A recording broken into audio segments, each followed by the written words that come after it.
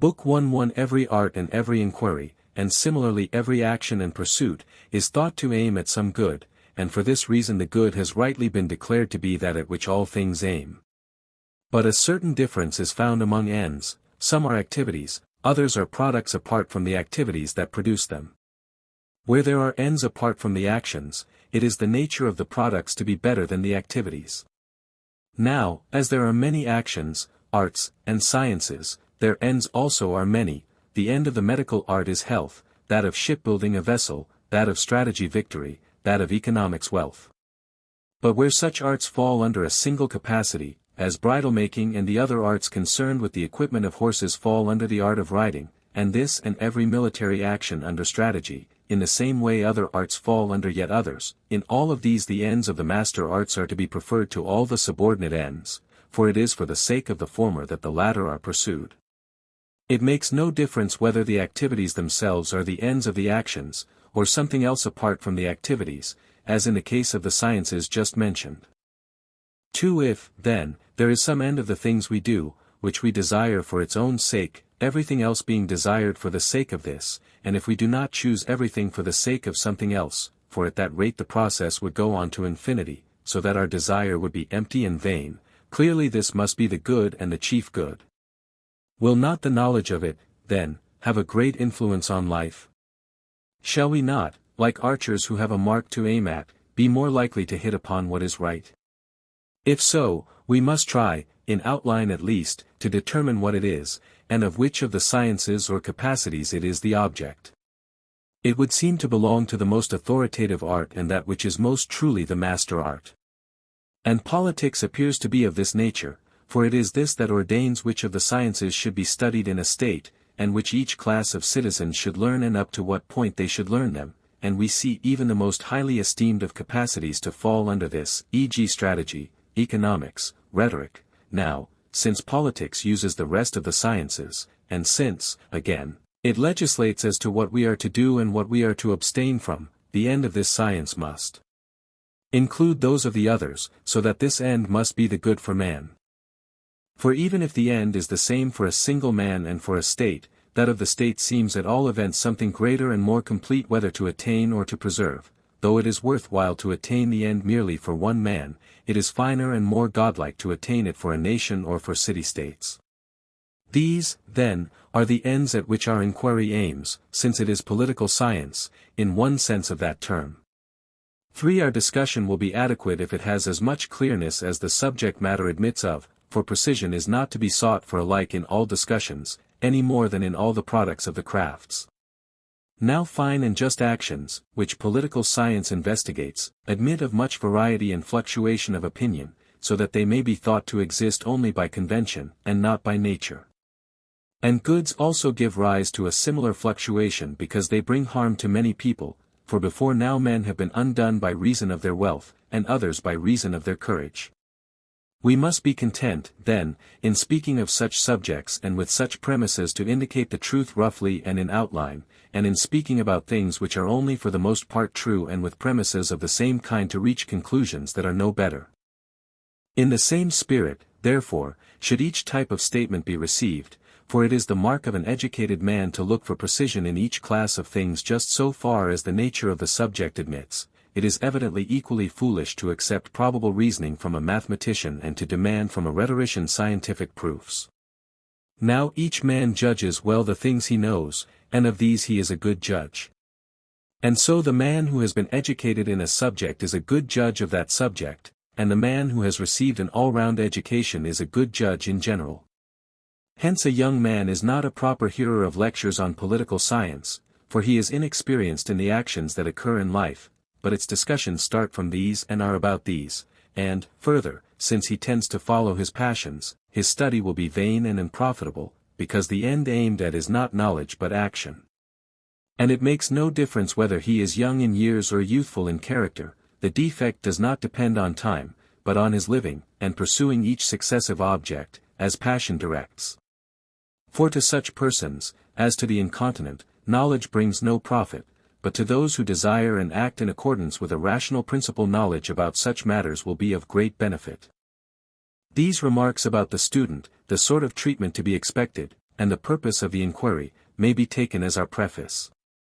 For let us resume our inquiry and state, in view of the fact that all knowledge and every pursuit aims at some good, what it is that we say political science aims at and what is the highest of all goods achievable by action. Verbally there is very general agreement, for both the general run of men and people of superior refinement say that it is happiness, and identify living well and doing well with being happy, but with regard to what happiness is they differ, and the many do not give the same account as the wise. For the former think it is some plain and obvious thing, like pleasure, wealth, or honor. They differ, however, from one another, and often even the same man identifies it with different things, with health when he is ill, with wealth when he is poor, but, conscious of their ignorance, they admire those who proclaim some great ideal that is above their comprehension. Now some thought that apart from these many goods there is another which is self-subsistent and causes the goodness of all these as well. To examine all the opinions that have been held were perhaps somewhat fruitless, enough to examine those that are most prevalent or that seem to be arguable. 5. Let us, however, resume our discussion from the point at which we digressed.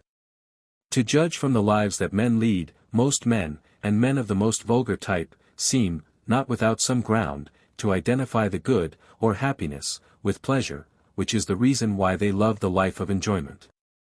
For there are, we may say, three prominent types of life, that just mentioned, the political, and thirdly the contemplative life. Now the mass of mankind are evidently quite slavish in their tastes, preferring a life suitable to beasts, but they get some ground for their view from the fact that many of those in high places share the tastes of Sardanapalus. A consideration of the prominent types of life shows that people of superior refinement and of active disposition identify happiness with honor, for this is, roughly speaking, the end of the political life. But it seems too superficial to be what we are looking for, since it is thought to depend on those who bestow honor rather than on him who receives it, but the good we divine to be something proper to a man and not easily taken from him. Further, men seem to pursue honor in order that they may be assured of their goodness, at least it is by men of practical wisdom that they seek to be honored, and among those who know them, and on the ground of their virtue, clearly, then, according to them, at any rate, virtue is better. And perhaps one might even suppose this to be, rather than honor, the end of the political life. But even this appears somewhat incomplete, for possession of virtue seems actually compatible with being asleep, or with lifelong inactivity, and, further, with the greatest sufferings and misfortunes, but a man who was living so no one would call happy, unless he were maintaining a thesis at all costs. But enough of this, for the subject has been sufficiently treated even in the current discussions. Third comes the contemplative life, which we shall consider later. The life of money-making is one undertaken under compulsion, and wealth is evidently not the good we are seeking, for it is merely useful and for the sake of something else.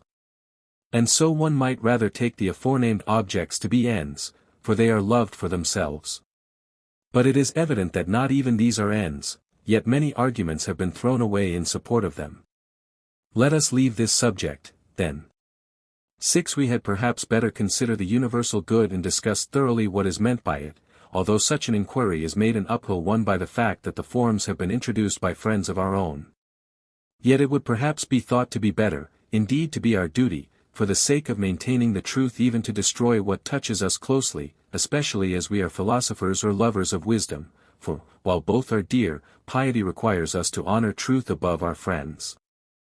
The men who introduced this doctrine did not posit ideas of classes within which they recognized priority and posteriority, which is the reason why they did not maintain the existence of an idea embracing all numbers, but the term good is used both in the category of substance and in that of quality and in that of relation, and that which is per se, i.e., substance, is prior in nature to the relative, for the latter is like an offshoot and accident of being, so that there could not be a common idea set over all these goods.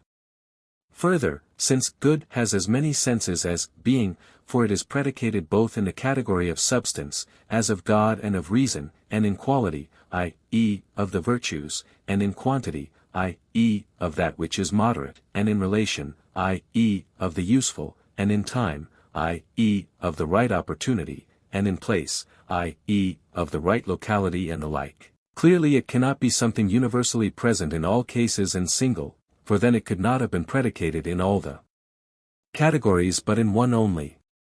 Further, since of the things answering to one idea there is one science, there would have been one science of all the goods, but as it is there are many sciences even of the things that fall under one category, e.g., of opportunity, for opportunity in war is studied by strategics and in disease by medicine, and the moderate in food is studied by medicine and in exercise by the science of gymnastics. And one might ask the question, what in the world they mean by a thing itself, is, as is the case, in man himself, and in a particular man the account of man is one and the same. For in so far as they are man, they will in no respect differ, and if this is so, neither will good itself and particular goods, in so far as they are good. But again it will not be good any the more for being eternal, since that which lasts long is no whiter than that which perishes in a day. The Pythagoreans seem to give a more plausible account of the good, when they place the one in the column of goods, and it is they that Speusippus seems to have followed. But let us discuss these matters elsewhere. An objection to what we have said, however, may be discerned in the fact that the Platonists have not been speaking about all goods, and that the goods that are pursued and loved for themselves are called good by reference to a single form, while those which tend to produce or to preserve these somehow or to prevent their contraries are called so by reference to these, and in a secondary sense. But perhaps these subjects had better be dismissed for the present, for perfect precision about them would be more appropriate to another branch of philosophy. And similarly with regard to the idea, even if there is some one good which is universally predicable of goods or is capable of separate and independent existence, clearly it could not be achieved or attained by man, but we are now seeking something attainable. Perhaps, however, someone might think it worth while to recognize this with a view to the goods that are attainable and achievable, for having this as a sort of pattern we shall know better the goods that are good for us, and if we know them shall attain them. This argument has some plausibility, but seems to clash with the procedure of the sciences, for all of these, though they aim at some good and seek to supply the deficiency of it, leave on one side the knowledge of the good. Yet that all the exponents of the arts should be ignorant of, and should not even seek, so great an aid is not probable. It is hard, too, to see how a weaver or a carpenter will be benefited in regard to his own craft by knowing this good itself, or how the man who has viewed the idea itself will be a better doctor or general thereby. Therefore, if there is only one final end, this will be what we are seeking, and if there are more than one, the most final of these will be what we are seeking. Now we call that which is in itself worthy of pursuit more final than that which is worthy of pursuit for the sake of something else, and that which is never desirable for the sake of something else more final than the things that are desirable both in themselves and for the sake of that other thing, and therefore we call final without qualification that which is always desirable in itself and never for the sake of something else. Now such a thing happiness, above all else, is held to be, for this we choose always for self and never for the sake of something else, but honor, pleasure, reason, and every virtue we choose indeed for themselves, for if nothing resulted from them we should still choose each of them, but we choose them also for the sake of happiness, judging that by means of them we shall be happy. Happiness, on the other hand, no one chooses for the sake of these, nor, in general, for anything other than itself. From the point of view of self-sufficiency the same result seems to follow, for the final good is thought to be self-sufficient. Now by self-sufficient we do not mean that which is sufficient for a man by himself, for one who lives a solitary life, but also for parents, children, wife, and in general for his friends and fellow citizens, since man is born for citizenship. But some limit must be set to this, for if we extend our requirement to ancestors and descendants and friends we are in for an infinite series. Let us examine this question, however, on another occasion. The self-sufficient we now define as that which when isolated makes life desirable and lacking in nothing, and such we think happiness to be, and further we think it most desirable of all things, without being counted as one good thing among others. If it were so counted it would clearly be made more desirable by the addition of even the least of goods, for that which is added becomes an excess of goods, and of goods the greater is always more desirable. Happiness, then, is something final and self-sufficient, and is the end of action. Presumably, however, to say that happiness is the chief good seems a platitude, and a clearer account of what it is still desired. This might perhaps be given, if we could first ascertain the function of man. For just as for a flute player, a sculptor, or an artist, and, in general, for all things that have a function or activity, the good and the well is thought to reside in the function, so would it seem to be for man, if he has a function. Have the carpenter, then, and the tanner certain functions or activities, and has man none? Is he born without a function? Or as eye, hand, foot, and in general each of the parts evidently has a function, may one lay it down that man similarly has a function apart from all these? What then can this be? Life seems to be common even to plants, but we are seeking what is peculiar to man. Let us exclude, therefore, the life of nutrition and growth. Next there would be a life of perception, but it also seems to be common even to the horse, the ox, and every animal. There remains, then, an active life of the element that has a rational principle. Of this, one part has such a principle in the sense of being obedient to one, the other in the sense of possessing one and exercising thought. And, as life of the rational element also has two meanings, we must state that life in the sense of activity is what we mean, for this seems to be the more proper sense of the term. Now if the function of man is an activity of soul which follows or implies a rational principle, and if we say, so and a good so have a function which is the same in kind, e.g. a liar, and a good lyre player, and so without qualification in all cases, eminence in respect of goodness being added to the name of the function, for the function of a lyre player is to play the lyre, and that of a good lyre player is to do so well if this is the case, and we state the function of man to be a certain kind of life, and this to be an activity or actions of the soul implying a rational principle, and the function of a good man to be the good and noble performance of these, and if any action is well performed when it is performed in accordance with the appropriate excellence, if this is the case, human good turns out to be activity of soul in accordance with virtue, and if there are more than one virtue, in accordance with the best and most complete. But we must add, in a complete life. For one swallow does not make a summer, nor does one day, and so too one day, or a short time, does not make a man blessed and happy. Let this serve as an outline of the good, for we must presumably first sketch it roughly, and then later fill in the details. But it would seem that any one is capable of carrying on and articulating what has once been well outlined, and that time is a good discoverer or partner in such a work, to which facts the advances of the arts are due, for any one can add what is lacking. And we must also remember what has been said before, and not look for precision in all things alike, but in each class of things such precision as accords with the subject matter, and so much as is appropriate to the inquiry. For a carpenter and a geometer investigate the right angle in different ways, the former does so in so far as the right angle is useful for his work, while the latter inquires what it is or what sort of thing it is, for he is a spectator of the truth. We must act in the same way, then, in all other matters as well, that our main task may not be subordinated to minor questions. Nor must we demand the cause in all matters alike. It is enough in some cases that the fact be well established, as in the case of the first principles, the fact is the primary thing or first principle. Now of first principles we see some by induction, some by perception, some by a certain habituation, and others too in other ways. But each set of principles we must try to investigate in the natural way, and we must take pains to state them definitely, since they have a great influence on what follows. For the beginning is thought to be more than half of the whole, and many of the questions we ask are cleared up by it. 8. We must consider it, however, in the light not only of our conclusion and our premises, but also of what is commonly said about it, for with a true view all the data harmonize, but with a false one the facts soon clash.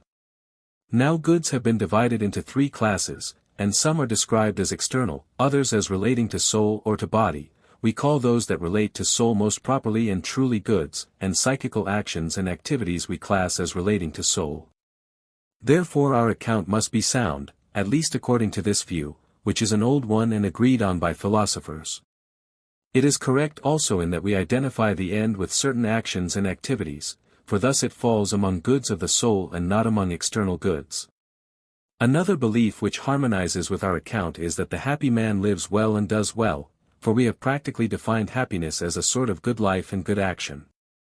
The characteristics that are looked for in happiness seem also, all of them, to belong to what we have defined happiness as being. For some identify happiness with virtue, some with practical wisdom, others with a kind of philosophic wisdom, others with these, or one of these, accompanied by pleasure or not without pleasure, while others include also external prosperity. Now some of these views have been held by many men and men of old, others by a few eminent persons, and it is not probable that either of these should be entirely mistaken, but rather that they should be right in at least some one respect or even in most respects. With those who identify happiness with virtue or some one virtue our account is in harmony, for to virtue belongs virtuous activity. But it makes, perhaps, no small difference whether we place the chief good in possession or in use, in state of mind or in activity. For the state of mind may exist without producing any good result, as in a man who is asleep or in some other way quite inactive, but the activity cannot, for one who has the activity will of necessity be acting, and acting well.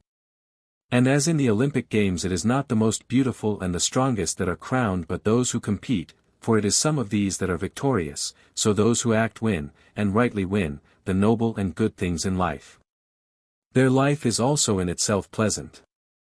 For pleasure is a state of soul, and to each man that which he is said to be a lover of is pleasant, e.g. not only is a horse pleasant to the lover of horses, and a spectacle to the lover of sights, but also in the same way just acts are pleasant to the lover of justice and in general virtuous acts to the lover of virtue.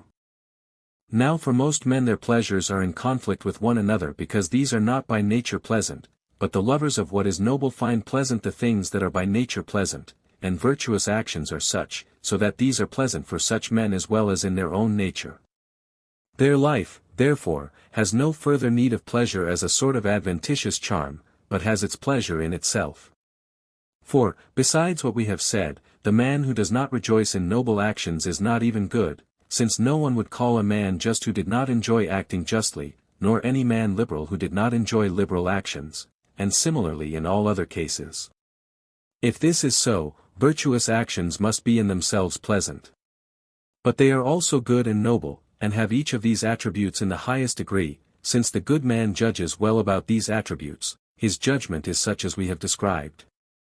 Happiness then is the best, noblest, and most pleasant thing in the world, and these attributes are not severed as in the inscription at Delos most noble is that which is justest, and best is health, but pleasantest is it to win what we love. For all these properties belong to the best activities, and these, or one, the best, of these, we identify with happiness.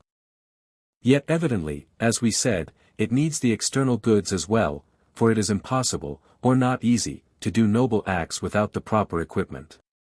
In many actions we use friends and riches and political power as instruments, and there are some things the lack of which takes the luster from happiness, as good birth, goodly children, beauty. For the man who is very ugly in appearance or ill-born or solitary and childless is not very likely to be happy, and perhaps a man would be still less likely if he had thoroughly bad children or friends or had lost good children or friends by death. As we said, then, happiness seems to need this sort of prosperity in addition, for which reason some identify happiness with good fortune, though others identify it with virtue.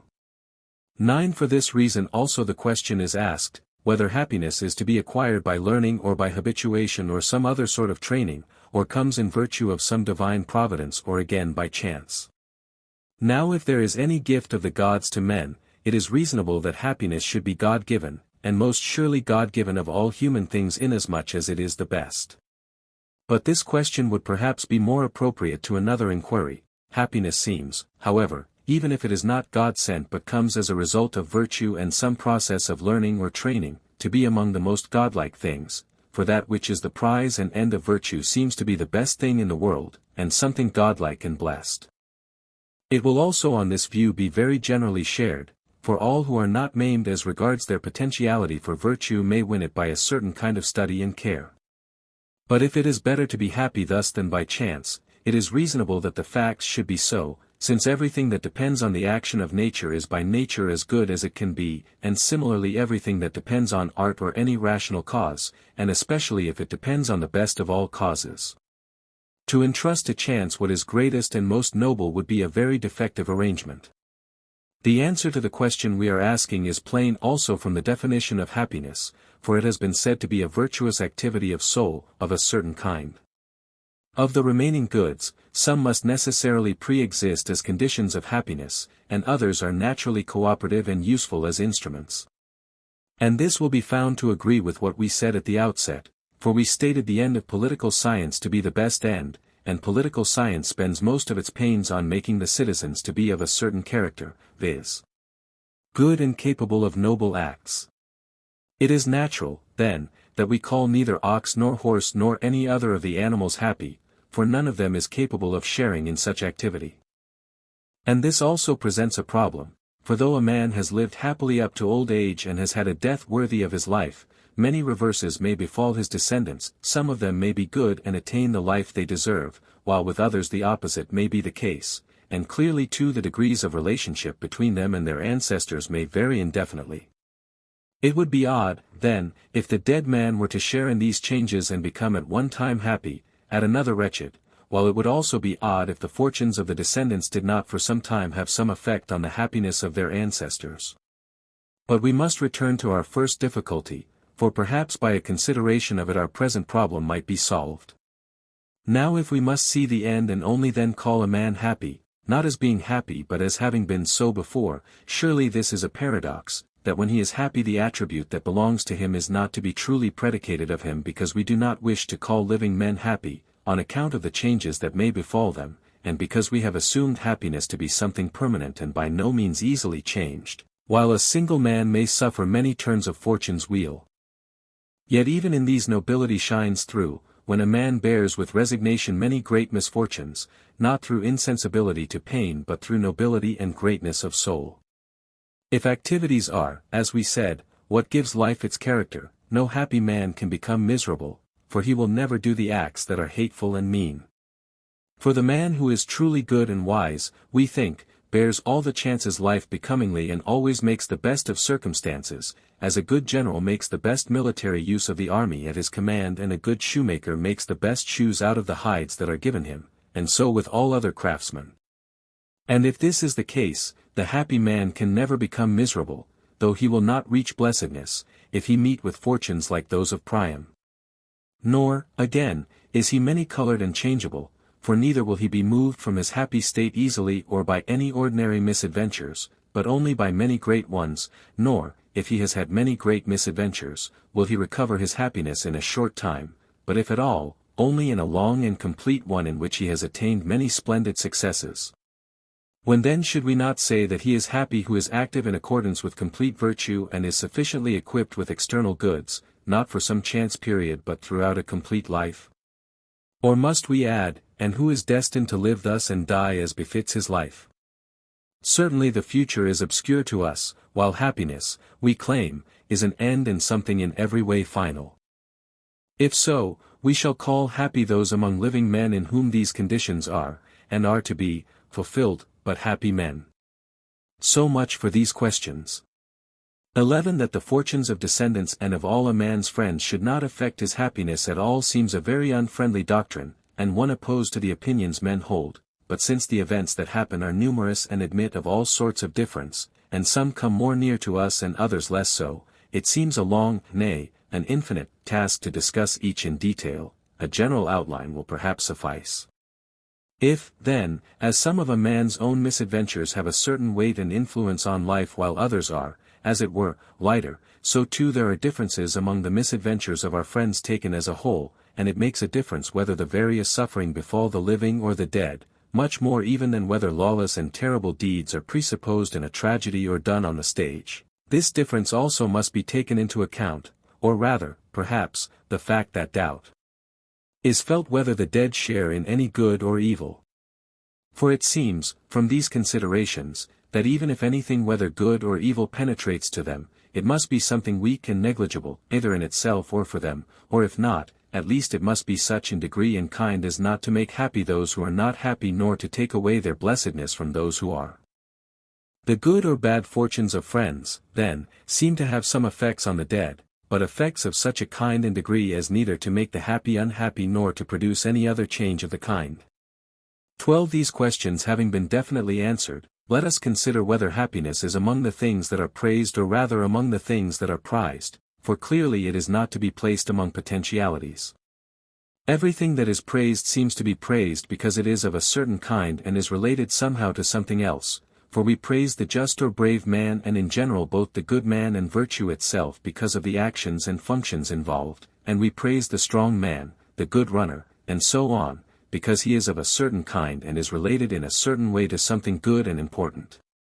This is clear also from the praises of the gods, for it seems absurd that the gods should be referred to our standard, but this is done because praise involves a reference to something else. But if praise is for things such as we have described, clearly what applies to the best things is not praise, but something greater and better, as is indeed obvious, for what we do to the gods and the most godlike of men is to call them blessed and happy. And so too with good things, no one praises happiness as he does justice, but rather calls it blessed, as being something more divine and better. Eudoxus also seems to have been right in his method of advocating the supremacy of pleasure. He thought that the fact that, though a good, it is not praised indicated it to be better than the things that are praised, and that this is what God and the good are, for by reference to these all other things are judged. Praise is appropriate to virtue, for as a result of virtue men tend to do noble deeds, but encomia are bestowed on acts, whether of the body or of the soul. But perhaps nicety in these matters is more proper to those who have made a study of encomia. To us it is clear from what has been said that happiness is among the things that are prized and perfect. It seems to be so also from the fact that it is a first principle, for it is for the sake of this that we all do all that we do, and the first principle and cause of goods is, we claim, something prized and divine. 13. Since happiness is an activity of soul in accordance with perfect virtue, we must consider the nature of virtue, for perhaps we shall thus see better the nature of happiness. The true student of politics, too, is thought to have studied virtue above all things, for he wishes to make his fellow citizens good and obedient to the laws. As an example of this we have the lawgivers of the Cretans and the Spartans, and any others of the kind that there may have been. And if this inquiry belongs to political science, clearly the pursuit of it will be in accordance with our original plan. But clearly the virtue we must study is human virtue, for the good we were seeking was human good and the happiness human happiness. By human virtue we mean not that of the body but that of the soul, and happiness also we call an activity of soul.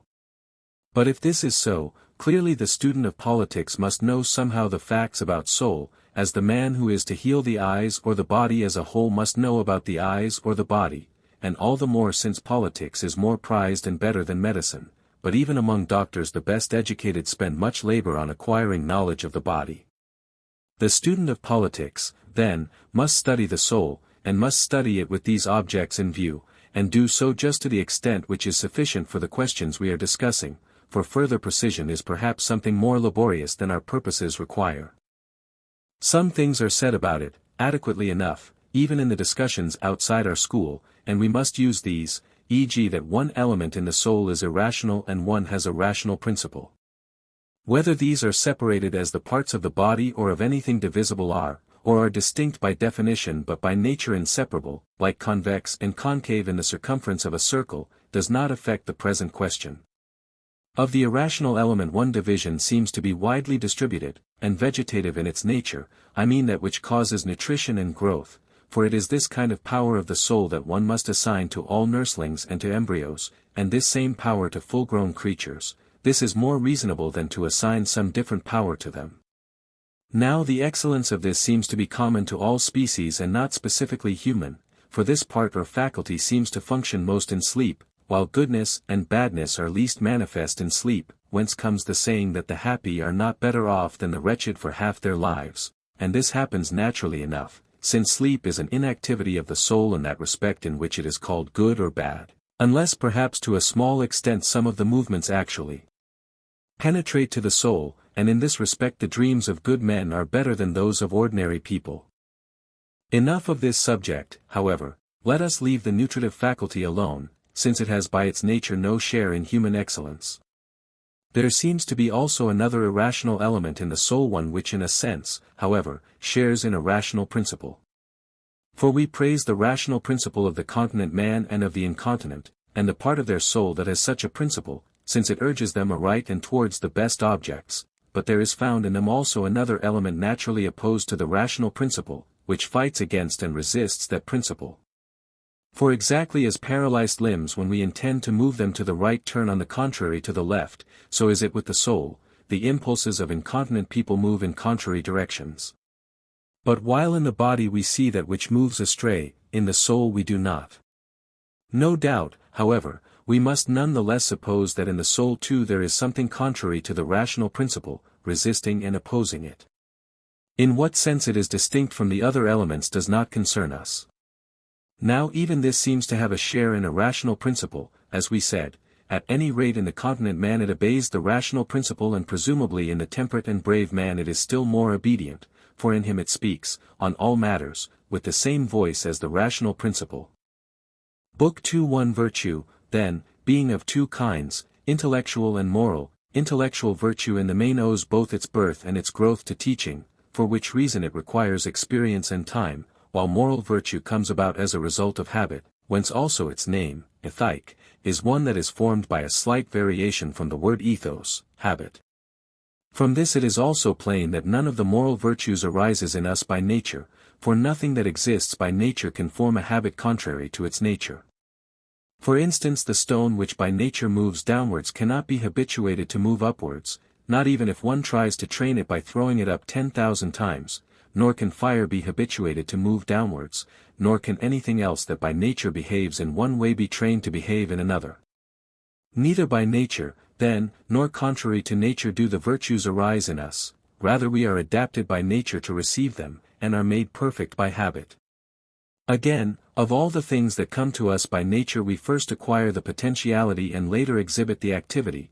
This is plain in the case of the senses, for it was not by often seeing or often hearing that we got these senses, but on the contrary we had them before we used them, and did not come to have them by using them, but the virtues we get by first exercising them, as also happens in the case of the arts as well. For the things we have to learn before we can do them, we learn by doing them, e.g. men become builders by building and lyre players by playing the lyre, so too we become just by doing just acts, temperate by doing temperate acts, brave by doing brave acts. This is confirmed by what happens in states, for legislators make the citizens good by forming habits in them, and this is the wish of every legislator, and those who do not effect it miss their mark, and it is in this that a good constitution differs from a bad one. Again, it is from the same causes and by the same means that every virtue is both produced and destroyed, and similarly every art, for it is from playing the lyre that both good and bad lyre players are produced. And the corresponding statement is true of builders and of all the rest. Men will be good or bad builders as a result of building well or badly.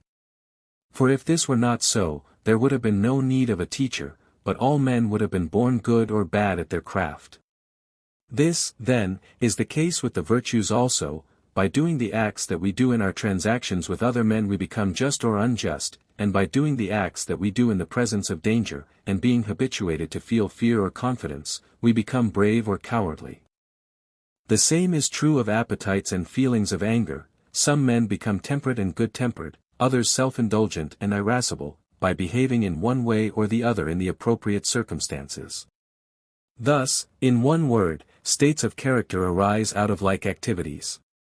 This is why the activities we exhibit must be of a certain kind. It is because the states of character correspond to the differences between these. It makes no small difference, then, whether we form habits of one kind or of another from our very youth. It makes a very great difference, or rather all the difference. 2. Since, then, the present inquiry does not aim at theoretical knowledge like the others, for we are inquiring not in order to know what virtue is, but in order to become good, since otherwise our inquiry would have been of no use, we must examine the nature of actions, namely how we ought to do them, for these determine also the nature of the states of character that are produced, as we have said.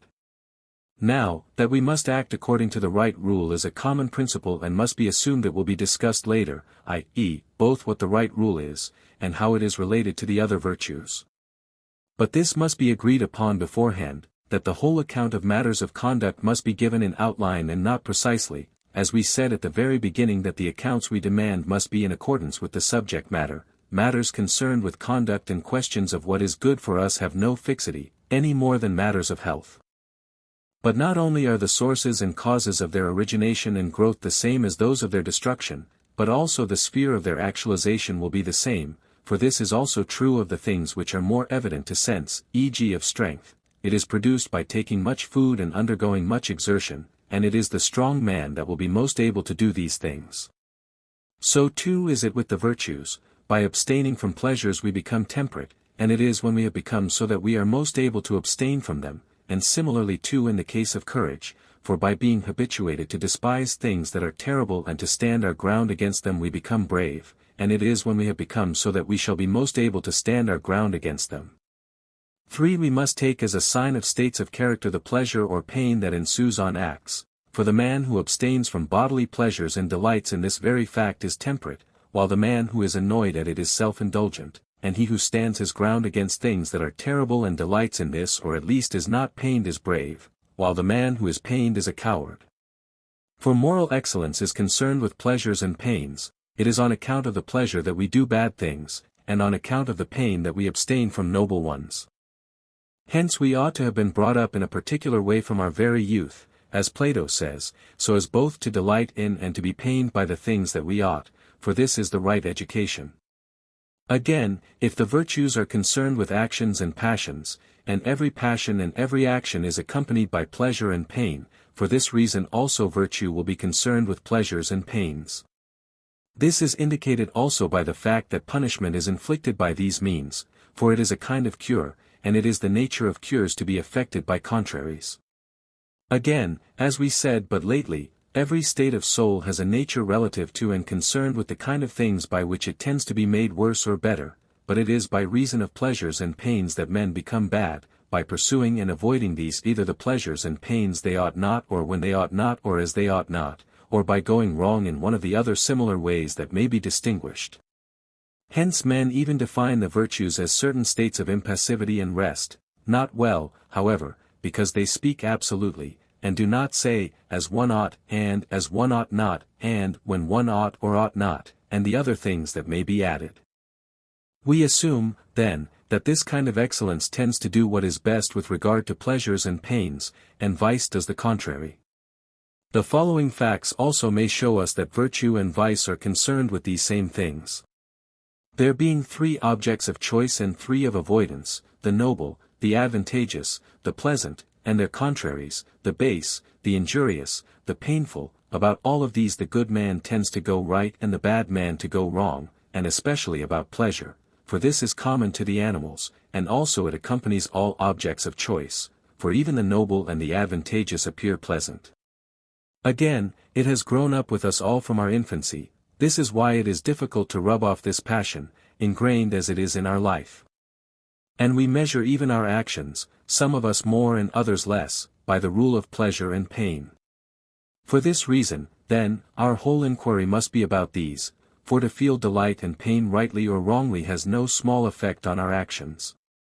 Again, it is harder to fight with pleasure than with anger, to use Heraclitus' phrase, but both art and virtue are always concerned with what is harder, for even the good is better when it is harder.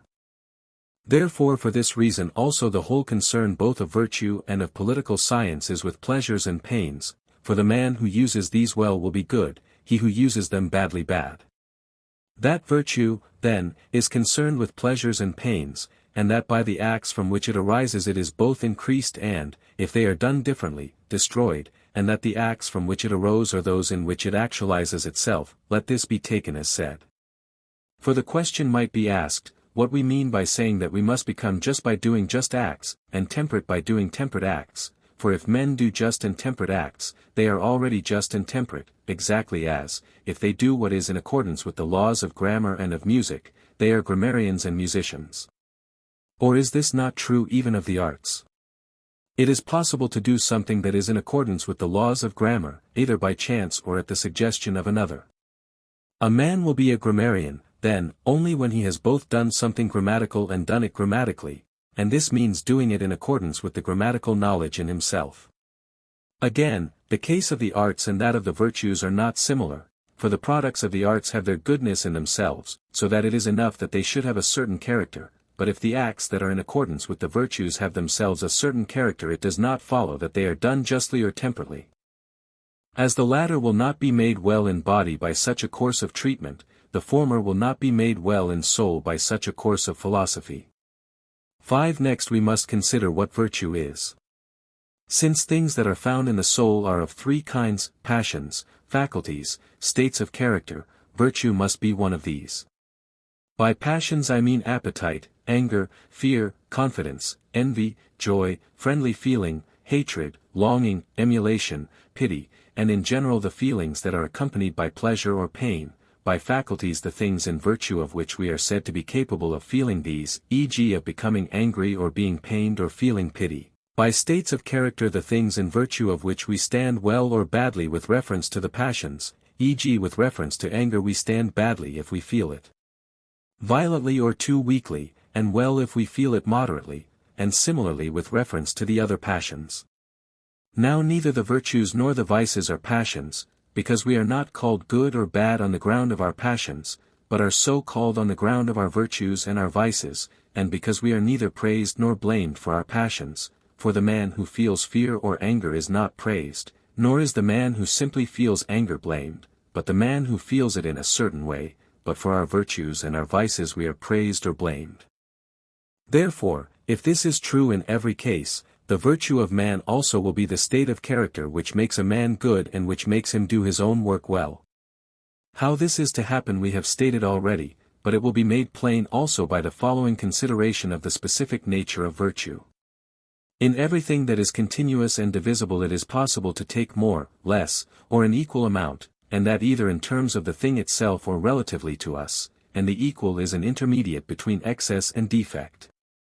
By the intermediate in the object I mean that which is equidistant from each of the extremes, which is one and the same for all men, by the intermediate relatively to us that which is neither too much nor too little, and this is not one, nor the same for all. For instance, if 10 is many and 2 is few, 6 is the intermediate, taken in terms of the object, for it exceeds and is exceeded by an equal amount, this is intermediate according to arithmetical proportion. But the intermediate relatively to us is not to be taken so. If 10 pounds are too much for a particular person to eat and 2 too little, it does not follow that the trainer will order 6 pounds, for this also is perhaps too much for the person who is to take it, or too little for Milo, too much for the beginner in athletic exercises. The same is true of running and wrestling. Thus a master of any art avoids excess and defect, but seeks the intermediate and chooses this, the intermediate not in the object but relatively to us. If it is thus, then, that every art does its work well, by looking to the intermediate and judging its works by this standard, so that we often say of good works of art that it is not possible either to take away or to add anything, implying that excess and defect destroy the goodness of works of art, while the mean preserves it, and good artists, as we say, look to this in their work, and if, further, virtue is more exact and better than any art, as nature also is, then virtue must have the quality of aiming at the intermediate. I mean moral virtue, for it is this that is concerned with passions and actions, and in these there is excess, defect, and the intermediate. For instance, both fear and confidence and appetite and anger and pity and in general pleasure and pain may be felt both too much and too little, and in both cases not well, but to feel them at the right times, with reference to the right objects, towards the right people, with the right motive, and in the right way, is what is both intermediate and best, and this is characteristic of virtue. Similarly with regard to actions also there is excess, defect, and the intermediate. Now virtue is concerned with passions and actions, in which excess is a form of failure, and so is defect, while the intermediate is praised and is a form of success, and being praised and being successful are both characteristics of virtue. Therefore virtue is a kind of mean, since, as we have seen, it aims at what is intermediate. Again, it is possible to fail in many ways, for evil belongs to the class of the unlimited, as the Pythagoreans conjectured, and good to that of the limited, while to succeed is possible only in one way, for which reason also one is easy and the other difficult, to miss the mark easy, to hit it difficult, for these reasons also, then, excess and defect are characteristic of vice, and the mean of virtue, for men are good in but one way, but bad in many. Virtue, then, is a state of character concerned with choice, lying in a mean, i.e., the mean relative to us, this being determined by a rational principle, and by that principle by which the man of practical wisdom would determine it. Now it is a mean between two vices, that which depends on excess and that which depends on defect, and again it is a mean because the vices respectively fall short of or exceed what is right in both passions and actions, while virtue both finds and chooses that which is intermediate. Hence in respect of its substance and the definition which states its essence, virtue is a mean, with regard to what is best and right and extreme. But not every action nor every passion admits of a mean, for some have names that already imply badness, e.g. spite, shamelessness, envy, and in the case of actions adultery, theft, murder, for all of these and such-like things imply by their names that they are themselves bad, and not the excesses or deficiencies of them. It is not possible, then, ever to be right with regard to them, one must always be wrong. Nor does goodness or badness with regard to such things depend on committing adultery with the right woman, at the right time, and in the right way, but simply to do any of them is to go wrong. It would be equally absurd, then, to expect that in unjust, cowardly, and voluptuous action there should be a mean, an excess, and a deficiency, for at that rate there would be a mean of excess and of deficiency, an excess of excess, and a deficiency of deficiency. But as there is no excess and deficiency of temperance and courage because what is intermediate is in a sense an extreme, so too of the actions we have mentioned there is no mean nor any excess and deficiency, but however they are done they are wrong, for in general there is neither a mean of excess and deficiency, nor excess and deficiency of a mean. 7. We must, however, not only make this general statement, but also apply it to the individual facts. For among statements about conduct those which are general apply more widely, but those which are particular are more genuine, since conduct has to do with individual cases, and our statements must harmonize with the facts in these cases. We may take these cases from our table. With regard to feelings of fear and confidence, courage is the mean, of the people who exceed. He who exceeds in fearlessness has no name, many of the states have no name, while the man who exceeds in confidence is rash, and he who exceeds in fear and falls short in confidence is a coward. With regard to pleasures and pains, not all of them, and not so much with regard to the pains, the mean is temperance, the excess self-indulgence. Persons deficient with regard to the pleasures are not often found, hence such persons also have received no name. But let us call them insensible. With regard to giving and taking of money the mean is liberality, the excess and the defect prodigality and meanness. In these actions people exceed and fall short in contrary ways, the prodigal exceeds in spending and falls short in taking, while the mean man exceeds in taking and falls short in spending. At present we are giving a mere outline or summary, and are satisfied with this, later these states will be more exactly determined. With regard to money there are also other dispositions, a mean, magnificence, for the magnificent man differs from the liberal man, the former deals with large sums, the latter with small ones, an excess, tastelessness and vulgarity, and a deficiency, niggardliness. These differ from the states opposed to liberality, and the mode of their difference will be stated later. With regard to honor and dishonor the mean is proper pride, the excess is known as a sort of empty vanity, and the deficiency is undue humility. And as we said liberality was related to magnificence, differing from it by dealing with small sums, so there is a state similarly related to proper pride, being concerned with small honors while that is concerned with great. For it is possible to desire honor as one ought, and more than one ought, and less, and the man who exceeds in his desires is called ambitious, the man who falls short unambitious, while the intermediate person has no name. The dispositions also are nameless, except that of the ambitious man is called ambition. Hence the people who are at the extremes lay claim to the middle place, and we ourselves sometimes call the intermediate person ambitious and sometimes unambitious, and sometimes praise the ambitious man and sometimes the unambitious.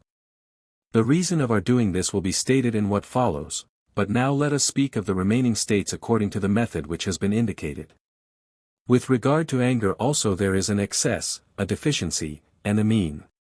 Although they can scarcely be said to have names, yet since we call the intermediate person good-tempered let us call the mean good temper. Of the persons at the extremes let the one who exceeds be called irascible, and his vice irascibility, and the man who falls short an irascible sort of person, and the deficiency irascibility. There are also 3 other means, which have a certain likeness to one another, but differ from one another, for they are all concerned with intercourse in words and actions, but differ in that one is concerned with truth in this sphere, the other too with pleasantness, and of this one kind is exhibited in giving amusement, the other in all the circumstances of life. We must therefore speak of these two, that we may the better see that in all things the mean is praiseworthy, and the extremes neither praiseworthy nor right, but worthy of blame. Now most of these states also have no names, but we must try, as in the other cases, to invent names ourselves so that we may be clear and easy to follow. With regard to truth, then, the intermediate is a truthful sort of person and the mean may be called truthfulness, while the pretense which exaggerates is boastfulness and the person characterized by it a boaster, and that which understates is mock modesty and the person characterized by it mock modest. With regard to pleasantness in the giving of amusement the intermediate person is ready-witted and the disposition ready-wit, the excess is buffoonery and the person characterized by it a buffoon, while the man who falls short is a sort of boor and his state is boorishness. With regard to the remaining kind of pleasantness, that which is exhibited in life in general, the man who is pleasant in the right way is friendly and the mean is friendliness, while the man who exceeds is an obsequious person if he has no end in view, a flatterer if he is aiming at his own advantage, and the man who falls short and is unpleasant in all circumstances is a quarrelsome and surly sort of person. There are also means in the passions and concerned with the passions, since shame is not a virtue, and yet praise is extended to the modest man. For even in these matters one man is said to be intermediate, and another to exceed, as for instance the bashful man who is ashamed of everything, while he who falls short or is not ashamed of anything at all is shameless, and the intermediate person is modest. Righteous indignation is a mean between envy and spite, and these states are concerned with the pain and pleasure that are felt at the fortunes of our neighbors. The man who is characterized by righteous indignation is pained at undeserved good fortune, the envious man, going beyond him, is pained at all good fortune, and the spiteful man falls so far short of being pained that he even rejoices. But these states there will be an opportunity of describing elsewhere. With regard to justice, since it has not one simple meaning, we shall, after describing the other states, distinguish its two kinds and say how each of them is a mean, and similarly we shall treat also of the rational virtues. 8. There are three kinds of disposition, then, two of them vices, involving excess and deficiency respectively, and one a virtue, viz. the mean, and all are in a sense opposed to all, for the extreme states are contrary both to the intermediate state and to each other, and the intermediate to the extremes, as the equal is greater relatively to the less, less relatively to the greater, so the middle states are excessive relatively to the deficiencies, deficient relatively to the excesses, both in passions and in actions. G. It is not rashness, which is an excess, but cowardice, which is a deficiency, that is more opposed to courage, and not insensibility, which is a deficiency, but self-indulgence, which is an excess, that is more opposed to temperance. This happens from two reasons, one being drawn from the thing itself, for because one extreme is nearer and liker to the intermediate, we oppose not this but rather its contrary to the intermediate. E.g., since rashness is thought liker and nearer to courage, and cowardice more unlike, we oppose rather the latter to courage, for things that are further from the intermediate are thought more contrary to it. This, then, is one cause, drawn from the thing itself, another is drawn from ourselves, for the things to which we ourselves more naturally tend seem more contrary to the intermediate.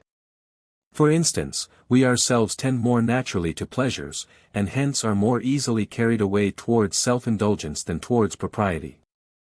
We describe as contrary to the mean, then, rather the directions in which we more often go to great lengths, and therefore self-indulgence, which is an excess, is the more contrary to temperance.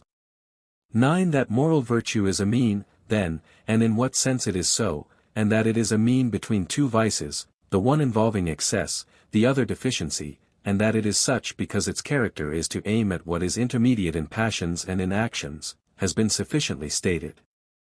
Now in everything the pleasant or pleasure is most to be guarded against, for we do not judge it impartially. We ought, then, to feel towards pleasure as the elders of the people felt towards Helen, and in all circumstances repeat their saying, for if we dismiss pleasure thus we are less likely to go astray. It is by doing this, then, to sum the matter up, that we shall best be able to hit the mean.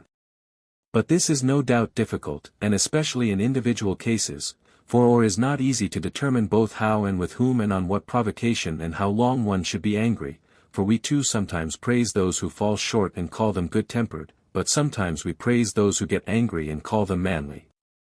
The man, however, who deviates little from goodness is not blamed, whether he do so in the direction of the more or of the less, but only the man who deviates more widely, for he does not fail to be noticed. But up to what point and to what extent a man must deviate before he becomes blameworthy it is not easy to determine by reasoning, any more than anything else that is perceived by the senses. Such things depend on particular facts, and the decision rests with perception. So much, then, is plain, that the intermediate state is in all things to be praised, but that we must incline sometimes towards the excess, sometimes towards the deficiency, for so shall we most easily hit the mean and what is right. Book 3:1 Since virtue is concerned with passions and actions, and on voluntary passions and actions praise and blame are bestowed, on those that are involuntary pardon, and sometimes also pity, to distinguish the voluntary and the involuntary is presumably necessary for those who are studying the nature of virtue, and useful also for legislators with a view to the assigning both of honors and of punishments. Those things, then, are thought involuntary, which take place under compulsion or owing to ignorance, and that is compulsory of which the moving principle is outside, being a principle in which nothing is contributed by the person who is acting or is feeling the passion, e.g. if he were to be carried somewhere by a wind, or by men who had him in their power. But with regard to the things that are done from fear of greater evils or for some noble object, e.g. if a tyrant were to order one to do something base, having one's parents and children in his power, and if one did the action they were to be saved, but otherwise would be put to death, it may be debated whether such actions are involuntary or voluntary. Something of the sort happens also with regard to the throwing of goods overboard in a storm, for in the abstract no one throws goods away voluntarily, but on condition of its securing the safety of himself and his crew any sensible man does so. Such actions, then, are mixed, but are more like voluntary actions, for they are worthy of choice at the time when they are done, and the end of an action is relative to the occasion. Both the terms, then, voluntary and involuntary, must be used with reference to the moment of action. Now the man acts voluntarily, for the principle that moves the instrumental parts of the body in such actions is in him, and the things of which the moving principle is in a man himself are in his power to do or not to do. Such actions, therefore, are voluntary, but in the abstract perhaps involuntary, for no one would choose any such act in itself. For such actions men are sometimes even praised, when they endure something base or painful in return for great and noble objects gained. In the opposite case they are blamed, since to endure the greatest indignities for no noble end or for a trifling end is the mark of an inferior person. On some actions praise indeed is not bestowed, but pardon is, when one does what he ought not under pressure which overstrains human nature and which no one could withstand. But some acts, perhaps, we cannot be forced to do, but ought rather to face death after the most fearful sufferings, for the things that forced Euripides Alcmaeon to slay his mother seem absurd. It is difficult sometimes to determine what should be chosen at what cost, and what should be endured in return for what gain, and yet more difficult to abide by our decisions, for as a rule what is expected is painful, and what we are forced to do is base, whence praise and blame are bestowed on those who have been compelled or have not. What sort of acts, then, should be called compulsory? We answer that without qualification actions are so when the cause is in the external circumstances and the agent contributes nothing. But the things that in themselves are involuntary, but now and in return for these gains are worthy of choice, and whose moving principle is in the agent, are in themselves involuntary, but now and in return for these gains voluntary. They are more like voluntary acts, for actions are in the class of particulars, and the particular acts here are voluntary.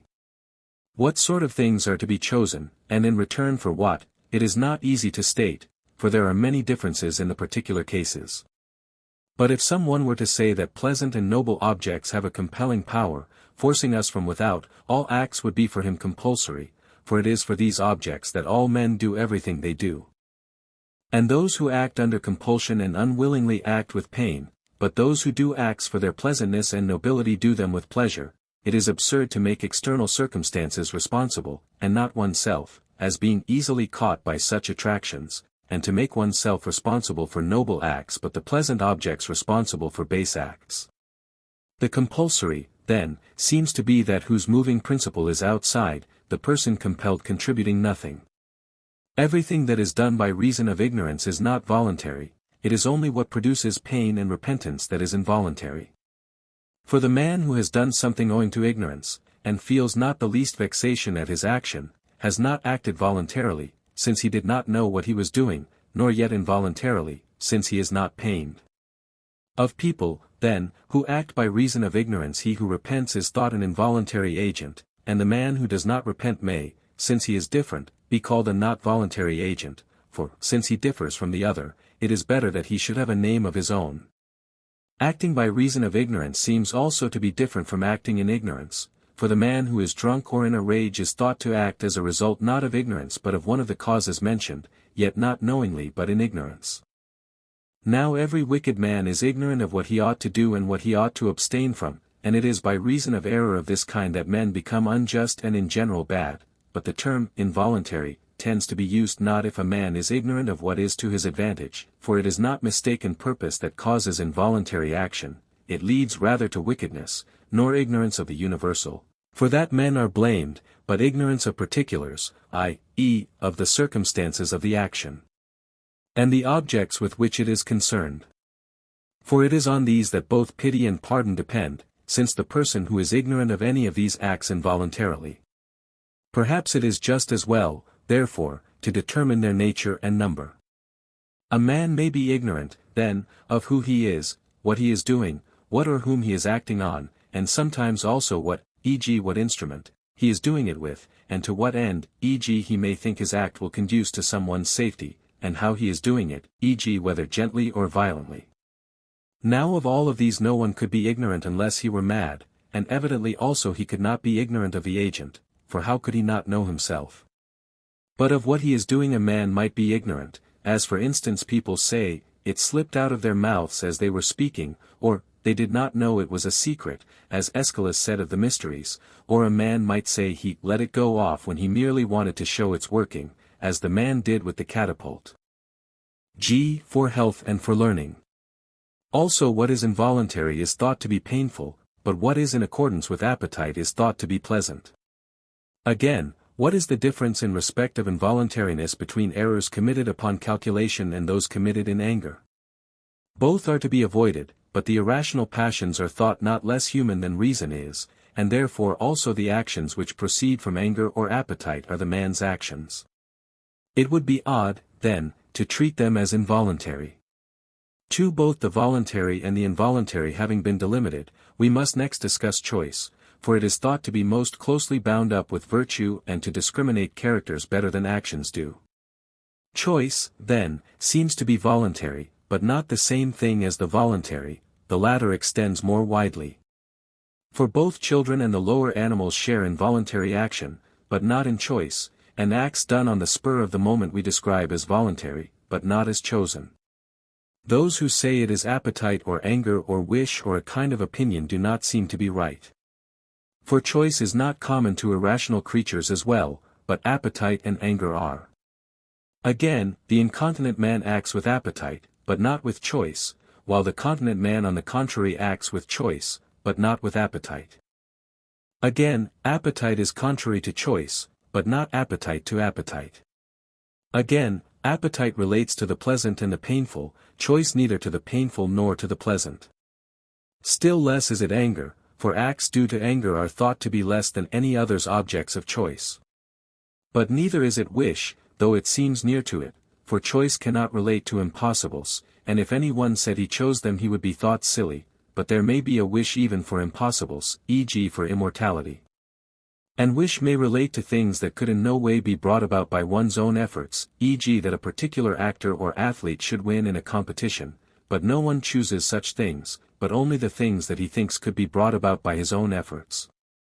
Again, wish relates rather to the end, choice to the means. For instance, we wish to be healthy, but we choose the acts which will make us healthy, and we wish to be happy and say we do, but we cannot well say we choose to be so, for, in general, choice seems to relate to the things that are in our own power. For this reason, too, it cannot be opinion, for opinion is thought to relate to all kinds of things, no less to eternal things and impossible things than to things in our own power, and it is distinguished by its falsity or truth, not by its badness or goodness, while choice is distinguished rather by these. Now with opinion in general perhaps no one even says it is identical. But it is not identical even with any kind of opinion, for by choosing what is good or bad we are men of a certain character, which we are not by holding certain opinions. And we choose to get or avoid something good or bad, but we have opinions about what a thing is or whom it is good for or how it is good for him. We can hardly be said to opine to get or avoid anything. And choice is praised for being related to the right object rather than for being rightly related to it, opinion for being truly related to its object. And we choose what we best know to be good, but we opine what we do not quite know, and it is not the same people that are thought to make the best choices and to have the best opinions, but some are thought to have fairly good opinions, but by reason of vice to choose what they should not. If opinion precedes choice or accompanies it, that makes no difference, for it is not this that we are considering, but whether it is identical with some kind of opinion. What, then, or what kind of thing is it, since it is none of the things we have mentioned? It seems to be voluntary, but not all that is voluntary to be an object of choice. Is it, then, what has been decided on by previous deliberation? At any rate choice involves a rational principle and thought. Even the name seems to suggest that it is what is chosen before other things.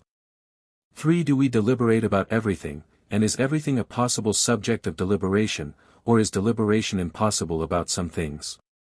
We ought presumably to call not what a fool or a madman would deliberate about, but what a sensible man would deliberate about, a subject of deliberation. Now about eternal things no one deliberates, e.g. about the material universe or the incommensurability of the diagonal and the side of a square. But no more do we deliberate about the things that involve movement but always happen in the same way, whether of necessity or by nature or from any other cause, e.g. the solstices and the risings of the stars, nor about things that happen now in one way, now in another, e.g. droughts and rains, nor about chance events, like the finding of treasure.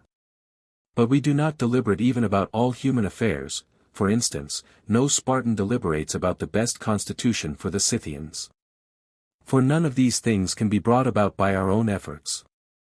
We deliberate about things that are in our power and can be done, and these are in fact what is left.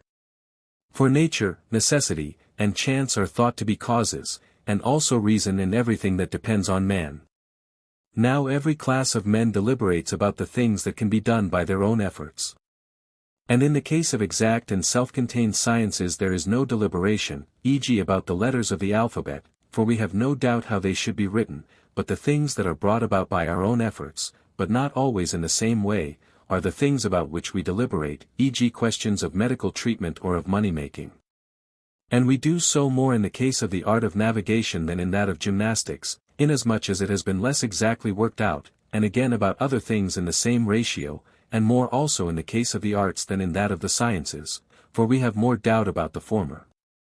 Deliberation is concerned with things that happen in a certain way for the most part, but in which the event is obscure, and with things in which it is indeterminate. We call in others to aid us in deliberation on important questions, distrusting ourselves as not being equal to deciding. We deliberate not about ends but about means. For a doctor does not deliberate whether he shall heal, nor an orator whether he shall persuade, nor a statesman whether he shall produce law and order, nor does any one else deliberate about his end. They assume the end and consider how and by what means it is to be attained, and if it seems to be produced by several means they consider by which it is most easily and best produced, while if it is achieved by one only they consider how it will be achieved by this and by what means this will be achieved, till they come to the first cause, which in the order of discovery is last. For the person who deliberates seems to investigate and analyze in the way described as though he were analyzing a geometrical construction. Not all investigation appears to be deliberation, for instance mathematical investigations, but all deliberation is investigation, and what is last in the order of analysis seems to be first in the order of becoming. And if we come on an impossibility, we give up the search, e.g. if we need money and this cannot be got, but if a thing appears possible we try to do it. By possible things I mean things that might be brought about by our own efforts, and these in a sense include things that can be brought about by the efforts of our friends, since the moving principle is in ourselves. The object of choice being one of the things in our own power which is desired after deliberation, choice will be deliberate desire of things in our own power, for when we have decided as a result of deliberation, we desire in accordance with our deliberation.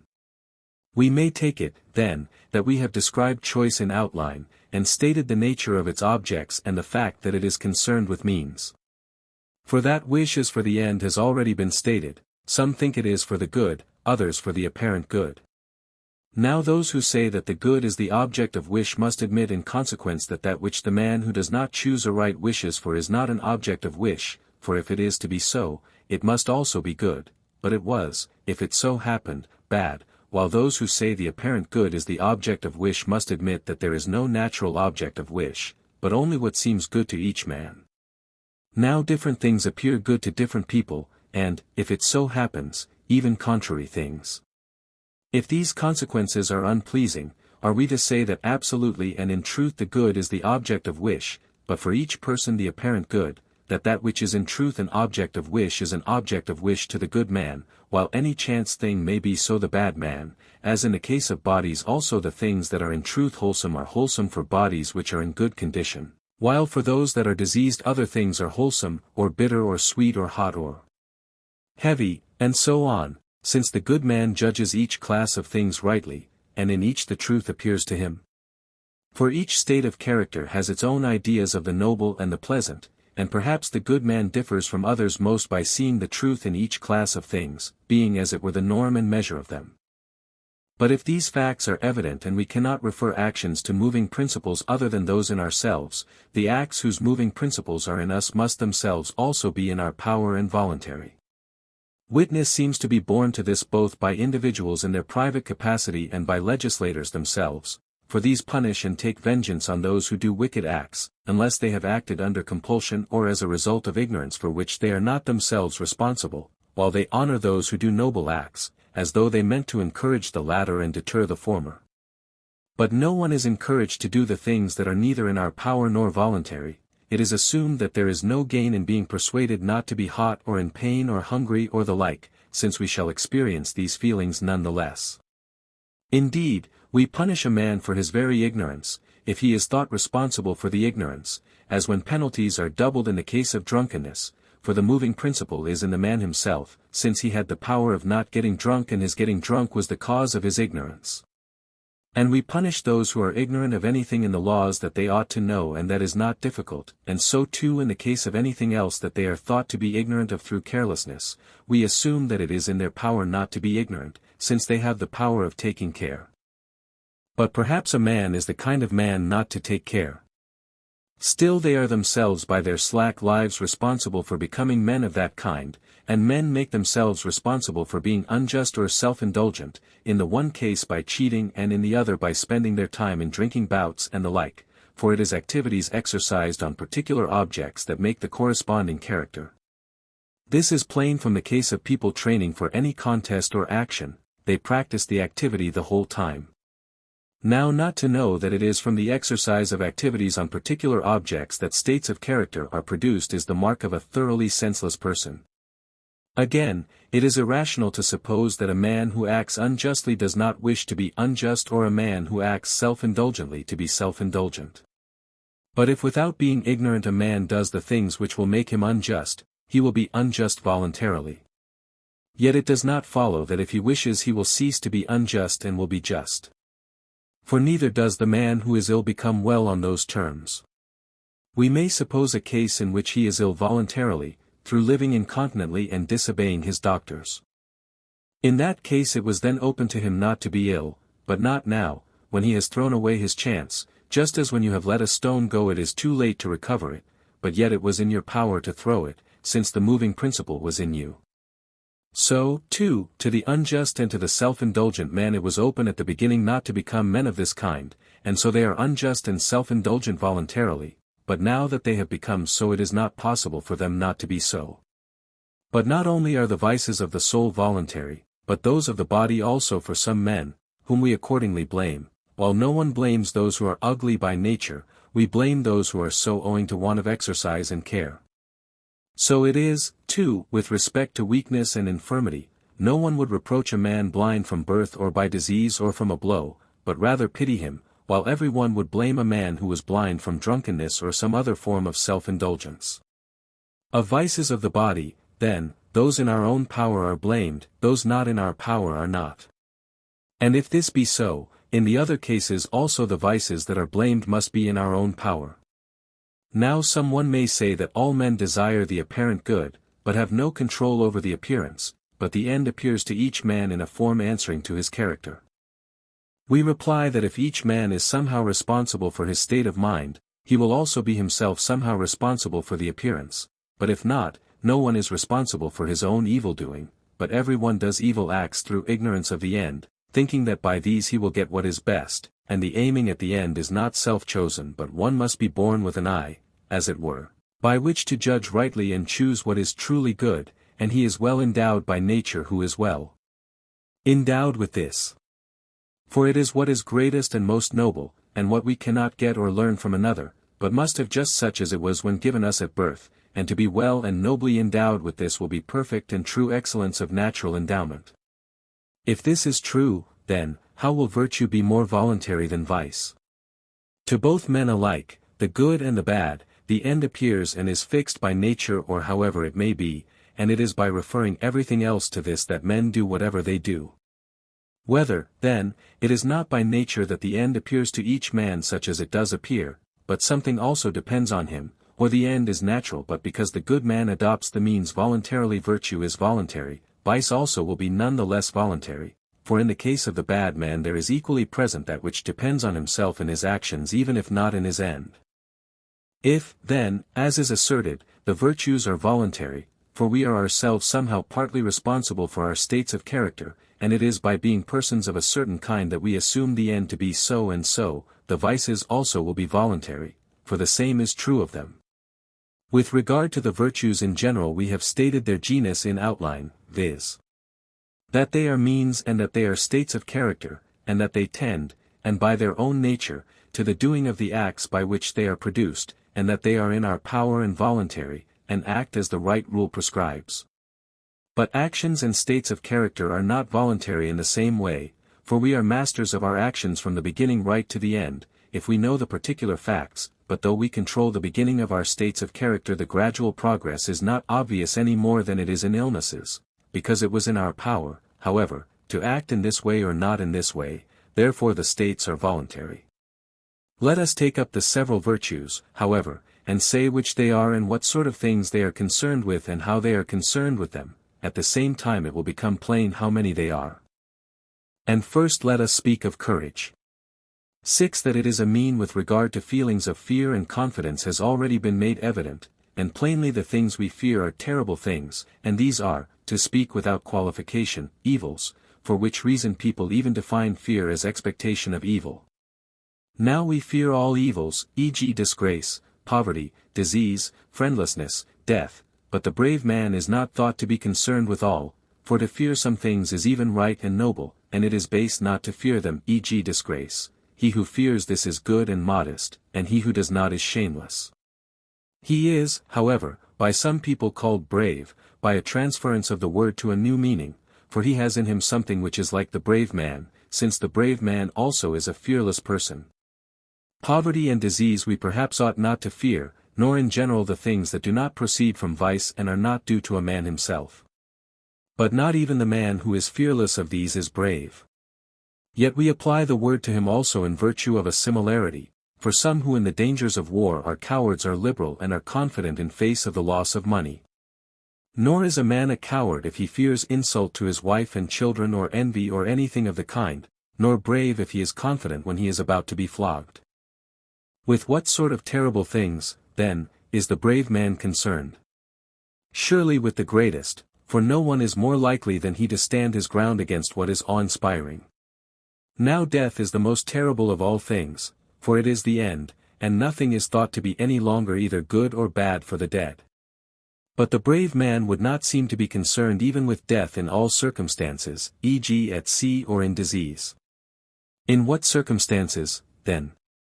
Surely in the noblest. Now such deaths are those in battle, for these take place in the greatest and noblest danger. And these are correspondingly honored in city-states and at the courts of monarchs. Properly, then, he will be called brave who is fearless in face of a noble death, and of all emergencies that involve death, and the emergencies of war are in the highest degree of this kind. Yet at sea also, and in disease, the brave man is fearless, but not in the same way as the seaman, for he has given up hope of safety, and is disliking the thought of death in this shape, while they are hopeful because of their experience. At the same time, we show courage in situations where there is the opportunity of showing prowess or where death is noble, but in these forms of death neither of these conditions is fulfilled. 7. What is terrible is not the same for all men, but we say there are things terrible even beyond human strength. These, then, are terrible to every one, at least to every sensible man, but the terrible things that are not beyond human strength differ in magnitude and degree, and so too do the things that inspire confidence. Now the brave man is as dauntless as man may be. Therefore, while he will fear even the things that are not beyond human strength, he will face them as he ought and as the rule directs, for honor's sake, for this is the end of virtue. But it is possible to fear these more, or less, and again to fear things that are not terrible as if they were. Of the faults that are committed one consists in fearing what one should not, another in fearing as we should not, another in fearing when we should not, and so on, and so too with respect to the things that inspire confidence. The man, then, who faces and who fears the right things and from the right motive, in the right way and from the right time, and who feels confidence under the corresponding conditions, is brave, for the brave man feels and acts according to the merits of the case and in whatever way the rule directs. Now the end of every activity is conformity to the corresponding state of character. This is true, therefore, of the brave man as well as of others. But courage is noble. Therefore the end also is noble, for each thing is defined by its end. Therefore it is for a noble end that the brave man endures and acts as courage directs. Of those who go to excess he who exceeds in fearlessness has no name. We have said previously that many states of character have no names, but he would be a sort of madman or insensible person if he feared nothing, neither earthquakes, nor the waves, as they say the Celts do not, while the man who exceeds in confidence about what really is terrible is rash.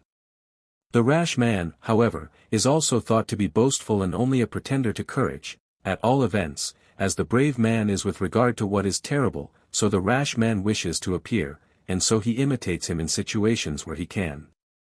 Hence also most of them are a mixture of rashness and cowardice, for, while in these situations they display confidence, they do not hold their ground against what is really terrible. The man who exceeds in fear is a coward, for he fears both what he ought not and as he ought not, and all the similar characterizations attached to him. He is lacking also in confidence, but he is more conspicuous for his excess of fear in painful situations. The coward, then, is a despairing sort of person, for he fears everything. The brave man, on the other hand, has the opposite disposition, for confidence is the mark of a hopeful disposition. The coward, the rash man, and the brave man, then, are concerned with the same objects but are differently disposed towards them, for the first two exceed and fall short, while the third holds the middle, which is the right, position, and rash men are precipitate, and wish for dangers beforehand but draw back when they are in them, while brave men are keen in the moment of action, but quiet beforehand. As we have said, then, courage is a mean with respect to things that inspire confidence or fear, in the circumstances that have been stated, and it chooses or endures things because it is noble to do so, or because it is base not to do so. But to die to escape from poverty or love or anything painful is not the mark of a brave man, but rather of a coward, for it is softness to fly from what is troublesome, and such a man endures death not because it is noble but to fly from evil. 8. Courage, then, is something of this sort, but the name is also applied to 5 other kinds. And those who give them their posts, and beat them if they retreat, do the same, and so do those who draw them up with trenches or something of the sort behind them, all of these apply compulsion. But one ought to be brave not under compulsion but because it is noble to be so. 2. Experience with regard to particular facts is also thought to be courage. This is indeed the reason why Socrates thought courage was knowledge. Other people exhibit this quality in other dangers, and professional soldiers exhibit it in the dangers of war, for there seem to be many empty alarms in war, of which these have had the most comprehensive experience, therefore they seem brave, because the others do not know the nature of the facts. Again, their experience makes them most capable in attack and in defense, since they can use their arms and have the kind that are likely to be best both for attack and for defense, therefore they fight like armed men against unarmed or like trained athletes against amateurs, for in such contests too it is not the bravest men that fight best, but those who are strongest and have their bodies in the best condition. Professional soldiers turn cowards, however, when the danger puts too great a strain on them and they are inferior in numbers and equipment, for they are the first to fly, while citizen forces die at their posts, as in fact happened at the Temple of Hermes. For to the latter flight is disgraceful and death is preferable to safety on those terms, while the former from the very beginning faced the danger on the assumption that they were stronger, and when they know the facts they fly, fearing death more than disgrace, but the brave man is not that sort of person. 3.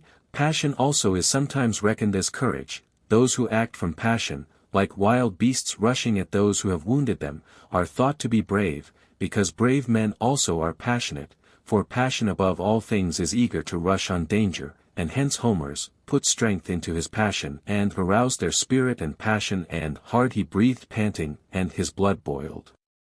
For all such expressions seem to indicate the stirring and onset of passion. Now brave men act for honor's sake, but passion aids them, while wild beasts act under the influence of pain, for they attack because they have been wounded or because they are afraid, since if they are in a forest they do not come near one. Thus they are not brave because, driven by pain and passion, they rush on danger without foreseeing any of the perils, since at that rate even asses would be brave when they are hungry, for blows will not drive them from their food, and lust also makes adulterers do many daring things. 5. People who are ignorant of the danger also appear brave, and they are not far removed from those of a sanguine temper, but are inferior inasmuch as they have no self-reliance while these have. Hence also the sanguine hold their ground for a time, but those who have been deceived about the facts fly if they know or suspect that these are different from what they supposed, as happened to the Argives when they fell in with the Spartans and took them for Sicyonians. We have, then, described the character both of brave men and of those who are thought to be brave. 9. Though courage is concerned with feelings of confidence and of fear, it is not concerned with both alike, but more with the things that inspire fear, for he who is undisturbed in face of these and bears himself as he should towards these is more truly brave than the man who does so towards the things that inspire confidence. It is for facing what is painful, then, as has been said, that men are called brave. Hence also courage involves pain, and is justly praised, for it is harder to face what is painful than to abstain from what is pleasant. Yet the end which courage sets before it would seem to be pleasant, but to be concealed by the attending circumstances, as happens also in athletic contests, for the end at which boxers aim is pleasant, the crown and the honors, but the blows they take are distressing to flesh and blood, and painful, and so is their whole exertion, and because the blows and the exertions are many the end, which is but small, appears to have nothing pleasant in it. And so, if the case of courage is similar, death and wounds will be painful to the brave man and against his will, but he will face them because it is noble to do so or because it is base not to do so. And the more he is possessed of virtue in its entirety and the happier he is, the more he will be pained at the thought of death, for life is best worth living for such a man, and he is knowingly losing the greatest goods, and this is painful. But he is none the less brave, and perhaps all the more so, because he chooses noble deeds of war at that cost. It is not the case, then, with all the virtues that the exercise of them is pleasant, except in so far as it reaches its end. But it is quite possible that the best soldiers may be not men of this sort but those who are less brave but have no other good, for these are ready to face danger, and they sell their life for trifling gains. So much, then, for courage. It is not difficult to grasp its nature in outline, at any rate, from what has been said. 10. After courage let us speak of temperance, for these seem to be the virtues of the irrational parts. We have said that temperance is a mean with regard to pleasures, for it is less, and not in the same way, concerned with pains. Self-indulgence also is manifested in the same sphere. Now, therefore, let us determine with what sort of pleasures they are concerned. We may assume the distinction between bodily pleasures and those of the soul, such as love of honor and love of learning, for the lover of each of these delights in that of which he is a lover, the body being in no way affected, but rather the mind, but men who are concerned with such pleasures are called neither temperate nor self-indulgent. Nor, again, are those who are concerned with the other pleasures that are not bodily, for those who are fond of hearing and telling stories and who spend their days on anything that turns up are called gossips, but not self-indulgent, nor are those who are pained at the loss of money or of friends. Temperance must be concerned with bodily pleasures, but not all even of these, for those who delight in objects of vision, such as colors and shapes and painting, are called neither temperate nor self-indulgent, yet it would seem possible to delight even in these either as one should or to excess or to a deficient degree. And so too is it with objects of hearing. No one calls those who delight extravagantly in music or acting self-indulgent, nor those who do so as they ought temperate. Nor do we apply these names to those who delight in odor, unless it be incidentally. We do not call those self-indulgent who delight in the odor of apples or roses or incense, but rather those who delight in the odor of unguents or of dainty dishes, for self-indulgent people delight in these because these remind them of the objects of their appetite. And one may see even other people, when they are hungry, delighting in the smell of food, but to delight in this kind of thing is the mark of the self-indulgent man, for these are objects of appetite to him. Nor is there in animals other than man any pleasure connected with these senses, except incidentally. For dogs do not delight in the scent of hares, but in the eating of them, but the scent told them the hares were there, nor does the lion delight in the lowing of the ox, but in eating it, but he perceived by the lowing that it was near, and therefore appears to delight in the lowing, and similarly he does not delight because he sees a stag or a wild goat, but because he is going to make a meal of it. Temperance and self-indulgence, however, are concerned with the kind of pleasures that the other animals share in, which therefore appear slavish and brutish. These are touch and taste. But even of taste they appear to make little or no use, for the business of taste is the discriminating of flavors, which is done by wine-tasters and people who season dishes, but they hardly take pleasure in making these discriminations, or at least self-indulgent people do not, but in the actual enjoyment, which in all cases comes through touch, both in the case of food and in that of drink and in that of sexual intercourse. This is why a certain gourmand prayed that his throat might become longer than a crane's, implying that it was the contact that he took pleasure in. Thus the sense with which self-indulgence is connected is the most widely shared of the senses, and self-indulgence would seem to be justly a matter of reproach, because it attaches to us not as men but as animals. To delight in such things, then, and to love them above all others, is brutish.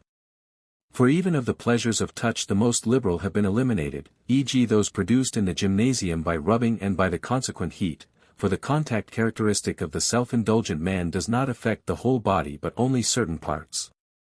11 Of the appetites some seem to be common, others to be peculiar to individuals and acquired, e.g. the appetite for food is natural, since everyone who is without it craves for food or drink, and sometimes for both, and for love also, as Homer says, if he is young and lusty, but not every one craves for this or that kind of nourishment or love, nor for the same things.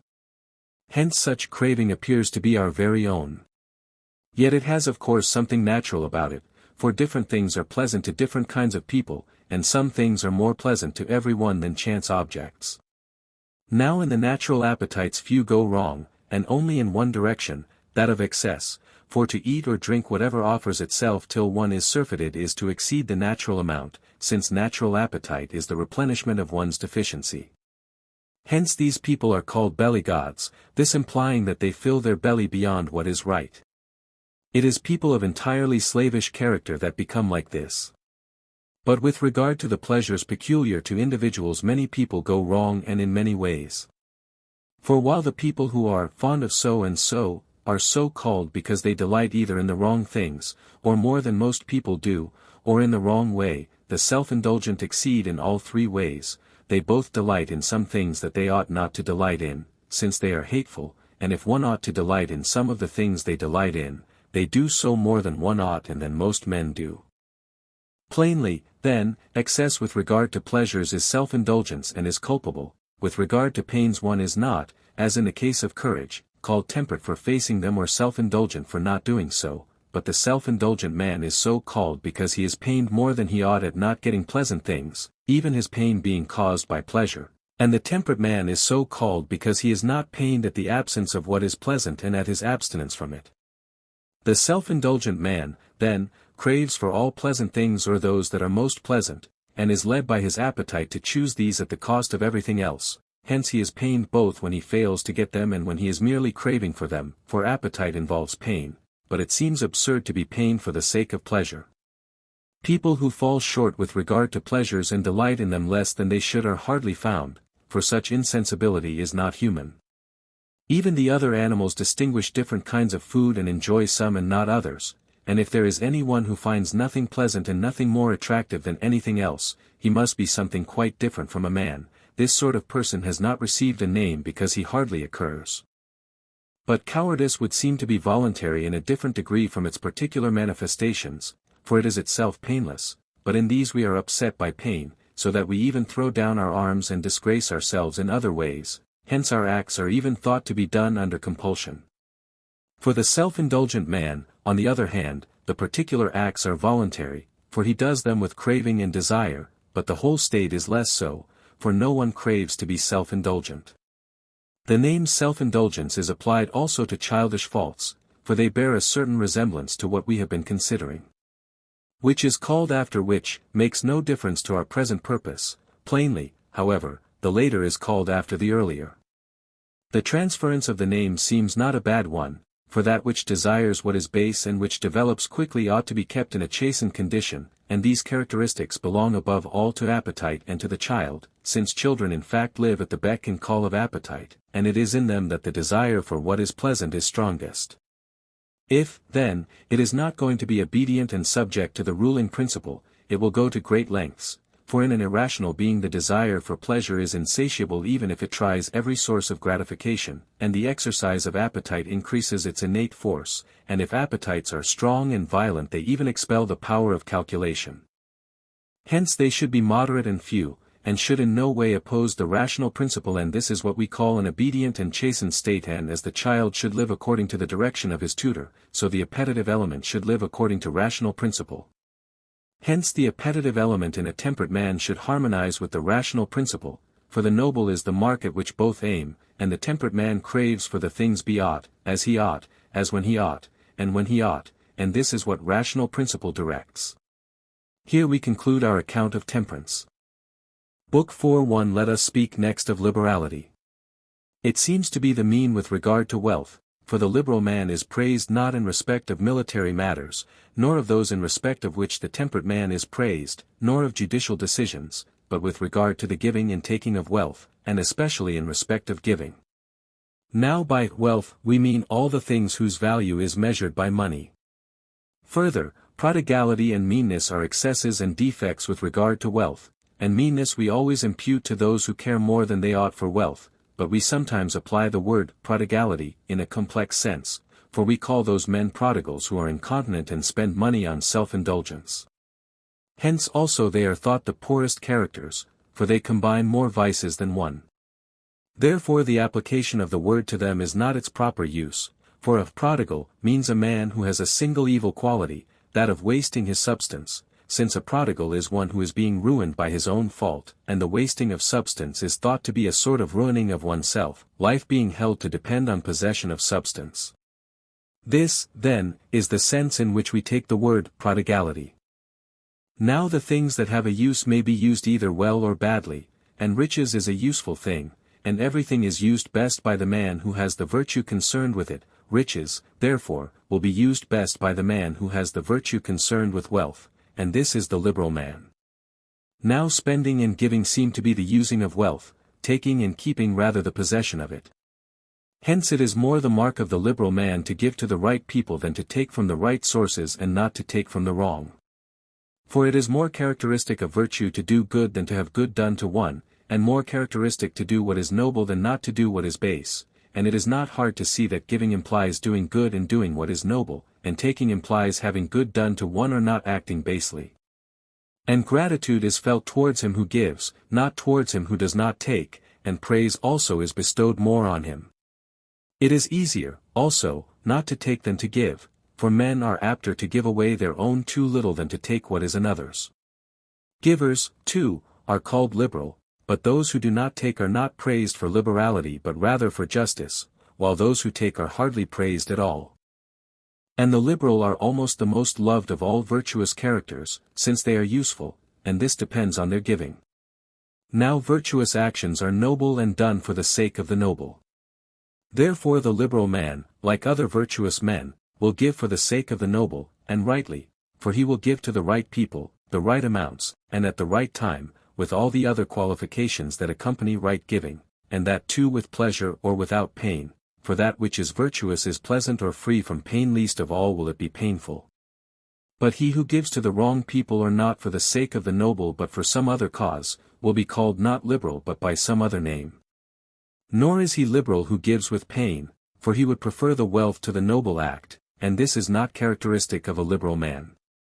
But no more will the liberal man take from wrong sources, for such taking is not characteristic of the man who sets no store by wealth. Nor will he be a ready asker, for it is not characteristic of a man who confers benefits to accept them lightly. But he will take from the right sources, e.g. from his own possessions, not as something noble but as a necessity, that he may have something to give. Nor will he neglect his own property, since he wishes by means of this to help others. And he will refrain from giving to anybody and everybody, that he may have something to give to the right people, at the right time, and where it is noble to do so. It is highly characteristic of a liberal man also to go to excess in giving, so that he leaves too little for himself, for it is the nature of a liberal man not to look to himself. The term liberality is used relatively to a man's substance, for liberality resides not in the multitude of the gifts but in the state of character of the giver, and this is relative to the giver's substance. There is therefore nothing to prevent the man who gives less from being the more liberal man, if he has less to give. Those are thought to be more liberal who have not made their wealth but inherited it, for in the first place they have no experience of want, and secondly all men are fonder of their own productions, as are parents and poets. It is not easy for the liberal man to be rich, since he is not apt either at taking or at keeping, but at giving away, and does not value wealth for its own sake but as a means to giving. Hence comes the charge that is brought against fortune, that those who deserve riches most get it least.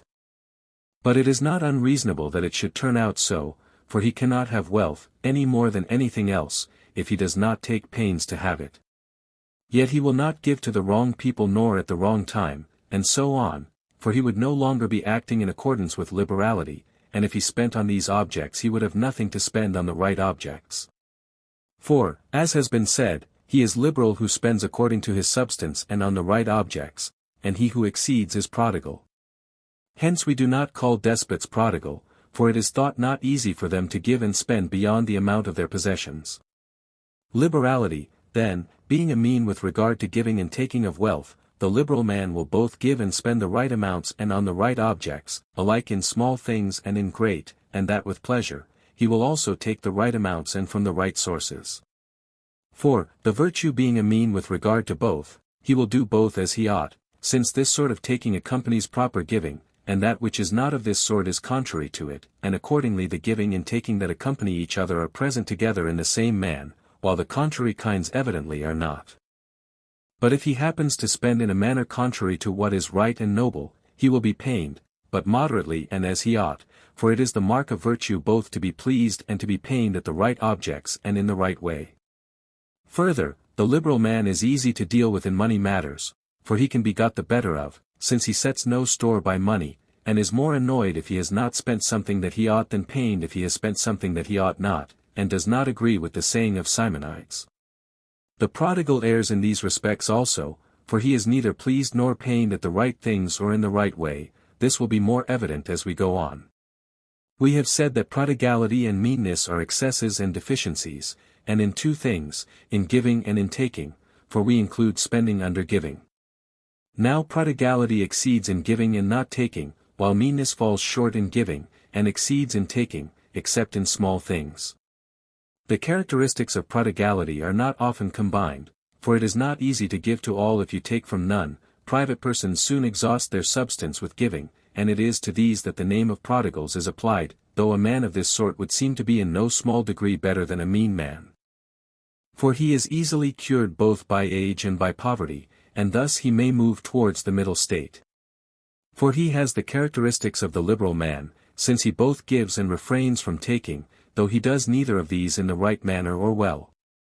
Therefore if he were brought to do so by habituation or in some other way, he would be liberal, for he will then give to the right people, and will not take from the wrong sources.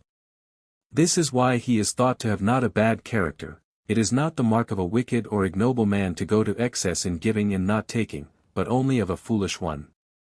The man who is prodigal in this way is thought much better than the mean man, both for the aforesaid reasons and because he benefits many while the other benefits no one, not even himself.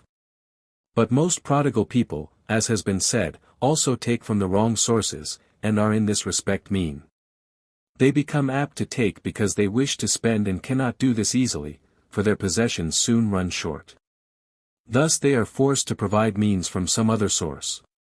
At the same time, because they care nothing for honor, they take recklessly and from any source, for they have an appetite for giving, and they do not mind how or from what source. Hence also their giving is not liberal, for it is not noble, nor does it aim at nobility, nor is it done in the right way. Sometimes they make rich those who should be poor, and will give nothing to people of respectable character, and much to flatterers or those who provide them with some other pleasure. Hence also most of them are self-indulgent, for they spend lightly and waste money on their indulgences, and incline towards pleasures because they do not live with a view to what is noble. The prodigal man, then, turns into what we have described if he is left untutored, but if he is treated with care he will arrive at the intermediate and right state. But meanness is both incurable, for old age and every disability is thought to make men mean, and more innate in men than prodigality, for most men are fonder of getting money than of giving. It also extends widely, and is multiform, since there seem to be many kinds of meanness. For it consists in two things, deficiency in giving and excess in taking, and is not found complete in all men but is sometimes divided. Some men go to excess in taking, others fall short in giving. Those who are called by such names as miserly, close, stingy, all fall short in giving, but do not covet the possessions of others nor wish to get them. For it is for gain that both of them ply their craft and endure the disgrace of it, and the one faces the greatest dangers for the sake of the booty, while the other makes gain from his friends, to whom he ought to be giving. Both, then, since they are willing to make gain from wrong sources, are sordid lovers of gain, therefore all such forms of taking are mean. And it is natural that meanness is described as the contrary of liberality, for not only is it a greater evil than prodigality, but men err more often in this direction than in the way of prodigality as we have described it. So much, then, for liberality and the opposed vices. 2. It would seem proper to discuss magnificence next. For this also seems to be a virtue concerned with wealth, but it does not like liberality extend to all the actions that are concerned with wealth, but only to those that involve expenditure, and in these it surpasses liberality in scale. For, as the name itself suggests, it is a fitting expenditure involving largeness of scale. But the scale is relative, for the expense of equipping a trireme is not the same as that of heading a sacred embassy. It is what is fitting, then, in relation to the agent, and to the circumstances and the object. The man who in small or middling things spends according to the merits of the case is not called magnificent, e.g. the man who can say, "Many a gift I gave the wanderer," but only the man who does so in great things. For the magnificent man is liberal, but the liberal man is not necessarily magnificent. The deficiency of this state of character is called niggardliness, the excess vulgarity, lack of taste, and the like, which do not go to excess in the amount spent on right objects, but by showy expenditure in the wrong circumstances and the wrong manner. We shall speak of these vices later. The magnificent man is like an artist, for he can see what is fitting and spend large sums tastefully. For, as we said at the beginning, a state of character is determined by its activities and by its objects. Now the expenses of the magnificent man are large and fitting. Such, therefore, are also his results, for thus there will be a great expenditure and one that is fitting to its result. Therefore the result should be worthy of the expense, and the expense should be worthy of the result, or should even exceed it. And the magnificent man will spend such sums for honor's sake, for this is common to the virtues. But in all cases, as has been said, we have regard to the agent as well and ask who he is and what means he has, for the expenditure should be worthy of his means, and suit not only the result but also the producer. Hence a poor man cannot be magnificent, since he has not the means with which to spend large sums fittingly, and he who tries is a fool, since he spends beyond what can be expected of him and what is proper, but it is right expenditure that is virtuous. But great expenditure is becoming to those who have suitable means to start with, acquired by their own efforts or from ancestors or connections, and to people of high birth or reputation, and so on, for all these things bring with them greatness and prestige. Primarily, then, the magnificent man is of this sort, and magnificence is shown in expenditures of this sort, as has been said, for these are the greatest and most honorable. Of private occasions of expenditure the most suitable are those that take place once for all, e.g. a wedding or anything of the kind, or anything that interests the whole city or the people of position in it, and also the receiving of foreign guests and the sending of them on their way, and gifts and counter-gifts, for the magnificent man spends not on himself but on public objects, and gifts bear some resemblance to votive offerings. A magnificent man will also furnish his house suitably to his wealth, for even a house is a sort of public ornament, and will spend by preference on those works that are lasting, for these are the most beautiful, and on every class of things he will spend what is becoming, for the same things are not suitable for gods and for men, nor in a temple and in a tomb. And since each expenditure may be great of its kind, and what is most magnificent absolutely is great expenditure on a great object, but what is magnificent here is what is great in these circumstances, and greatness in the work differs from greatness in the expense. For the most beautiful ball or bottle is magnificent as a gift to a child, but the price of it is small and mean, therefore it is characteristic of the magnificent man, whatever kind of result he is producing, to produce it magnificently, for such a result is not easily surpassed, and to make it worthy of the expenditure. Such, then, is the magnificent man, the man who goes to excess and is vulgar exceeds, as has been said, by spending beyond what is right. For on small objects of expenditure he spends much and displays a tasteless showiness, e.g. he gives a club dinner on the scale of a wedding banquet, and when he provides the chorus for a comedy he brings them on to the stage in purple, as they do at Megara. And all such things he will do not for honor's sake but to show off his wealth, and because he thinks he is admired for these things, and where he ought to spend much he spends little and where little, much. The niggardly man on the other hand will fall short in everything, and after spending the greatest sums will spoil the beauty of the result for a trifle, and whatever he is doing he will hesitate and consider how he may spend least, and lament even that, and think he is doing everything on a bigger scale than he ought. These states of character, then, are vices, yet they do not bring disgrace because they are neither harmful to one's neighbor nor very unseemly. 3. Pride seems even from its name to be concerned with great things. What sort of great things, is the first question we must try to answer. It makes no difference whether we consider the state of character or the man characterized by it. Now the man is thought to be proud who thinks himself worthy of great things, being worthy of them, for he who does so beyond his deserts is a fool, but no virtuous man is foolish or silly. The proud man, then, is the man we have described. For he who is worthy of little and thinks himself worthy of little is temperate, but not proud. For pride implies greatness, as beauty implies a good-sized body, and little people may be neat and well-proportioned but cannot be beautiful. On the other hand, he who thinks himself worthy of great things, being unworthy of them, is vain, though not everyone who thinks himself worthy of more than he really is worthy of in vain. The man who thinks himself worthy of less than he is really worthy of is unduly humble, whether his deserts be great or moderate, or his deserts be small but his claims yet smaller.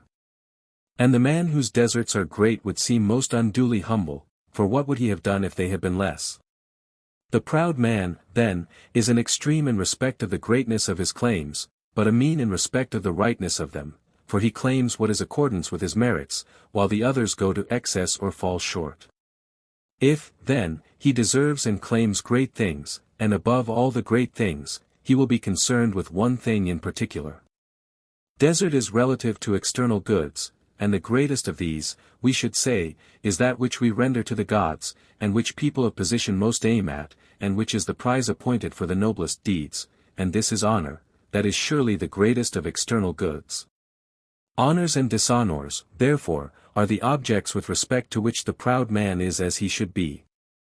And even apart from argument it is with honor that proud men appear to be concerned, for it is honor that they chiefly claim, but in accordance with their deserts.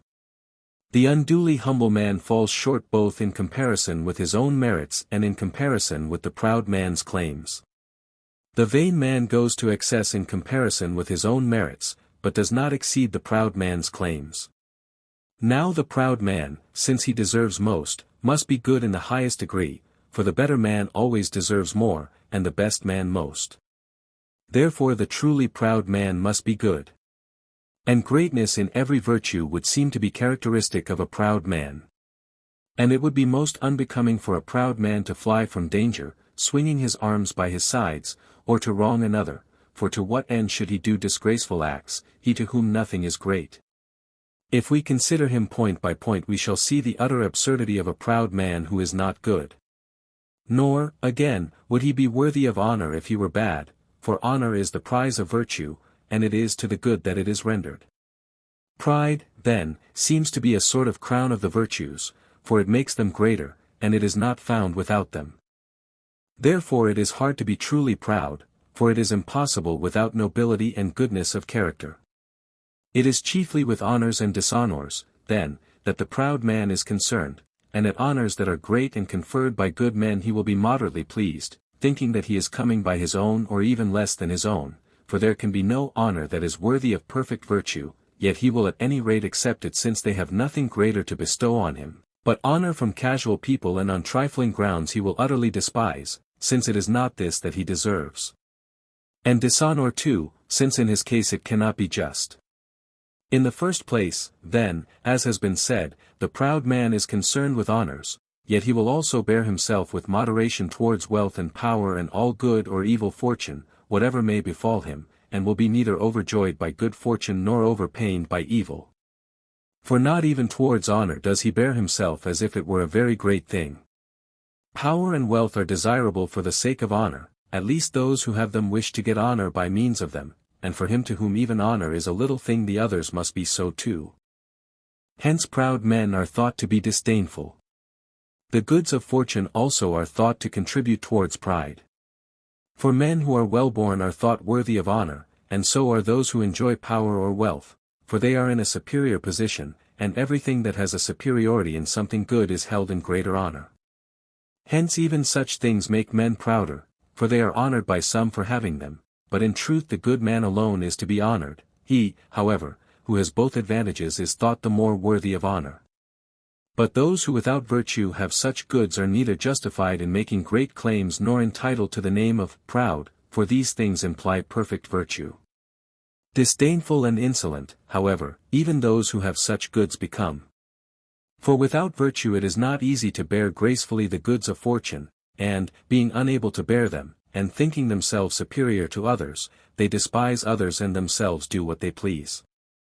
They imitate the proud man without being like him, and this they do where they can, so they do not act virtuously, but they do despise others. For the proud man despises justly, since he thinks truly, but the many do so at random. He does not run into trifling dangers, nor is he fond of danger, because he honors few things, but he will face great dangers, and when he is in danger he is unsparing of his life, knowing that there are conditions on which life is not worth having. And he is the sort of man to confer benefits, but he is ashamed of receiving them, for the one is the mark of a superior, the other of an inferior. And he is apt to confer greater benefits in return, for thus the original benefactor besides being paid will incur a debt to him, and will be the gainer by the transaction. They seem also to remember any service they have done, but not those they have received, for he who receives a service is inferior to him who has done it, but the proud man wishes to be superior, and to hear of the former with pleasure, of the latter with displeasure. This, it seems, is why Thetis did not mention to Zeus the services she had done him, and why the Spartans did not recount their services to the Athenians, but those they had received. It is a mark of the proud man also to ask for nothing or scarcely anything, but to give help readily, and to be dignified towards people who enjoy high position and good fortune, but unassuming towards those of the middle class, for it is a difficult and lofty thing to be superior to the former, but easy to be so to the latter, and a lofty bearing over the former is no mark of ill-breeding, but among humble people it is as vulgar as a display of strength against the weak. Again, it is characteristic of the proud man not to aim at the things commonly held in honor, or the things in which others excel, to be sluggish and to hold back except where great honor or a great work is at stake, and to be a man of few deeds, but of great and notable ones. He must also be open in his hate and in his love, for to conceal one's feelings, i.e., to care less for truth than for what people will think, is a coward's part, and must speak and act openly, for he is free of speech because he is contemptuous, and he is given to telling the truth, except when he speaks in irony to the vulgar. He must be unable to make his life revolve round another, unless it be a friend, for this is slavish, and for this reason all flatterers are servile and people lacking in self-respect are flatterers. Nor is he given to admiration, for nothing to him is great. Nor is he mindful of wrongs, for it is not the part of a proud man to have a long memory, especially for wrongs, but rather to overlook them. Nor is he a gossip, for he will speak neither about himself nor about another, since he cares not to be praised nor for others to be blamed, nor again is he given to praise, and for the same reason he is not an evil speaker, even about his enemies, except from haughtiness. With regard to necessary or small matters he is least of all me given to lamentation or the asking of favors, for it is the part of one who takes such matters seriously to behave so with respect to them. He is one who will possess beautiful and profitless things rather than profitable and useful ones, for this is more proper to a character that suffices to itself. Further, a slow step is thought proper to the proud man, a deep voice, and a level utterance, for the man who takes few things seriously is not likely to be hurried, nor the man who thinks nothing great to be excited, while a shrill voice and a rapid gait are the results of hurry and excitement. Such, then, is the proud man, the man who falls short of him is unduly humble, and the man who goes beyond him is vain. Now even these are not thought to be bad, for they are not malicious, but only mistaken. For the unduly humble man, being worthy of good things, robs himself of what he deserves, and to have something bad about him from the fact that he does not think himself worthy of good things, and seems also not to know himself, else he would have desired the things he was worthy of, since these were good. Yet such people are not thought to be fools, but rather unduly retiring. We blame both the ambitious man as at honor more than is right and from wrong sources, and the unambitious man as not willing to be honored even for noble reasons. But sometimes we praise the ambitious man as being manly and a lover of what is noble, and the unambitious man as being moderate and self-controlled, as we said in our first treatment of the subject. Evidently, since fond of such and such an object has more than one meaning, we do not assign the term ambition or love of honor always to the same thing, but when we praise the quality we think of the man who loves honor more than most people, and when we blame it we think of him who loves it more than is right. The mean being without a name, the extremes seem to dispute for its place as though that were vacant by default. But where there is excess and defect, there is also an intermediate. Now men desire honor both more than they should and less, therefore it is possible also to do so as one should. At all events this is the state of character that is praised, being an unnamed mean in respect of honor. Relatively to ambition it seems to be unambitiousness, and relatively to unambitiousness it seems to be ambition, while relatively to both severally it seems in a sense to be both together. This appears to be true of the other virtues also. But in this case the extremes seem to be contradictories because the mean has not received a name. 5. Good temper is a mean with respect to anger, the middle state being unnamed, and the extremes almost without a name as well. We place good temper in the middle position, though it inclines towards the deficiency, which is without a name. The excess might called a sort of irascibility. For the passion is anger, while its causes are many and diverse. The man who is angry at the right things and with the right people, and, further, as he ought, when he ought, and as long as he ought, is praised. This will be the good-tempered man, then, since good temper is praised. For the good-tempered man tends to be unperturbed and not to be led by passion, but to be angry in the manner, at the things, and for the length of time, that the rule dictates, but he is thought to err rather in the direction of deficiency, for the good-tempered man is not revengeful, but rather tends to make allowances. The deficiency, whether it is a sort of irascibility or whatever it is blamed. For those who are not angry at the things they should be angry at are thought to be fools, and so are those who are not angry in the right way, at the right time, or with the right persons, for such a man is thought not to feel things nor to be pained by them, and, since he does not get angry, he is thought unlikely to defend himself, and to endure being insulted and put up with insult to one's friends is slavish.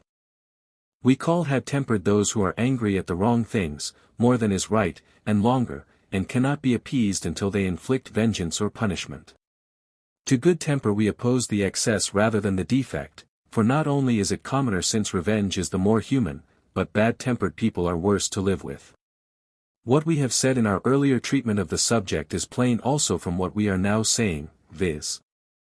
that it is not easy to define how, with whom, at what, and how long one should be angry, and at what point right action ceases and wrong begins. For the man who strays a little from the path, either towards the more or towards the less, is not blamed, since sometimes we praise those who exhibit the deficiency, and call them good-tempered, and sometimes we call angry people manly, as being capable of ruling. How far, therefore, and how a man must stray before he becomes blameworthy, it is not easy to state in words, for the decision depends on the particular facts and on perception. But so much at least is plain, that the middle state is praiseworthy, that in virtue of which we are angry with the right people, at the right things, in the right way, and so on, while the excesses and defects are blameworthy, slightly so if they are present in a low degree, more if in a higher degree, and very much if in a high degree. Evidently, then, we must cling to the middle state. Enough of the states relative to anger. 6 inches gatherings of men, in social life and the interchange of words and deeds, some men are thought to be obsequious, viz.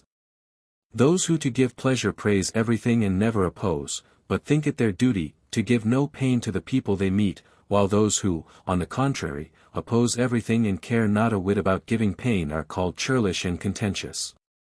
That the states we have named are culpable is plain enough, and that the middle state is laudable, that in virtue of which a man will put up with, and will resent, the right things and in the right way, but no name has been assigned to it, though it most resembles friendship. For the man who corresponds to this middle state is very much what, with affection added, we call a good friend. But the state in question differs from friendship in that it implies no passion or affection for one's associates, since it is not by reason of loving or hating that such a man takes everything in the right way, but by being a man of a certain kind. For he will behave so alike towards those he knows and those he does not know, towards intimates and those who are not so, except that in each of these cases he will behave as is befitting, for it is not proper to have the same care for intimates and for strangers, nor again is it the same conditions that make it right to give pain to them.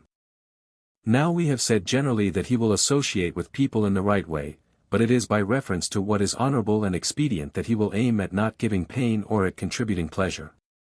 For he seems to be concerned with the pleasures and pains of social life, and wherever it is not honorable, or is harmful, for him to contribute pleasure, he will refuse, and will choose rather to give pain, also if his acquiescence in another's action would bring disgrace, and that in a high degree, or injury, on that other, while his opposition brings a little pain, he will not acquiesce but will decline. He will associate differently with people in high station and with ordinary people, with closer and more distant acquaintances, and so too with regard to all other differences, rendering to each class what is befitting, and while for its own sake he chooses to contribute pleasure, and avoids the giving of pain, he will be guided by the consequences, if these are greater, i.e., honor and expediency. For the sake of a great future pleasure, too, he will inflict small pains. The man who attains the mean, then, is such as we have described, but has not received a name, of those who contribute pleasure. The man who aims at being pleasant with no ulterior object is obsequious, but the man who does so in order that he may get some advantage in the direction of money or the things that money buys is a flatterer, while the man who quarrels with everything is, as has been said, churlish and contentious. And the extremes seem to be contradictory to each other because the mean is without a name.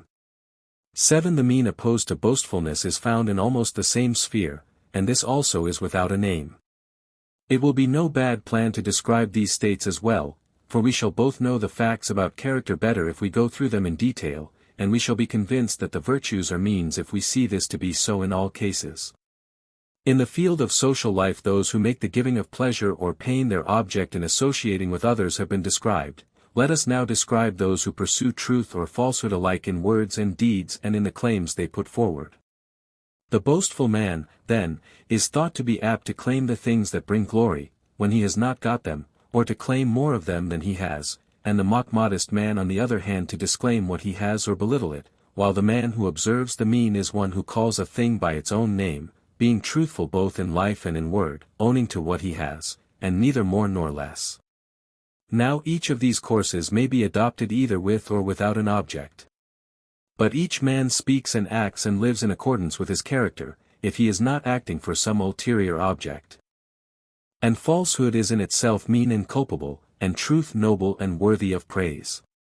Thus the truthful man is another case of a man who, being in the mean, is worthy of praise, and both forms of untruthful man are culpable, and particularly the boastful man. Let us discuss them both, but first of all the truthful man. We are not speaking of the man who keeps faith in his agreements, i.e., in the things that pertain to justice or injustice, for this would belong to another virtue, but the man who in the matters in which nothing of this sort is at stake is true both in word and in life because his character is such. But such a man would seem to be as a matter of fact equitable.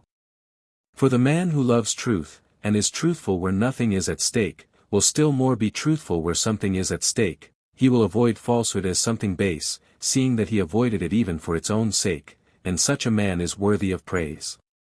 He inclines rather to understate the truth, for this seems in better taste because exaggerations are wearisome. He who claims more than he has with no ulterior object is a contemptible sort of fellow, otherwise he would not have delighted in falsehood, but seems futile rather than bad, but if he does it for an object, he who does it for the sake of reputation or honor is, for a boaster, not very much to be blamed, but he who does it for money, or the things that lead to money, is an uglier character. It is not the capacity that makes the boaster, but the purpose, for it is in virtue of his state of character and by being a man of a certain kind that he is boaster, as one man is a liar because he enjoys the lie itself, and another because he desires reputation or gain. Now those who boast for the sake of reputation claim such qualities as will praise or congratulation, but those whose object is gain claim qualities which are of value to one's neighbors and one's lack of which is not easily detected, e.g. the powers of a seer, a sage, or a physician. For this reason it is such things as these that most people claim and boast about, for in them the above-mentioned qualities are found. Mock-modest people, who understate things, seem more attractive in character, for they are thought to speak not for gain but to avoid parade, and here too it is qualities which bring reputation that they disclaim, as Socrates used to do. Those who disclaim trifling and obvious qualities are called humbugs and are more contemptible, and sometimes this seems to be boastfulness, like the Spartan dress, for both excess and great deficiency are boastful. But those who use understatement with moderation and understate about matters that do not very much force themselves on our notice seem attractive. And it is the boaster that seems to be opposed to the truthful man, for he is the worse character. 8. Since life includes rest as well as activity, and in this is included leisure and amusement, there seems here also to be a kind of intercourse which is tasteful. There is such a thing as saying, and again listening to, what one should and as one should. The kind of people one is speaking or listening to will also make a difference. Evidently here also there is both an excess and a deficiency as compared with the mean. Those who carry humor to excess are thought to be vulgar buffoons, striving after humor at all costs, and aiming rather at raising a laugh than at saying what is becoming and at avoiding pain to the object of their fun, while those who can neither make a joke themselves nor put up with those who do are thought to be boorish and unpolished. But those who joke in a tasteful way are called ready-witted, which implies a sort of readiness to turn this way and that, for such sallies are thought to be movements of the character, and as bodies are discriminated by their movements, so too are characters. The ridiculous side of things is not far to seek, however, and most people delight more than they should in amusement and in jestingly, and so even buffoons are called ready-witted because they are found attractive, but that they differ from the ready-witted man, and to no small extent, is clear from what has been said. To the middle state belongs also tact. It is the mark of a tactful man to say and listen to such things as befit a good and well-bred man, for there are some things that it befits such a man to say and to hear by way of jest, and the well-bred man's jesting differs from that of a vulgar man, and the joking of an educated man from that of an uneducated.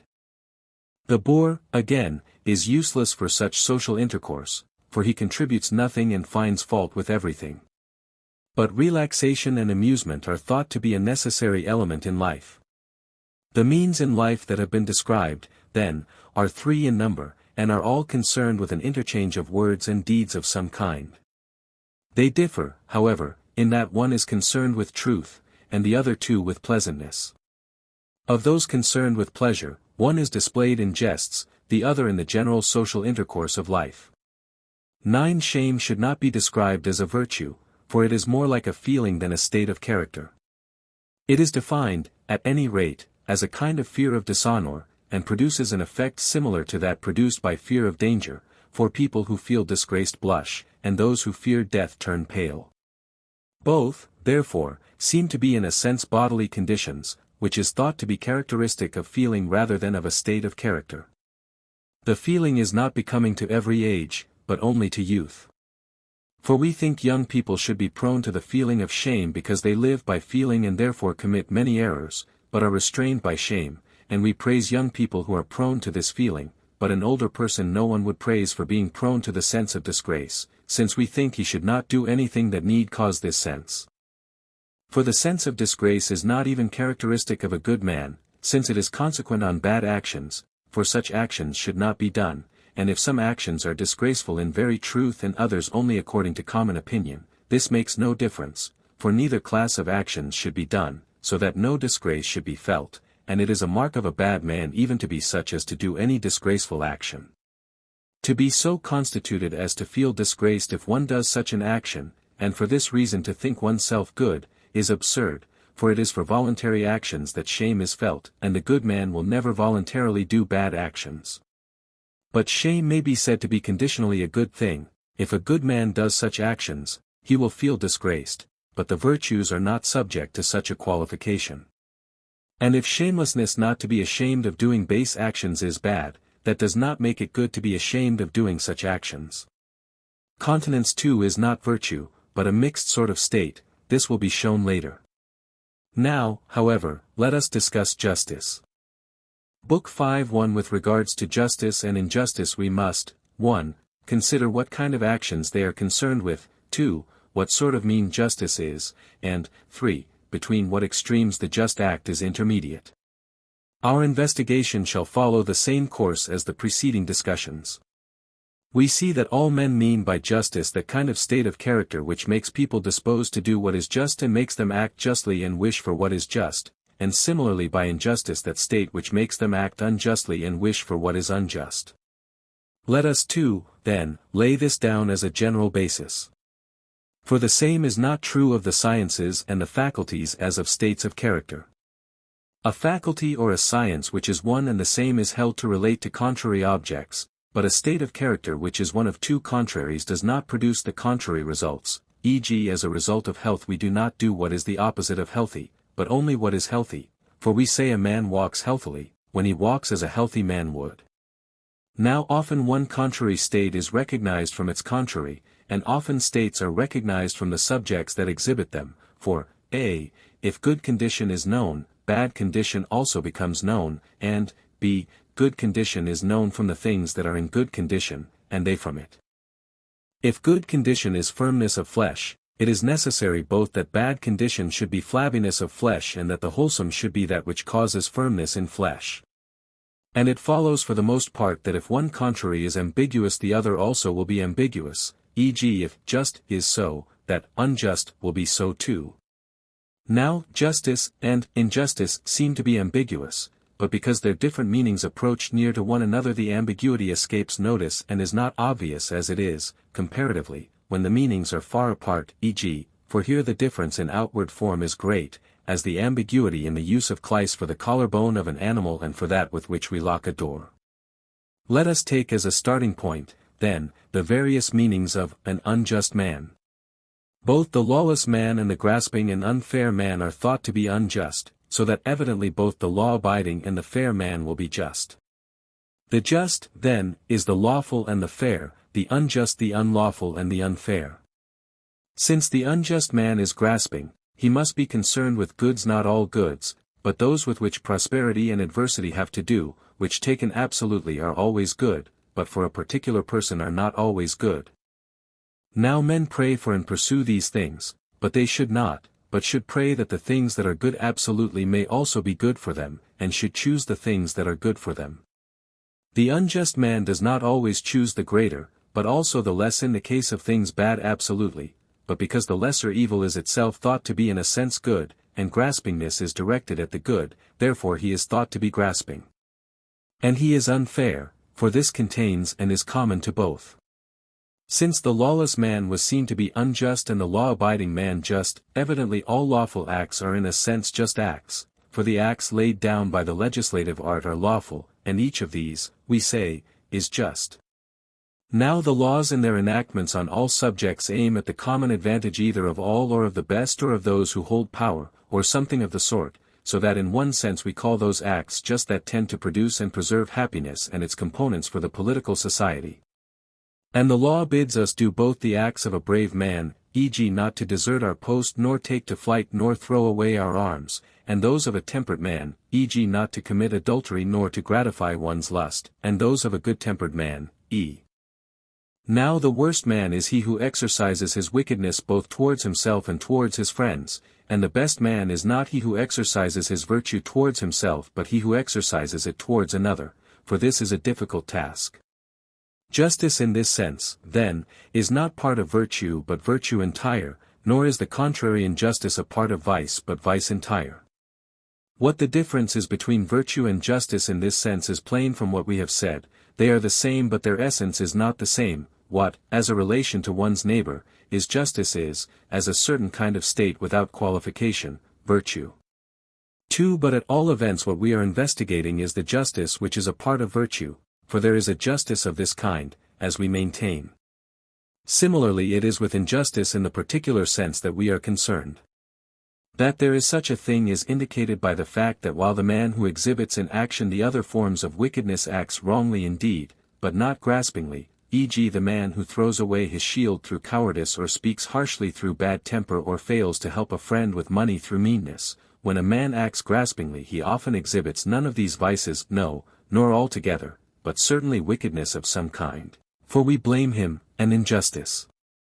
There is, then, another kind of injustice which is a part of injustice in the wide sense, and a use of the word unjust which answers to a part of what is unjust in the wide sense of contrary to the law.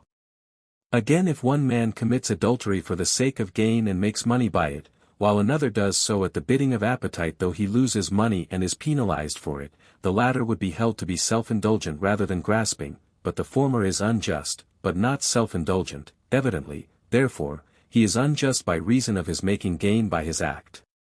Again, all other unjust acts are ascribed invariably to some particular kind of wickedness, e.g. adultery to self-indulgence, the desertion of a comrade in battle to cowardice, physical violence to anger, but if a man makes gain, his action is ascribed to no form of wickedness but injustice. Evidently, therefore, there is apart from injustice in the wide sense another, particular, injustice which shares the name and nature of the first, because its definition falls within the same genus, for the significance of both consists in a relation to one's neighbor, but the one is concerned with honor or money or safety or that which includes all these, if we had a single name for it, and its motive is the pleasure that arises from gain, while the other is concerned with all the objects with which the good man is concerned. It is clear, then, that there is more than one kind of justice, and that there is one which is distinct from virtue entire. We must try to grasp its genus and differentia. The unjust has been divided into the unlawful and the unfair, and the just into the lawful and the fair. To the unlawful answers the aforementioned sense of injustice. But since unfair and the unlawful are not the same, but are different as a part is from its whole, for all that is unfair is unlawful, but not all that is unlawful is unfair, the unjust and injustice in the sense of the unfair are not the same as but different from the former kind, as part from whole, for injustice in this sense is a part of injustice in the wide sense, and similarly justice in the one sense of justice in the other. Therefore we must speak also about particular justice and particular and similarly about the just and the unjust. The justice, then, which answers to the whole of virtue, and the corresponding injustice, one being the exercise of virtue as a whole, and the other that of vice as a whole, towards one's neighbor, we may leave on one side. And how the meanings of just and unjust, which answer to these are to be distinguished is evident, for practically the majority of the acts commanded by the law are those which are prescribed from the point of view of virtue taken as a whole, for the law bids us practice every virtue and forbids us to practice any vice. And the things that tend to produce virtue taken as a whole are those of the acts prescribed by the law which have been prescribed with a view to education for the common good.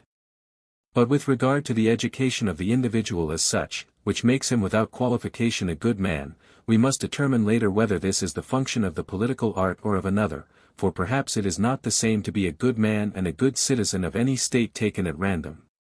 Of particular justice and that which is just in the corresponding sense, one kind is that which is manifested in distributions of honor or money or the other things that fall to be divided among those who have a share in the constitution, for in these it is possible for one man to have a share either unequal or equal to that of another, and one is that which plays a rectifying part in transactions between man and man. Of this there are two divisions, of transactions, 1, some are voluntary and, 2, others involuntary, voluntary such transactions as sale, purchase, loan for consumption, pledging, loan for use, depositing, letting, they are called voluntary because the origin of these transactions is voluntary, while of the involuntary, some are clandestine, such as theft, adultery, poisoning, procuring, enticement of slaves, assassination, false witness, and, others are violent, such as assault, imprisonment, murder, robbery with violence, mutilation, abuse, insult.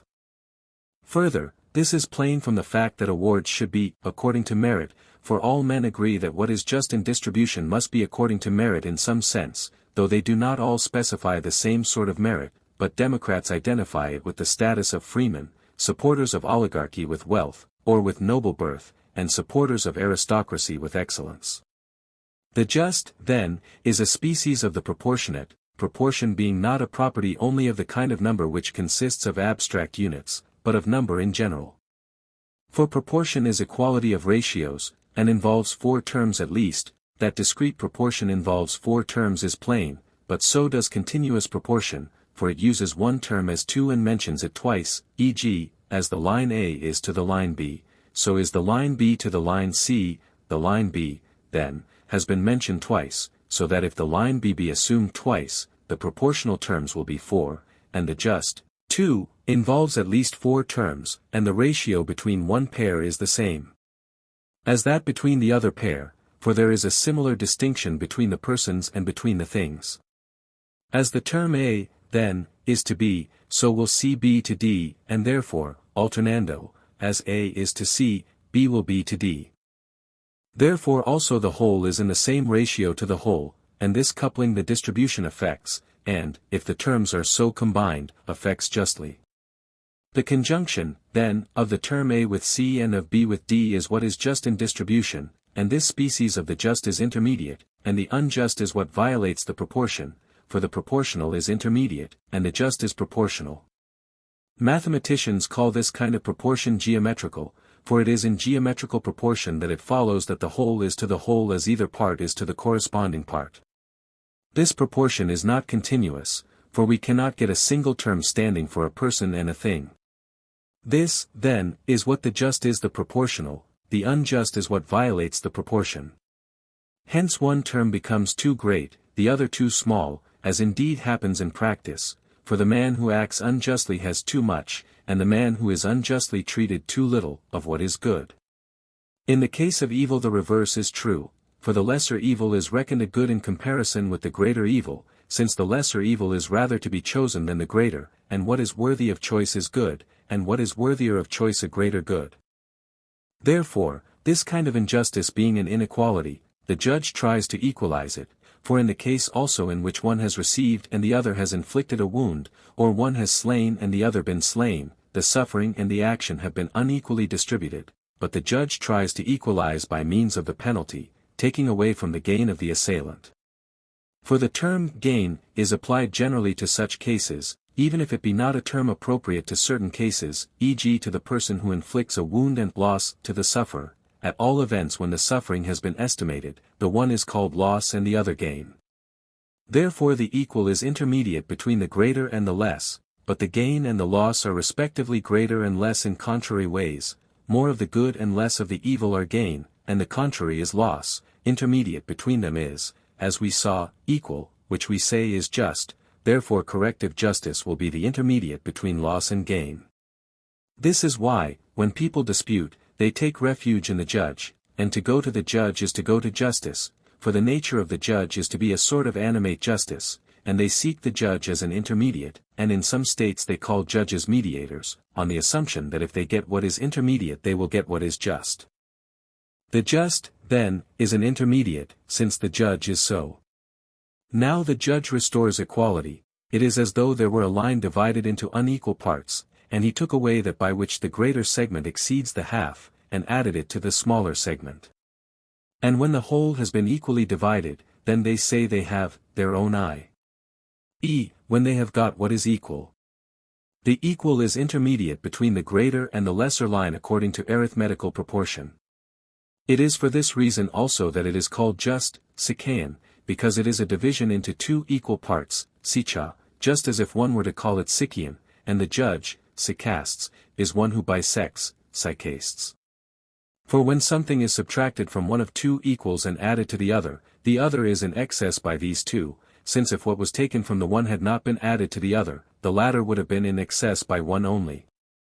It therefore exceeds the intermediate by one, and the intermediate exceeds by one that from which something was taken.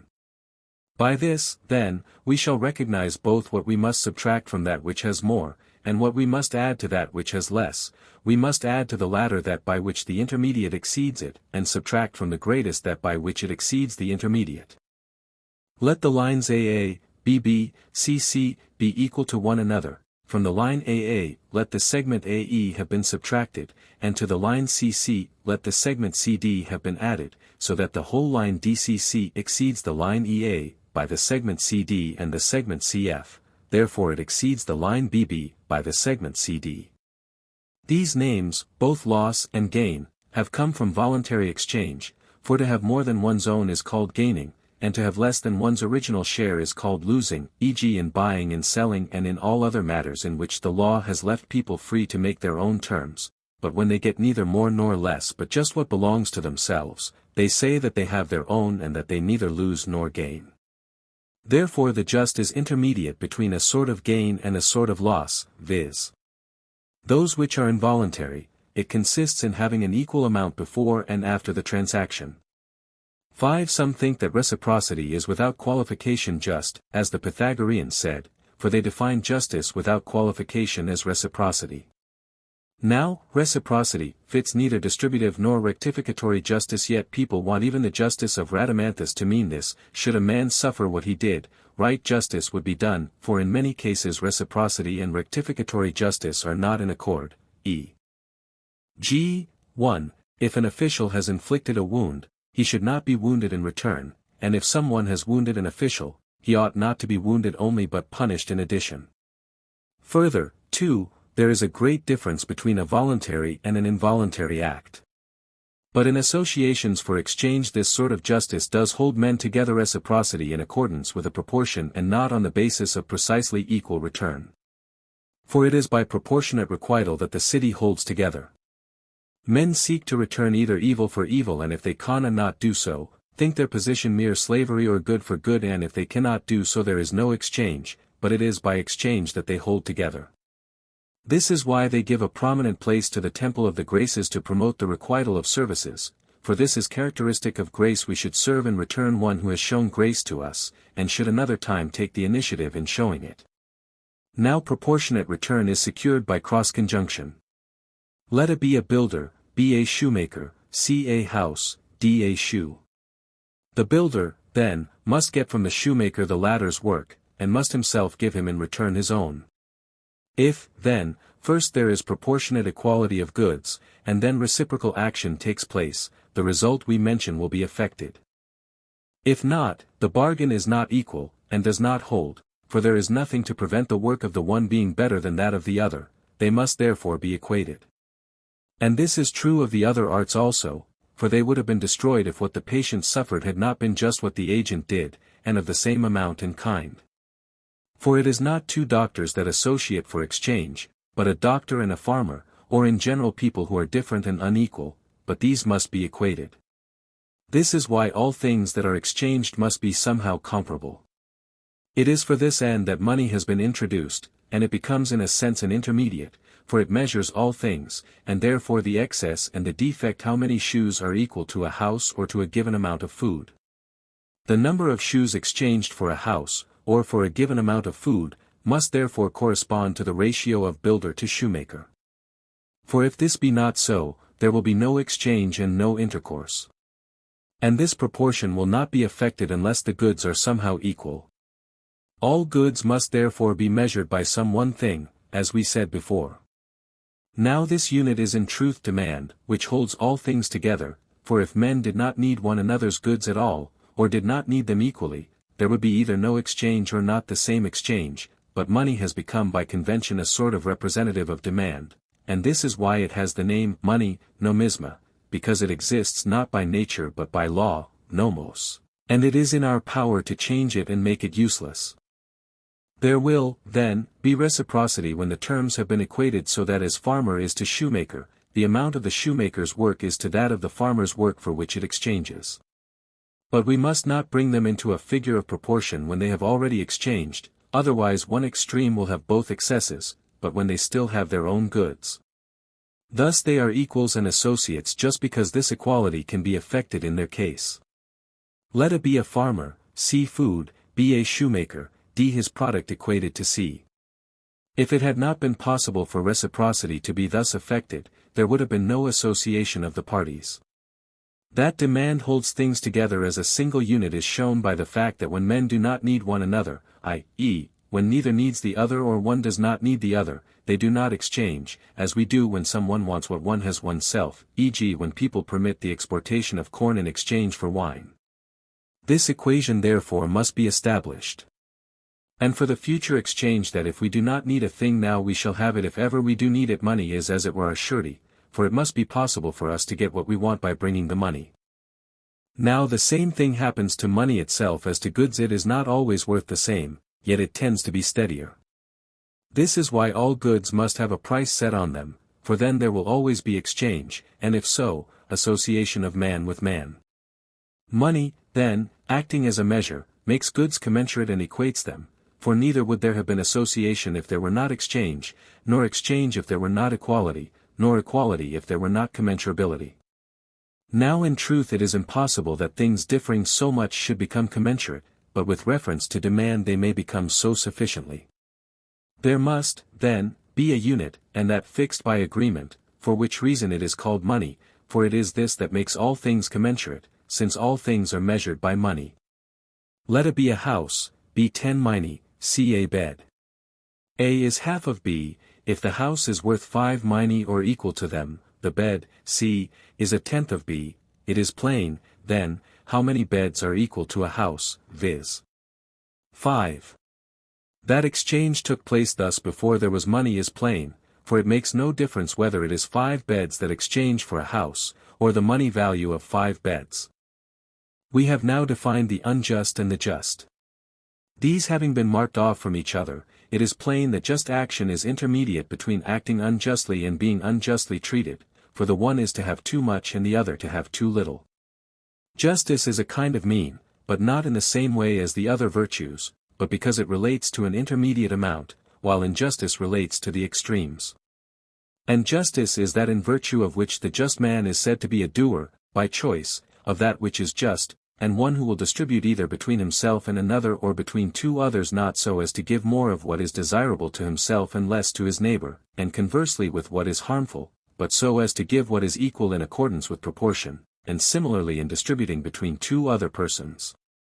Injustice on the other hand is similarly related to the unjust, which is excess and defect, contrary to proportion, of the useful or hurtful. For which reason injustice is excess and defect, viz. Because it is productive of excess and defect in one's own case, excess of what is in its own nature useful and defect of what is hurtful, while in the case of others it is as a whole like what it is in one's own case, but proportion may be violated in either direction. In the unjust act to have too little is to be unjustly treated, to have too much is to act unjustly. Let this be taken as our account of the nature of justice and injustice, and similarly of the just and the unjust in general. 6. Since acting unjustly does not necessarily imply being unjust, we must ask what sort of unjust acts imply that the doer is unjust with respect to each type of injustice, e.g. a thief, an adulterer, or a brigand. Surely the answer does not turn on the difference between these types. For a man might even lie with a woman knowing who she was, but the origin of his might be not deliberate choice but passion. He acts unjustly, then, but is not unjust, e.g. a man is not a thief, yet he stole, nor an adulterer, yet he committed adultery, and similarly in all other cases. Now we have previously stated how the reciprocal is related to the just, but we must not forget that what we are looking for is not only what is just without qualification but also political justice. This is found among men who share their life with a view to self-sufficiency, men who are free and either proportionately or arithmetically equal, so that between those who do not fulfill this condition there is no political justice but justice in a special sense and by analogy. For justice exists only between men whose mutual relations are governed by law, and law exists for men between whom there is injustice, for legal justice is the discrimination of the just and the unjust. And between men between whom there is injustice there is also unjust action, though there is not injustice between all between whom there is unjust action, and this is assigning too much to oneself of things good in themselves and too little of things evil in themselves. This is why we do not allow a man to rule, but rational principle, because a man behaves thus in his own interests and becomes a tyrant. The magistrate on the other hand is the guardian of justice, and, if of justice, then of equality also.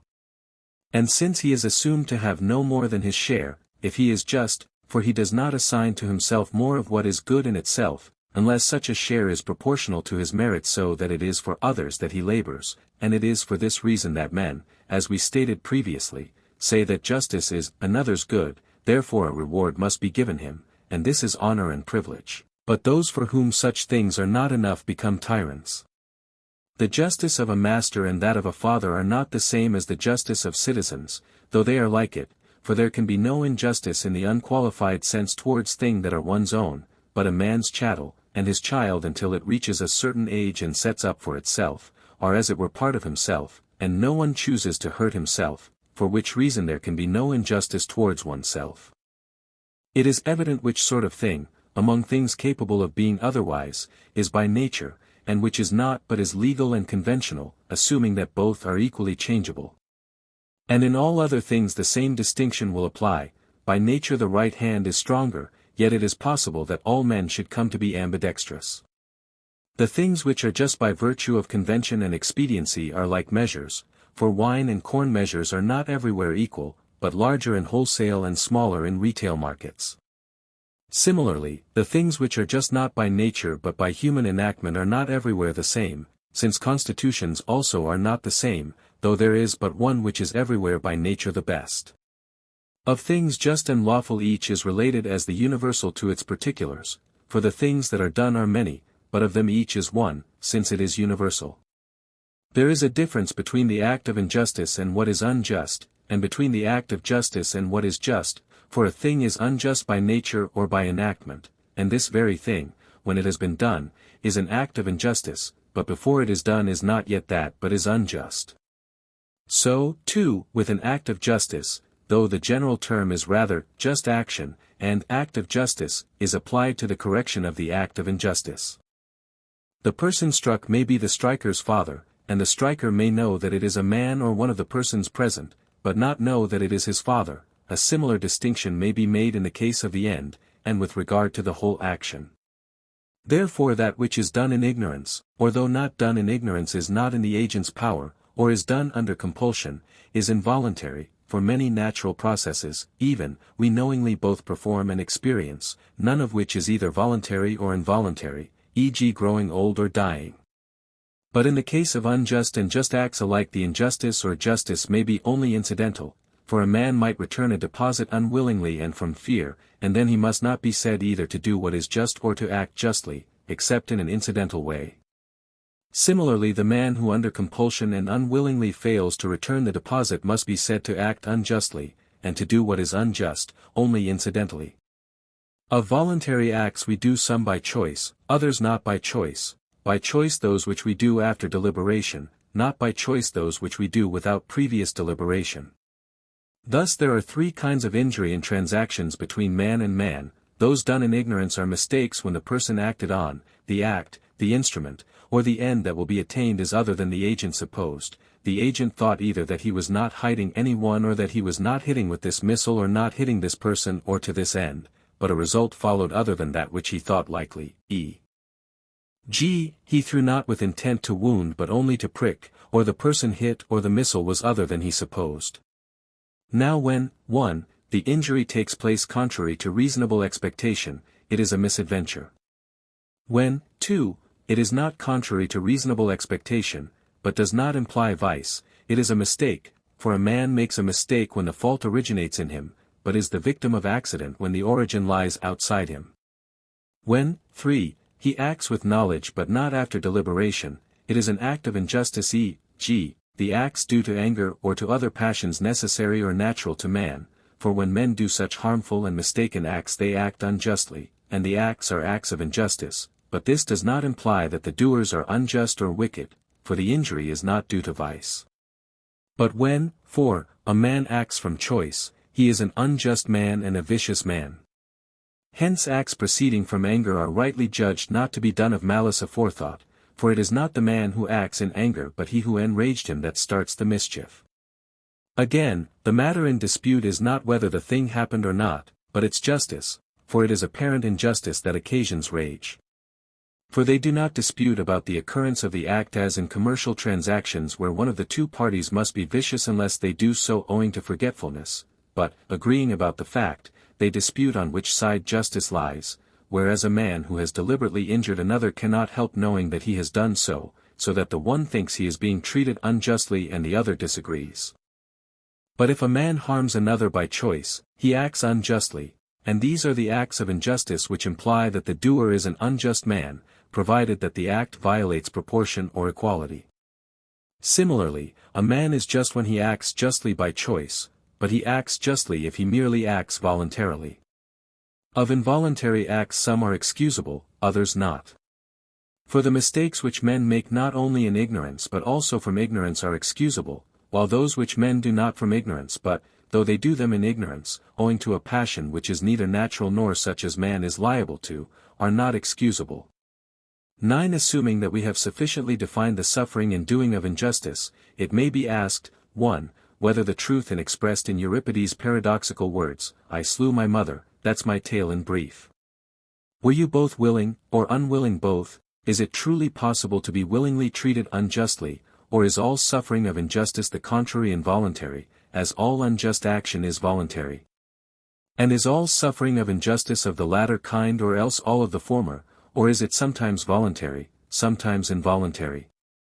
So, too, with the case of being justly treated, all just action is voluntary, so that it is reasonable that there should be a similar opposition in either case, that both being unjustly and being justly treated should be either alike voluntary or alike involuntary. But it would be thought paradoxical even in the case of being justly treated, if it were always voluntary, for some are unwillingly treated justly. 2. One might raise this question also, whether every one who has suffered what is unjust is being unjustly treated, or on the other hand it is with suffering as with acting. In action and in passivity alike it is possible to partake of justice incidentally, and similarly, it is plain, of injustice, for to do what is unjust is not the same as to act unjustly, nor to suffer what is unjust as to be treated unjustly, and similarly in the case of acting justly and being justly treated, for it is impossible to be unjustly treated if the other does not act unjustly, or justly treated unless he acts justly. Now if to act unjustly is simply to harm someone voluntarily, and voluntarily means knowing the person acted on, the instrument, and the manner of one's acting, and the incontinent man voluntarily harms himself, not only will he voluntarily be unjustly treated but it will be possible to treat oneself unjustly. This also is one of the questions in doubt, whether a man can treat himself unjustly. Again, a man may voluntarily, owing to incontinence, be harmed by another who acts voluntarily, so that it would be possible to be voluntarily treated unjustly. Or is our definition incorrect? Must we to harming another, with knowledge both of the person acted on, of the instrument, and of the manner, add, contrary to the wish of the person acted on? Then a man may be voluntarily harmed and voluntarily suffer what is unjust, but no one is voluntarily treated unjustly, for no one wishes to be unjustly treated, not even the incontinent man. He acts contrary to his wish, for no one wishes for what he does not think to be good, but the incontinent man does do things that he does not think he ought to do. Again, one who gives what is his own, as Homer says Glaucus gave Diomede armor of gold for brazen, the price of 100 beeves for 9, is not unjustly treated, for though to give is in his power, to be unjustly treated is not, but there must be someone to treat him unjustly. It is plain, then, that being unjustly treated is not voluntary. Of the questions we intended to discuss, 2 still remain for discussion: 3, whether it is the man who has assigned to another more than his share that acts unjustly, or he who has the excessive share, and, 4, whether it is possible to treat oneself unjustly. The questions are connected, for if the former alternative is possible and the distributor acts unjustly and not the man who has the excessive share, then if a man assigns more to another than to himself, knowingly and voluntarily, he treats himself unjustly, which is what modest people seem to do, since the virtuous man tends to take less than his share. Or does this statement too need qualification? For, a, he perhaps gets more than his share of some other good, e.g. of honor or of intrinsic nobility. b, the question is solved by applying the distinction we applied to unjust action, for he suffers nothing contrary to his own wish, so that he is not unjustly treated as far as this goes, but at most only suffers harm. It is plain too that the distributor acts unjustly, but not always the man who has the excessive share, for it is not he to whom what is unjust appertains that acts unjustly, but he to whom it appertains to do the unjust act voluntarily, i.e., the person in whom lies the origin of the action, and this lies in the distributor, not in the receiver. Again, since the word do is ambiguous, and there is a sense in which lifeless things, or a hand, or a servant who obeys an order, may be said to slay, he who gets an excessive share does not act unjustly, though he does what is unjust. Again, if the distributor gave his judgment in ignorance, he does not act unjustly in respect of legal justice, and his judgment is not unjust in this sense, but in a sense it is unjust, for legal justice and primordial justice are different, but if with knowledge he judged unjustly, he is himself aiming at an excessive share either of gratitude or of revenge. Again, for this very reason men think that acting unjustly is characteristic of the just man no less than of the unjust, because he would be not less but even more capable of doing each of these unjust acts, for he could lie with a woman or wound a neighbor, and the brave man could throw away his shield and turn to flight in this direction or in that. But to play the coward or to act unjustly consists not in doing these things, except incidentally, but in doing them as the result of a certain state of character, just as to practice medicine and healing consists not in applying or not applying the knife, in using or not using medicines, but in doing so in a certain way. Just acts occur between people who participate in things good in themselves and can have too much or too little of them, for some beings, e.g. presumably the gods, cannot have too much of them, and to others, those who are incurably bad, not even the smallest share in them is beneficial but all such goods are harmful, while to others they are beneficial up to a point. Therefore justice is essentially something human. 10. Our next subject is equity and the equitable, to epics, and their respective relations to justice and the just. For on examination they appear to be neither absolutely the same nor generically different, and while we sometimes praise what is equitable and the equitable man, so that we apply the name by way of praise even to instances of the other virtues, instead of good, meaning by epikesteban that a thing is better, at other times, when we reason it out, it seems strange if the equitable, being something different from the just, is yet praiseworthy, for either the just or the equitable is not good. If they are different, or, if both are good, they are the same. These, then, are pretty much the considerations that give rise to the problem about the equitable.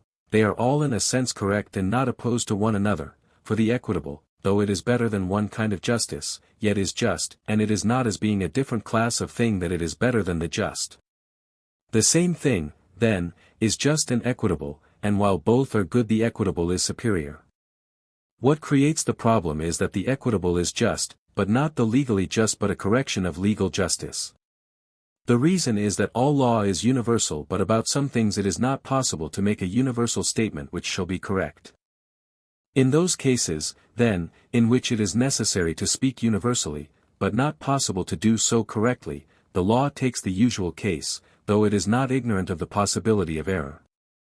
And it is none the less correct, for the error is in the law nor in the legislator but in the nature of the thing, since the matter of practical affairs is of this kind from the start.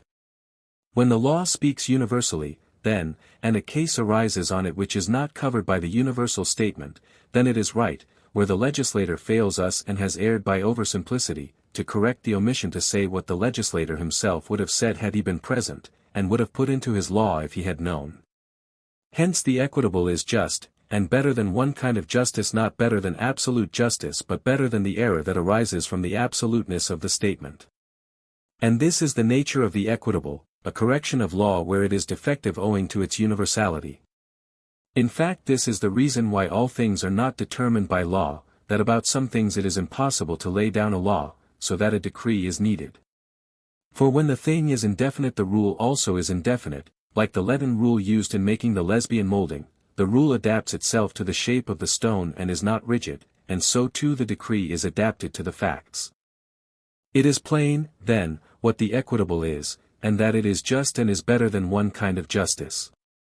It is evident also from this who the equitable man is, the man who chooses and does such acts, and is no stickler for his rights in a bad sense but tends to take less than his share though he has the law off his side, is equitable, and this state of character is equity, which is a sort of justice and not a different state of character. 11. Whether a man can treat himself unjustly or not, is evident from what has been said. For, a. One class of just acts are those acts in accordance with any virtue which are prescribed by the law, e.g. the law does not expressly permit suicide, and what it does not expressly permit it forbids.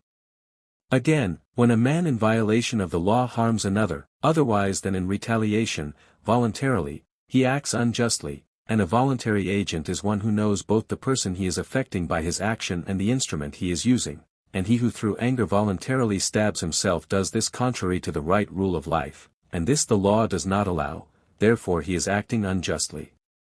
But towards whom? Surely towards the state, not towards himself. For he suffers voluntarily, but no one is voluntarily treated unjustly. This is also the reason why the state punishes, a certain loss of civil rights attaches to the man who destroys himself, on the ground that he is treating the state unjustly. Further, b. In that sense of acting unjustly, in which the man who acts unjustly, is unjust only and not bad all round, it is not possible to treat oneself unjustly. This is different from the former sense. The unjust man in one sense of the term is wicked in a particularized way just as the coward is, not in the sense of being wicked all round, so that his unjust act does not manifest wickedness in general. For, that would imply the possibility of the same things having been subtracted from and added to the same thing at the same time, but this is impossible. The just and the unjust always involve more than one person. Further, 2. Unjust action is voluntary and done by choice, and takes the initiative, for the man who because he has suffered does the same in return is not thought to act unjustly, but if a man harms himself he suffers and does the same things at the same time. Further, 3. If a man could treat himself unjustly, he could be voluntarily treated unjustly. Besides, 4. No one acts unjustly without committing particular acts of injustice, but no one can commit adultery with his own wife or housebreaking on his own house or theft on his own property. In general, the question, can a man treat himself unjustly, is solved also by the distinction we applied to the question, can a man be voluntarily treated unjustly? It is evident too that both are bad, being unjustly treated and acting unjustly, for the one means having less and the other having more than the intermediate amount, which plays the part here that the healthy does in the medical art and that good condition does in the art of bodily training. But still acting unjustly is the worse, for it involves vice and is blameworthy. Involves vice which is either of the complete and unqualified kind or almost so. We must admit the latter alternative, because not all voluntary unjust action implies injustice as a state of character, while being unjustly treated does not involve vice and injustice in oneself. In itself, then, being unjustly treated is less bad, but there is nothing to prevent its being incidentally a greater evil. But theory cares nothing for this. It calls pleurisy a more serious mischief than a stumble, yet the latter may become incidentally the more serious, if the fall due to it leads to your being taken prisoner or put to death the enemy.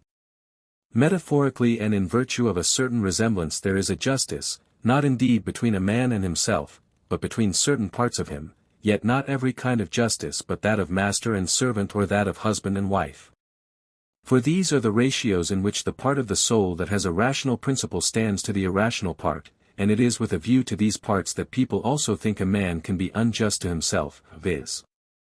Because these parts are liable to suffer something contrary to their respective desires, there is therefore thought to be a mutual justice between them as between ruler and ruled.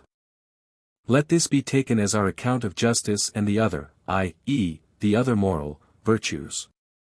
Book 6:1. Since we have previously said that one ought to choose that which is intermediate, not the excess nor the defect, and that the intermediate is determined by the dictates of the right rule, let us discuss the nature of these dictates. In all the states of character we have mentioned, as in all other matters, there is a mark to which the man who has the rule looks, and heightens or relaxes his activity accordingly, and there is a standard which determines the mean states which we say are intermediate between excess and defect, being in accordance with the right rule. But such a statement, though true, is by no means clear, for not only here but in all other pursuits which are objects of knowledge it is indeed true to say that we must not exert ourselves nor relax our efforts too much nor too little, but to an intermediate extent and as the right rule dictates. But if a man had only this knowledge he would be none the wiser, e.g. we should not know what sort of medicines to apply to our body if someone were to say, all those which the medical art prescribes, and which agree with the practice of one who possesses the art. Hence it is necessary with regard to the states of the soul also not only that this true statement should be made, but also that it should be determined what is the right rule and what is the standard that fixes it. We divided the virtues of the soul and has said that some are virtues of character and others of intellect. Now we have discussed in detail the moral virtues. With regard to the others let us express our view as follows, beginning with some remarks about the soul. We said before that there are two parts of the soul, that which grasps a rule or rational principle, and the irrational. Let us now draw a similar distinction within the part which grasps a rational principle. And let it be assumed that there are two parts which grasp a rational principle, one by which we contemplate the kind of things whose originative causes are invariable, and one by which we contemplate variable things, for where objects differ in kind the part of the soul answering to each of the two is different in kind, since it is in virtue of a certain likeness and kinship with their objects that they have the knowledge they have. Let one of these parts be called the scientific and the other the calculative, for to deliberate and to calculate are the same thing, but no one deliberates about the invariable. Therefore the calculative is one part of the faculty which grasps a rational principle. We must, then, learn what is the best state of each of these two parts, for this is the virtue of each. 2. The virtue of a thing is relative to its proper work. Now there are three things in the soul which control action and truth: sensation, reason, desire. Of these sensation originates no action. This is plain from the fact that the lower animals have sensation but no share in action. What affirmation and negation are in thinking, pursuit and avoidance are in desire, so that since moral virtue is a state of character concerned with choice, and choice is deliberate desire, therefore both the reasoning must be true and the desire right, if the choice is to be good, and the latter must pursue just what the former asserts. Now this kind of intellect and of truth is practical, of the intellect which is contemplative, not practical nor productive. The good and the bad state are truth and falsity respectively, for this is the work of everything intellectual, while of the part which is practical and intellectual the good state is truth in agreement with right desire. The origin of action its efficient, not its final cause is choice, and that of choice is desire and reasoning with a view to an end. This is why choice cannot exist either without reason and intellect or without a moral state, for good action and its opposite cannot exist without a combination of intellect and character. Intellect itself, however, moves nothing, but only the intellect which aims at an end and is practical, for this rules the productive intellect, as well, since everyone who makes for an end, and that which is made is not an end in the unqualified sense, but only an end in a particular relation, and the end of a particular operation. Only that which is done is that, for good action is an end, and desire aims at this. Hence choice is either desiderative reason or ratiocinative desire, and such an origin of action is a man. It is to be noted that nothing that is past is an object of choice, e.g. no one chooses to have sacked Troy, for no one deliberates about the past, but about what is future and capable of being otherwise, while what is past is not capable of not having taken place. Hence Agathon is right in saying for this alone is lacking even to God, to make undone things that have once been done. The work of both the intellectual parts, then, is truth. Therefore the states that are most strictly those in respect of which each of these parts will reach truth are the virtues of the two parts. 3. Let us begin, then, from the beginning, and discuss these states once more. Let it be assumed that the states by virtue of which the soul possesses truth by way of affirmation or denial are 5 in number, i.e., art, scientific knowledge, practical wisdom, philosophic wisdom, intuitive reason. We do not include judgment and opinion because in these we may be mistaken. Now what scientific knowledge is, if we are to speak exactly and not follow mere similarities, is plain from what follows. We all suppose that what we know is not even capable of being otherwise, of things capable of being otherwise we do not know, when they have passed outside our observation, whether they exist or not. Therefore the object of scientific knowledge is of necessity. Therefore it is eternal. For things that are of necessity in the unqualified sense are all eternal, and things that are eternal are ungenerated and imperishable. Again, every science is thought to be capable of being taught, and its object of being learned. And all teaching starts from what is already known, as we maintain in the Analytics also, for it proceeds sometimes through induction and sometimes by syllogism. Now induction is the starting point which knowledge even of the universal presupposes, while syllogism proceeds from universals. There are therefore starting points from which syllogism proceeds, which are not reached by syllogism, it is therefore by induction that they are acquired. Making and acting being different, art must be a matter of making, not of acting. And in a sense chance and art are concerned with the same objects, as Agathon says, art loves chance and chance loves art. Art, then, as has been is a state concerned with making, involving a true course of reasoning, and lack of art on the contrary is a state concerned with making, involving a false course of reasoning, both are concerned with the variable. 5. Regarding practical wisdom we shall get at the truth by considering who are the persons we credit with it. Now it is thought to be the mark of a man of practical wisdom to be able to deliberate well about what is good and expedient for himself, not in some particular respect, e.g. about what sorts of thing conduce to health or to strength, but about what sorts of thing conduce to the good life in general. This is shown by the fact that we credit men with practical wisdom in some particular respect when they have calculated well with a view to some good end which is one of those that are not the object of any art. It follows that in the general sense also the man who is capable of deliberating has practical wisdom. Now no one deliberates about things that are invariable, nor about things that it is impossible for him to do.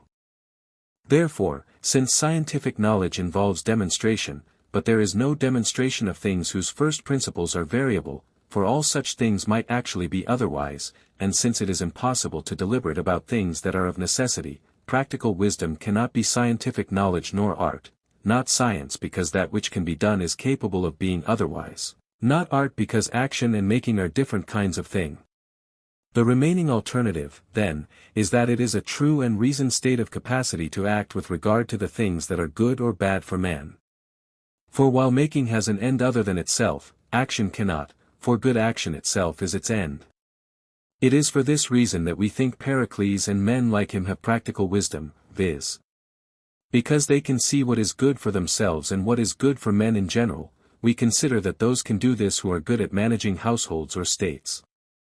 This is why we call temperance, sophrosun, by this name, we imply that it preserves one's practical wisdom, sezusa tan fransen. Now what it preserves is a judgment of the kind we have described. For it is not any and every judgment that pleasant and painful objects destroy and pervert, e.g. the judgment that the triangle has or has not its angles equal to 2 right angles, but only judgments about what is to be done. For the originating causes of the things that are done consist in the end at which they are aimed, but the man who has been ruined by pleasure or pain forthwith fails to see any such originating cause to see that for the sake of this or because of this he ought to choose and do whatever he chooses and does, for vice is destructive of the originating cause of action. Practical wisdom, then, must be a reason and true state of capacity to act with regard to human goods. But further, while there is such a thing as excellence in art, there is no such thing as excellence in practical wisdom, and in art he who errs willingly is preferable, but in practical wisdom, as in the virtues, he is the reverse. Plainly, then, practical wisdom is a virtue and not an art. There being two parts of the soul that can follow a course of reasoning, it must be the virtue of one of the two, i.e., of that part which forms opinions, for opinion is about the variable and so is practical wisdom. But yet it is not only a reasoned state, this is shown by the fact that a state of that sort may be forgotten but practical wisdom cannot. 6. Scientific knowledge is judgment about things that are universal and necessary, and the conclusions of demonstration, and all scientific knowledge, follow from first principles, for scientific knowledge involves apprehension of a rational ground. This being so, the first principle from which what is scientifically known follows cannot be an object of scientific knowledge, of art, or of practical wisdom, for that which can be scientifically known can be demonstrated, and art and practical wisdom deal with things that are variable. Nor are these first principles the objects of philosophic wisdom, for it is a mark of the philosopher to have demonstration about some things. If, then, the states of mind by which we have truth and are never deceived about things invariable or even variable are scientific knowledge, practical wisdom, philosophic wisdom, and intuitive reason, and it cannot be any of the three, i.e., practical wisdom, scientific knowledge, or philosophic wisdom, the remaining alternative is that it is intuitive reason that grasps the first principles. 7. Wisdom. 1. In the arts we ascribe to their most finished exponents, e.g. to Phidias as a sculptor and to Polyclitus as a maker of portrait statues, and here we mean nothing by wisdom except excellence in art, but, 2. We think that some people are wise in general, not in some particular field or in any other limited respect, as Homer says in the Margats, him did the gods make neither a digger nor yet a plowman nor wise in anything else. But if the argument be that man is the best of the animals, this makes no difference, for there are other things much more divine in their nature even than man, e.g., most conspicuously, the bodies of which the heavens are framed. From what has been said it is plain, then, that philosophic wisdom is scientific knowledge, combined with intuitive reason, of the things that are highest by nature. This is why we say Anaxagoras, Thales, and men like them have philosophic but not practical wisdom, when we see them ignorant of what is to their own advantage, and why we say that they know things that are remarkable, admirable, difficult, and divine, but useless, viz. because it is not human goods that they seek.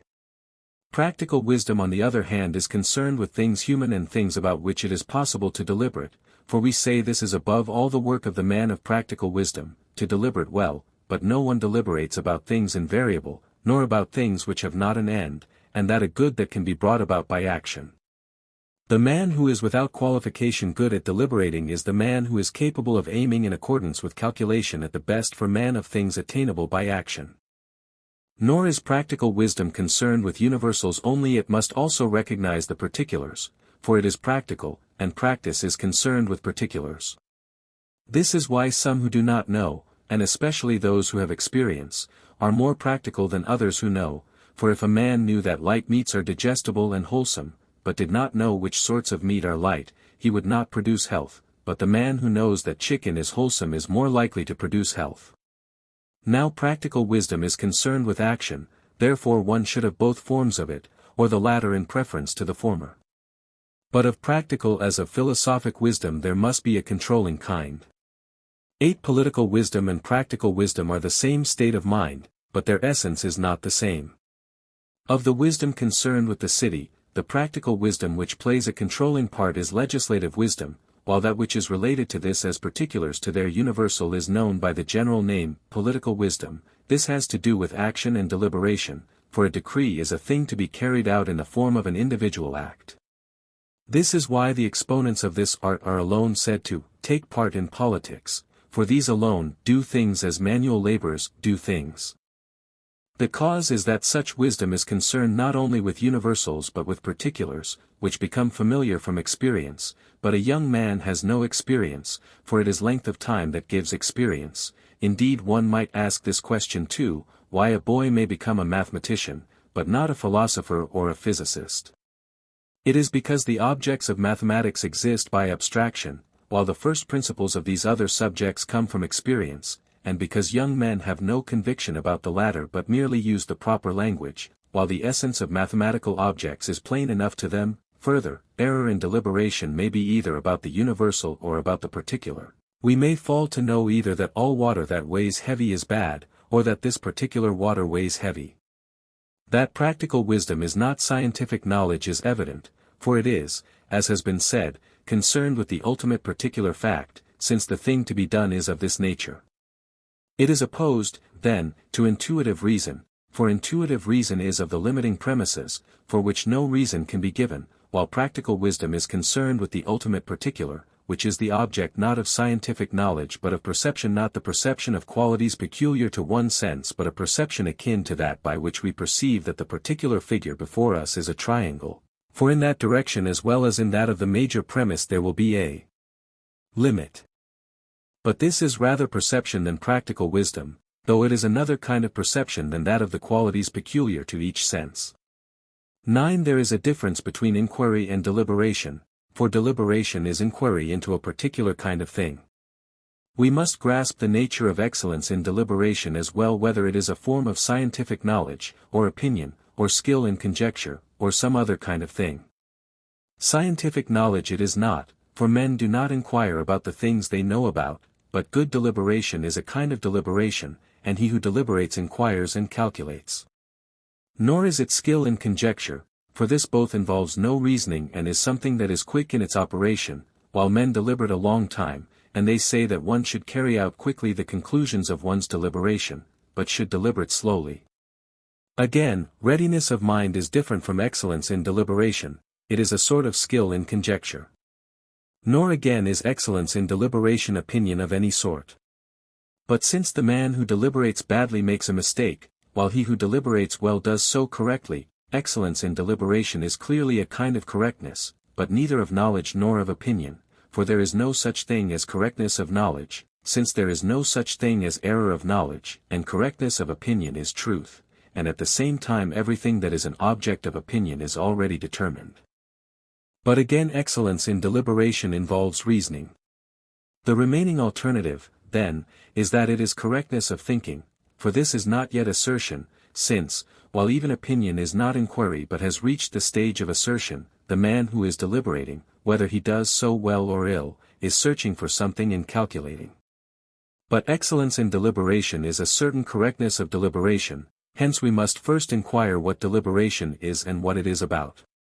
And, there being more than one kind of correctness, plainly excellence in deliberation is not any and every kind, for, 1. The incontinent man and the bad man, if he is clever, will reach as a result of his calculation what he sets before himself, so that he will have deliberated correctly, but he will have got for himself a great evil. Now to have deliberated well is thought to be a good thing, for it is this kind of correctness of deliberation that is excellence in deliberation, viz. That which tends to attain what is good. But, 2. It is possible to attain even good by a false syllogism, and to attain what one ought to do but not by the right means, the middle term being false, so that this too is not yet excellence in deliberation, this state in virtue of which one attains what one ought but not by the right means. Again, 3. It is possible to attain it by long deliberation while another man attains it quickly. Therefore in the former case we have not yet got excellence in deliberation, which is rightness with regard to the expedient, rightness in respect both of the end, the manner, and the time. For, further, it is possible to have deliberated well either in the unqualified sense or with reference to a particular end. Excellence in deliberation in the unqualified sense, then, is that which succeeds with reference to what is the end in the unqualified sense, and excellence in deliberation in a particular sense is that which succeeds relatively to a particular end. If, then, it is characteristic of men of practical wisdom to have deliberated well, excellence in deliberation will be correctness with regard to what conduces to the end of which practical wisdom is the true apprehension. 10. Understanding, also, and goodness of understanding, in virtue of which men are said to be men of understanding or of good understanding, are neither entirely the same as opinion or scientific knowledge, for at that rate all men would have been men of understanding, nor are they one of the particular sciences, such as medicine, the science of things connected with health, or geometry, The science of spatial magnitudes. For understanding is neither about things that are always and are unchangeable, nor about any and every one of the things that come into being, but about things which may become subjects of questioning and deliberation. Hence it is about the same objects as practical wisdom, but understanding and practical wisdom are not the same. For practical wisdom issues commands, since its end is what ought to be done or not to be done, but understanding only judges. Understanding is identical with goodness of understanding, men of understanding with men of good understanding.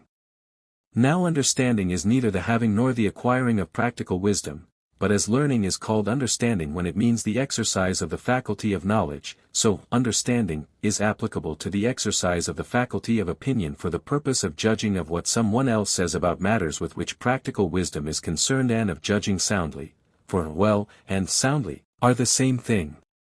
And from this has come the use of the name understanding, in virtue of which men are said to be of good understanding, viz. From the application of the word to the grasping of scientific truth, for we often call such grasping understanding. 11. What is called judgment, in virtue of which men are said to be sympathetic judges and to have judgment, is the right discrimination of the equitable. This is shown by the fact that we say the equitable man is above all others a man of sympathetic judgment, and identify equity with sympathetic judgment about certain facts. And sympathetic judgment is judgment which discriminates what is equitable and does so correctly, and correct judgment is that which judges what is true. Now all the states we have considered converge, as might be expected, to the same point, for when we speak of judgment and understanding and practical wisdom and intuitive reason we credit the same people with possessing judgment and having reached years of reason and with having practical wisdom and understanding. For all these faculties deal with ultimates, i.e., with particulars, and being a man of understanding and of good or sympathetic judgment consists in being able to judge about the things with which practical wisdom is concerned, for the equities are common to all good men in relation to other men. Now all things which have to be done are included among particulars or ultimates, for not only must the man of practical wisdom know particular facts, but understanding and judgment are also concerned with things to be done, and these are ultimates. And intuitive reason is concerned with the ultimates in both directions, for both the first terms and the last are objects of intuitive reason and not of argument, and the intuitive reason which is presupposed by demonstrations grasps the unchangeable and first terms, while the intuitive reason involved in practical reasonings grasps the last and variable fact, i.e., the minor premise. For these variable facts are the starting points for the apprehension of the end, since the universals are reached from the particulars, of these therefore we must have perception, and this perception is intuitive reason. This is why these states are thought to be natural endowments, why, while no one is thought to be a philosopher by nature, people are thought to have by nature judgment, understanding, and intuitive reason. This is shown by the fact that we think our powers correspond to our time of life, and that a particular age brings with it intuitive reason and judgment. This implies that nature is the cause. Hence intuitive reason is both beginning and end, for demonstrations are from these and about these. Therefore we ought to attend to the undemonstrated sayings and opinions of experienced and older people or of people of practical wisdom not less than to demonstrations, for because experience has given them an eye they see aright. We have stated, then, what practical and philosophic wisdom are, and with what each of them is concerned, and we have said that each is the virtue of a different part of the soul. 12 difficulties might be raised as to the utility of these qualities of mind. For, 1. Philosophic wisdom will contemplate none of the things that will make a man happy, for it is not concerned with any coming into being, and though practical wisdom has this merit, for what purpose do we need it? Practical wisdom is the quality of mind concerned with things just and noble and good for man, but these are the things which it is the mark of a good man to do, and we are none the more able to act for knowing them if the virtues are states of character, just as we are none the better able to act for knowing the things that are healthy and sound, in the sense not of producing but of issuing from the state of health, for we are none the more able to act for having the art of medicine or of gymnastics. But, 2. If we are to say that a man should have practical wisdom not for the sake of knowing moral truths but for the sake of becoming good, practical wisdom will be of no use to those who are good, again it is of no use to those who have not virtue, for it will make no difference whether they have practical wisdom themselves or obey others who have it, and it would be enough for us to do what we do in the case of health, Though we wish to become healthy, yet we do not learn the art of medicine. 3. Besides this, it would be thought strange if practical wisdom, being inferior to philosophic wisdom, is to be put in authority over it, as seems to be implied by the fact that the art which produces anything rules and issues commands about that thing. These, then, are the questions we must discuss. So far we have only stated the difficulties. 1. Now first let us say that in themselves these states must be worthy of choice because they are the virtues of the two parts of the soul respectively, even if neither of them produce anything. 2. Secondly, they do produce something, not as the art of medicine produces health, however, but as health produces health, so does philosophic wisdom produce happiness, for, being a part of virtue entire, by being possessed and by actualizing itself it makes a man happy. 3. Again, the work of man is achieved only in accordance with practical wisdom as well as with moral virtue, for virtue makes us aim at the right mark, and practical wisdom makes us take the right means. Of the fourth part of the soul the nutritive there is no such virtue, for there is nothing which it is in its power to do or not to do. 4. With regard to our being none the more able to do because of our practical wisdom what is noble and just, let us begin a little further back, starting with the following principle. As we say that some people who do just acts are not necessarily just, i.e., those who do the acts ordained by the laws either unwillingly or owing to ignorance or for some other reason and not for the sake of the acts themselves, though, to be sure, they do what they should and all the things that the good man ought, so is it seems, that in order to be good one must be in a certain state when one does the several acts, i.e., one must do them as a result of choice and for the sake of the acts themselves. Now virtue makes the choice right, but the question of the things which should naturally be done to carry out our choice belongs not to virtue but to another faculty. We must devote our attention to these matters and give a clearer statement about them. There is a faculty which is called cleverness, and this is such as to be able to do the things that tend towards the mark we have set before ourselves, and to hit it. Now if the mark be noble, the cleverness is laudable, but if the mark be bad, the cleverness is mere smartness. Hence we call even men of practical wisdom clever or smart. Practical wisdom is not the faculty, but it does not exist without this faculty. And this eye of the soul acquires its formed state not without the aid of virtue, as has been said and is plain, for the syllogisms which deal with acts to be done are things which involve a starting point, viz. Therefore, as in the part of us which forms opinions there are two types, cleverness and practical wisdom, so too in the moral part there are two types, natural virtue and virtue in the strict sense, and of these the latter involves practical wisdom. This is why some say that all the virtues are forms of practical wisdom, and why Socrates in one respect was on the right track while in another he went astray. In thinking that all the virtues were forms of practical wisdom he was wrong, but in saying they implied practical wisdom he was right. This is confirmed by the fact that even now all men, when they define virtue, after naming the state of character and its objects add, that state, which is in accordance with the right rule, now the right rule is that which is in accordance with practical wisdom. All men, then, seem somehow to divine that this kind of state is virtue, viz. that which is in accordance with practical wisdom. But we must go a little further. For it is not merely the state in accordance with the right rule, but the state that implies the presence of the right rule, that is virtue, and practical wisdom is a right rule about such matters. Socrates, then, thought the virtues were rules or rational principles, for he thought they were, all of them, forms of scientific knowledge, while we think they involve a rational principle. Further, to maintain its supremacy would be like saying that the art of politics rules the gods because it issues orders about all the affairs of the state. Book 7:1. Let us now make a fresh beginning and point out that of moral states to be avoided there are three kinds: vice, incontinence, brutishness. The contraries of two of these are evident. One we call virtue, the other continence. To brutishness it would be most fitting to oppose superhuman virtue, a heroic and divine kind of virtue, as Homer has represented Priam's saying of Hector that he was very good, for he seemed not, he the child of a mortal man, but as one that of God's seed came. Therefore if, as they say, men become gods by excess of virtue, of this kind must evidently be the state opposed to the brutish state, for as a brute has no vice or virtue, so neither has a god, his state is higher than virtue, and that of a brute is a different kind of state from vice. Now, since it is rarely that a godlike man is found to use the epithet of the Spartans, who when they admire anyone highly call him a godlike man, so too the brutish type is rarely found among men, it is found chiefly among barbarians, but some brutish qualities are also produced by disease or deformity, and we also call by this evil name those men who go beyond all ordinary standards by reason of vice. Of this kind of disposition, however, we must later make some mention. While we have discussed vice before, we must now discuss incontinence and softness, or effeminacy, and continence and endurance, for we must treat each of the two neither as identical with virtue or wickedness, nor as a different genus.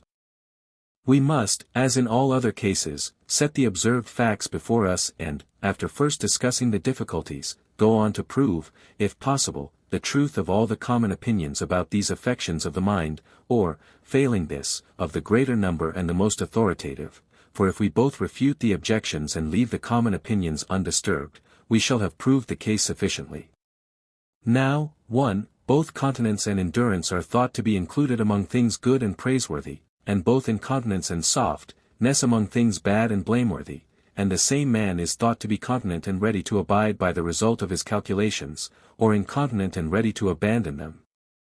And, 2. The incontinent man, knowing that what he does is bad, does it as a result of passion, while the continent man, knowing that his appetites are bad, refuses on account of his rational principle to follow them. 3. The temperate man all men call continent and disposed to endurance, while the continent man some maintain to be always temperate but others do not, and some call the self-indulgent man incontinent and the incontinent man self-indulgent indiscriminately, while others distinguish them. 4. The man of practical wisdom, they sometimes say, cannot be incontinent, while sometimes they say that some who are practically wise and clever are incontinent. Again, 5. Men are said to be incontinent even with respect to anger, honor, and gain. These, then, are the things that are said. 2. Now we may ask, 1. How a man who judges rightly can behave incontinently. That he should behave so when he has knowledge, some say is impossible, for it would be strange. So Socrates thought if when knowledge was in a man something else could master it and drag it about like a slave. For Socrates was entirely opposed to the view in question, holding that there is no such thing as incontinence. No one, he said, when he judges acts against what he judges best. People act so only by reason of ignorance. Now this view plainly contradicts the observed facts, and we must inquire about what happens to such a man, if he acts by reason of ignorance. What is the manner of his ignorance? For that the man who behaves incontinently does not, before he gets into this state, think he ought to act so, is evident. But there are some who concede certain of Socrates' contentions but not others, that nothing is stronger than knowledge they admit, but not that on one acts contrary to what has seemed to him the better course, and therefore they say that the incontinent man has not knowledge when he is mastered by his pleasures, but opinion. But if it is opinion and not knowledge, if it is not a strong conviction that resists but a weak one, as in men who hesitate, we sympathize with their failure to stand by such convictions against strong appetites, but we do not sympathize with wickedness, nor with any of the other blameworthy states. Is it then practical wisdom whose resistance is mastered? That is the strongest of all states. But this is absurd. The same man will be at once practically wise and incontinent, but no one would say that it is the part of a practically wise man to do willingly the basest acts. Besides, it has been shown before that the man of practical wisdom is one who will act, for he is a man concerned with the individual facts, and who has the other virtues. 2. Further, if continence involves having strong and bad appetites, the temperate man will not be continent nor the continent man temperate, for a temperate man will have neither excessive nor bad appetites. But the continent man must, for if the appetites are good, the state of character that restrains us from following them is bad, so that not all continence will be good, while if they are weak and not bad, there is nothing admirable in resisting them, and if they are weak and bad, there is nothing great in resisting these either. 3. Further, if continence makes a man ready to stand by any and every opinion, it is bad, i.e., if it makes him stand even by a false opinion, and if incontinence makes a man apt to abandon any and every opinion, there will be a good incontinence, of which Sophocles' Neoptolemus and Philoctetes will be an instance, for he is to be praised for not standing by what Odysseus persuaded him to do, because he is pained at telling a lie. For, further, the sophistic argument presents a difficulty. The syllogism arising from men's wish to expose paradoxical results arising from an opponent's view, in order that they may be admired when they succeed, is one that puts us in a difficulty, for thought is bound fast when it will not rest because the conclusion does not satisfy it, and cannot advance because it cannot refute the argument. There is an argument from which it follows that folly coupled with incontinence is virtue, for a man does the opposite of what he judges, owing to incontinence, but judges what is good to be evil and something that he should not do, and consequence he will do what is good and not what is evil. 5. Further, he who on conviction does and pursues and chooses what is pleasant would be thought to be better than one who does so as a result not of calculation but of incontinence, for he is easier to cure since he may be persuaded to change his mind. But to the incontinent man may be applied the proverb, when water chokes, what is one to wash it down with? If he had been persuaded of the rightness of what he does, he would have desisted when he was persuaded to change his mind, but now he acts in spite of his being persuaded of something quite different. 6. Further, if incontinence and continence are concerned with any and every kind of object, who is it that is incontinent in the unqualified sense?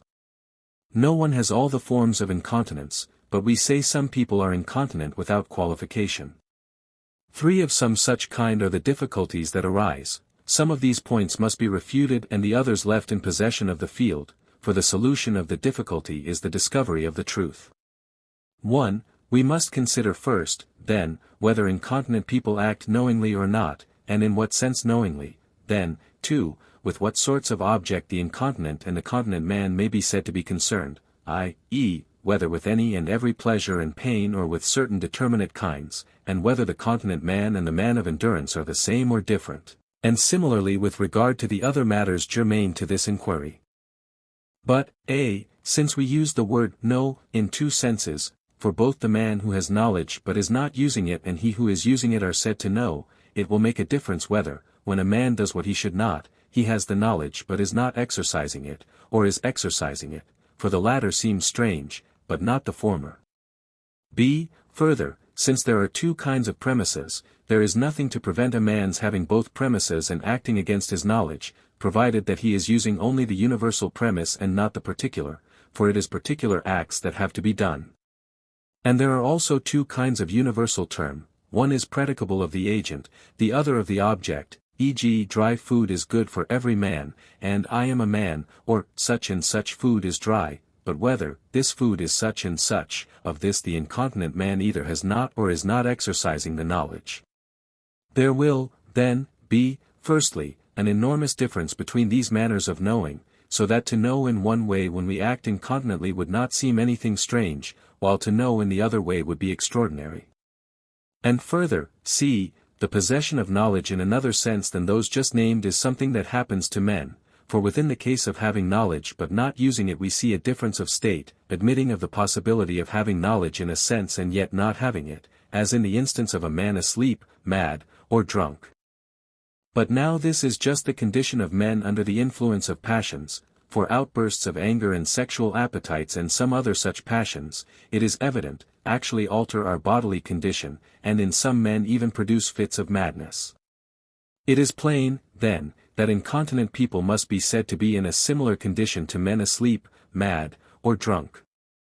The fact that men use the language that flows from knowledge proves nothing, for even men under the influence of these passions utter scientific proofs and verses of Empedocles, and those who have just begun to learn a science can string together its phrases, but do not yet know it, for it has to become part of themselves, and that takes time. So that we must suppose that the use of language by men in an incontinent state means no more than its utterance by actors on the stage.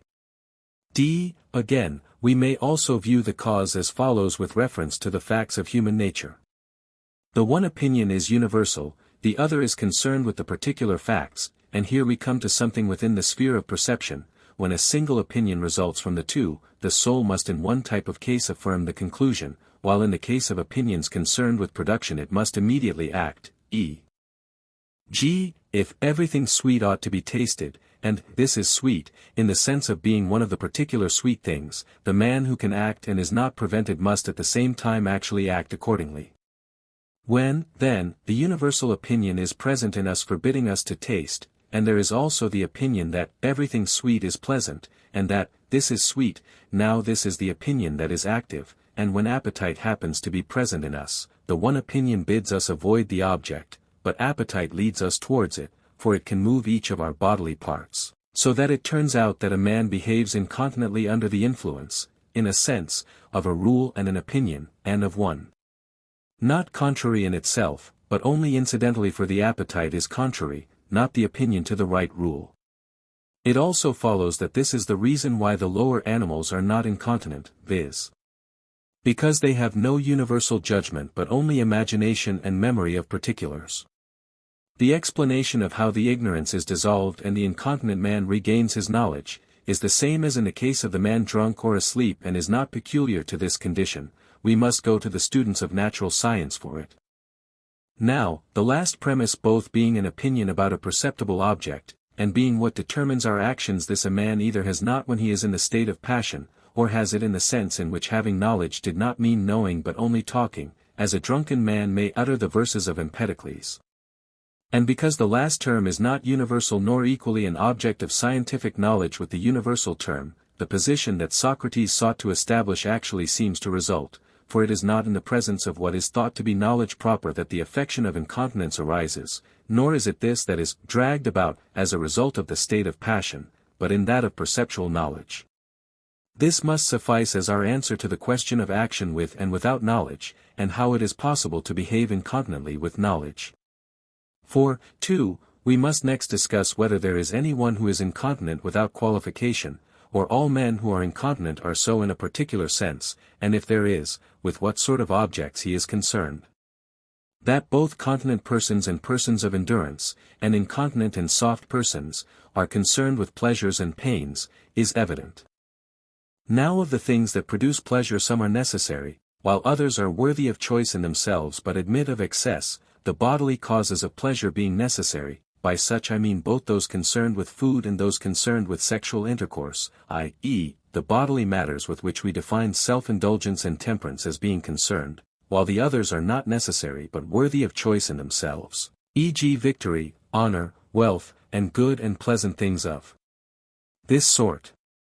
This being so, those who go to excess with reference to the latter, contrary to the right rule which is in themselves, are not called incontinent simply, but incontinent with the qualification, in respect of money, gain, honor, or anger, not simply incontinent, on the ground that they are different from incontinent people and are called incontinent by reason of a resemblance.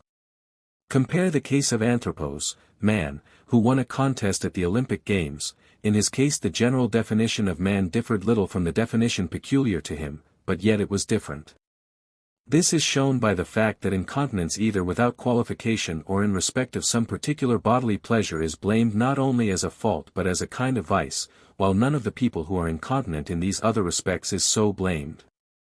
But, of the people who are incontinent with respect to bodily enjoyments, with which we say the temperate and the self-indulgent man are concerned, he who pursues the excesses of things pleasant and shuns those of things painful, of hunger and thirst and heat and cold and all the objects of touch and taste not by choice but contrary to his choice and his judgment, is called incontinent, not with the qualification, in respect of this or that, e.g. of anger, but just simply.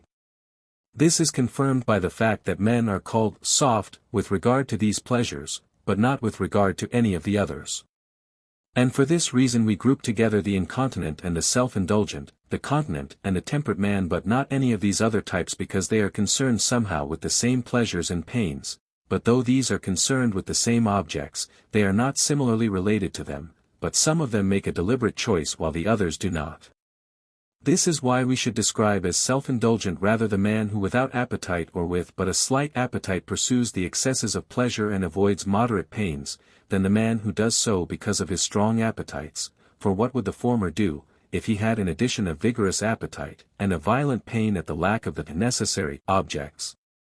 Now of appetites and pleasures some belong to the class of things generically noble and good, for some pleasant things are by nature worthy of choice, while others are contrary to these, and others are intermediate, to adopt our previous distinction e.g. wealth, gain, victory, honor. And with reference to all objects whether of this or of the intermediate kind, men are not blamed for being affected by them, for desiring and loving them, but for doing so in a certain way, i.e., for going to excess. This is why all those who contrary to the rule either are mastered by or pursue one of the objects which are naturally noble and good, e.g. those who busy themselves more than they ought about honor or about children and parents, are not wicked, for these too are good, and those who busy themselves about them are praised.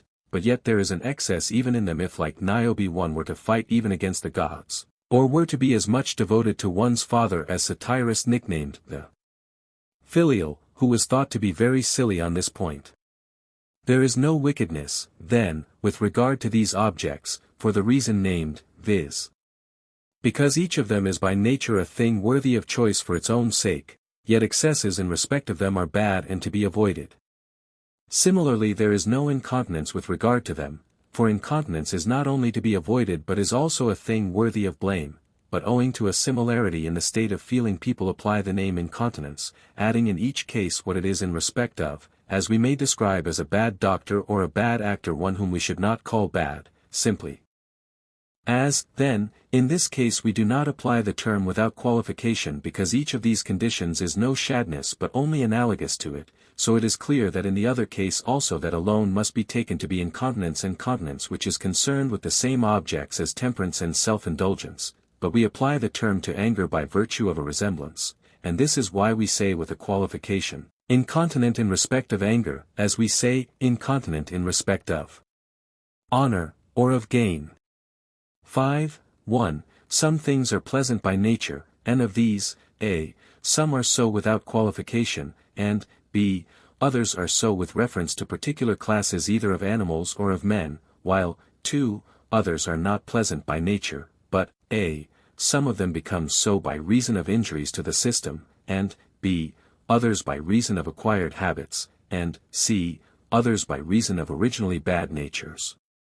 This being so, it is possible with regard to each of the latter kinds to discover similar states of character to those recognized with regard to the former, I mean, the brutish states, as in the case of the female who, they say, rips open pregnant women and devours the infants, or of the things in which some of the tribes about the Black Sea that have gone savage are said to delight in raw meat or in human flesh, or in lending their children to one another to feast upon, or of the story told of Phalaris. These states are brutish, but, b. others arise as a result of disease, or, in some cases, of madness, as with the man who sacrificed and ate his mother, or with the slave who ate the liver of his fellow, and others are morbid states, c. resulting from custom, e.g. the habit of plucking out the hair or of gnawing the nails, or even coals or earth, and in addition to these paiderasty, for these arise in some by nature and in others, as in those who have been the victims of lust from childhood. From habit. Now those in whom nature is the cause of such a state no one would call incontinent, any more than one would apply the epithet to women because of the passive part they play in copulation, nor would one apply it to those who are in a morbid condition as a result of habit. To have these various types of habit is beyond the limits of vice, as brutishness is too, for a man who has them to master or be mastered by them is not simple, continence or incontinence but that which is so by analogy, as the man who is in this condition in respect of fits of anger is to be called incontinent in respect of that feeling but not incontinent simply. For every excessive state whether of folly, of cowardice, of self-indulgence, or of bad temper, is either brutish or morbid. The man who is by nature apt to fear everything, even the squeak of a mouse, is cowardly with a brutish cowardice, while the man who feared a weasel did so in consequence of disease. And of foolish people those who by nature are thoughtless and live by their senses alone are brutish, like some races of the distant barbarians, while those who are so as a result of disease, e.g., of epilepsy, or of madness are morbid. Of these characteristics it is possible to have some only at times, and not to be mastered by them. E.g. Phalaris may have restrained a desire to eat the flesh of a child or an appetite for unnatural sexual pleasure, but it is also possible to be mastered, not merely to have the feelings. Thus, as the wickedness which is on the human level is called wickedness simply, while that which is not is called wickedness not simply but with the qualification brutish or morbid, in the same way it is plain that some incontinence is brutish and some morbid, while only that which corresponds to human self-indulgence is incontinence simply. That incontinence and continence, then, are concerned only with the same objects as self-indulgence and temperance, and that what is concerned with other objects is a type distinct from incontinence, and called incontinence by a metaphor and not simply, is plain. 6. That incontinence in respect of anger is less disgraceful than that in respect of the appetites is what we will now proceed to see. 1. Anger seems to listen to argument to some extent, but to mishear it, as do hasty servants who run out before they have heard the whole of what one says, and then muddle the order, or as dogs bark if there is but a knock at the door, before looking to see if it is a friend. So anger by reason of the warmth and hastiness of its nature, though it hears, does not hear an order, and springs to take revenge. For argument or imagination informs us that we have been insulted or slighted, and anger, reasoning as it were that anything like this must be fought against, boils up straightway, while appetite, if argument or perception merely says that an object is pleasant, springs to the enjoyment of it. Therefore anger obeys the argument in a sense, but appetite does not. It is therefore more disgraceful, for the man who is incontinent in respect of anger is in a sense conquered by argument, while the other is conquered by appetite and not by argument. 2. Further, we pardon people more easily for following natural desires, since we pardon them more easily for following such appetites as are common to all men, and in so far as they are common, now anger and bad temper are more natural than the appetites for excess, i.e., for unnecessary objects. Take for instance the man who defended himself on the charge of striking his father by saying, "Yes, but he struck his father, and he struck his," and, pointing to his child, "This boy will strike me when he is a man, it runs in the family," or the man who when he was being dragged along by his son bade him stop at the doorway, since he himself had dragged his father only as far as that. 2. Further, those who are more given to plotting against others are more criminal. Now a passionate man is not given to plotting, nor is anger itself it is open, but the nature of appetite is illustrated by what the poets call Aphrodite, guile-weaving daughter of Cyprus, and by Homer's words about her embroidered girdle, and the whisper of wooing is there, whose subtlety stealeth the wits of the wise, how prudent sower. Therefore if this form of incontinence is more criminal and disgraceful than that in respect of anger, it is both incontinence without qualification and in a sense vice. 4. Further, no one commits wanton outrage with a feeling of pain, but every one who acts in anger acts with pain, while the man who commits outrage acts with pleasure. If, then, those acts at which it is most just to be angry are more criminal than others, the incontinence which is due to appetite is the more criminal, for there is no wanton outrage involved in anger. Plainly, then, the incontinence concerned with appetite is more disgraceful than that concerned with anger, and continence and incontinence are concerned with bodily appetites and pleasures, but we must grasp the differences among the latter themselves. For, as has been said at the beginning, some are human and natural both in kind and in magnitude, others are brutish and others are due to organic injuries and diseases.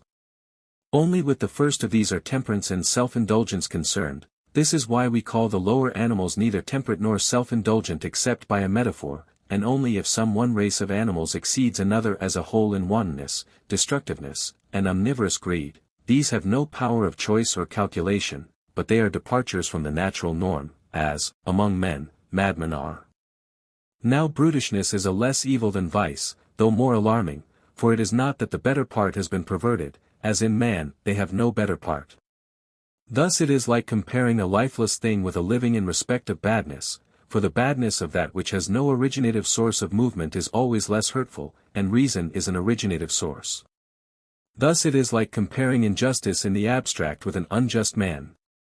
Each is in some sense worse, for a bad man will do 10,000 times as much evil as a brute. 7. With regard to the pleasures and pains and appetites and aversions arising through touch and taste, to which both self-indulgence and temperance were formerly narrowed down, it possible to be in such a state as to be defeated even by those of them which most people master, or to master even those by which most people are defeated. Among these possibilities, those relating to pleasures are incontinence and continence, those relating to pains softness and endurance. The state of most people is intermediate, even if they lean more towards the worse states. Now, since some pleasures are necessary while others are not, and are necessary up to a point while the excesses of them are not, nor the deficiencies, and this is equally true of appetites and pains, the man who pursues the excesses of things pleasant, or pursues to excess necessary objects, and does so by choice, for their own sake and not at all for the sake of any result distinct from them, is self-indulgent. For such a man is of necessity unlikely to repent, and therefore incurable, since a man who cannot repent cannot be cured.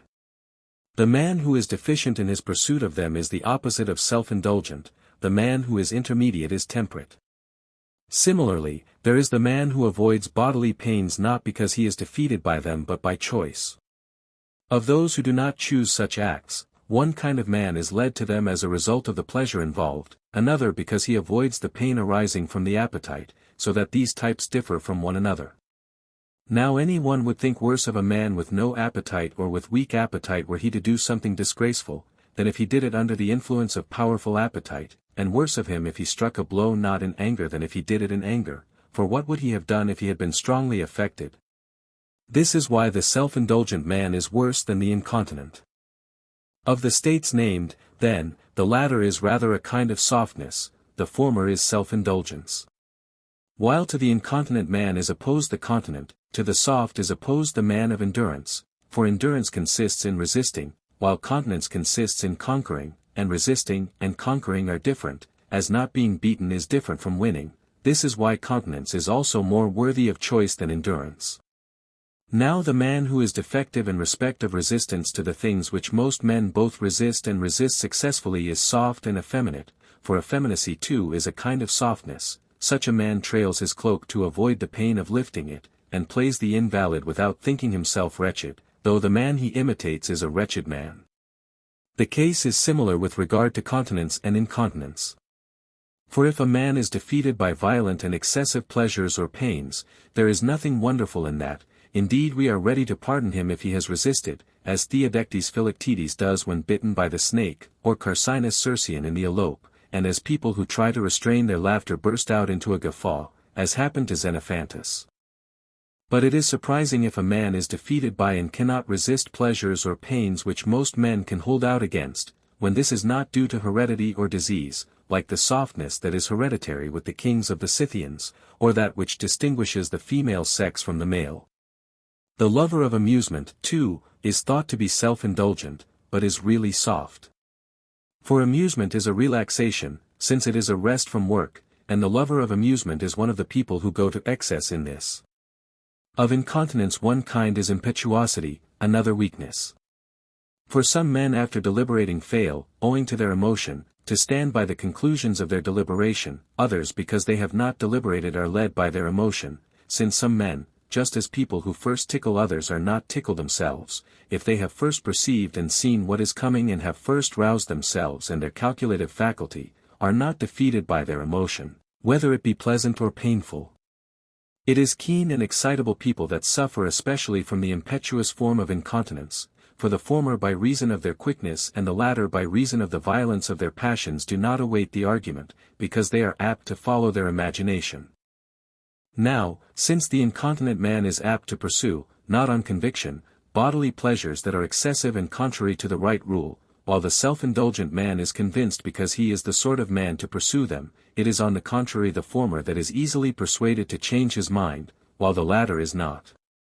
For virtue and vice respectively preserve and destroy the first principle, and in actions the final cause is the first principle, as the hypotheses are in mathematics. Neither in that case is it argument that teaches the first principles, nor is it so here virtue either natural or produced by habituation is what teaches right opinion about the first principle. Such a man as this, then, is temperate, his contrary is the self-indulgent. But there is a sort of man who is carried away as a result of passion and contrary to the right rule, a man whom passion masters so that he does not act according to the right rule, but does not master to the extent of making him ready to believe that he ought to pursue such pleasures without reserve. This is the incontinent man, who is better than the self-indulgent man, and not bad without qualification, for the best thing in him, the first principle, is preserved. And contrary to him is another kind of man, he who abides by his convictions and is not carried away, at least as a result of passion. It is evident from these considerations that the latter is a good state and the former a bad one. 9 is the man continent who abides by any and every rule and any and every choice, or the man who abides by the right choice, and is he incontinent who abandons any and every choice and any and every rule, or he who abandons the rule that is not false and the choice that is right? This is how we put it before in our statement of the problem. Or is it incidentally any and every choice but per se the true rule and the right choice by which the one abides and the other does not? If any one chooses or pursues this for the sake of that, per se he pursues and chooses the latter, but incidentally the former. But when we speak without qualification we mean what is per se. Therefore in a sense the one abides by, and the other abandons, any and every opinion, but without qualification, the true opinion. There are some who are apt to abide by their opinion, who are called strong-headed, viz. those who are hard to persuade in the first instance and are not easily persuaded to change. These have in them something like the continent man, as the prodigal is in a way like the liberal man and the rash man like the confident man, but they are different in many respects.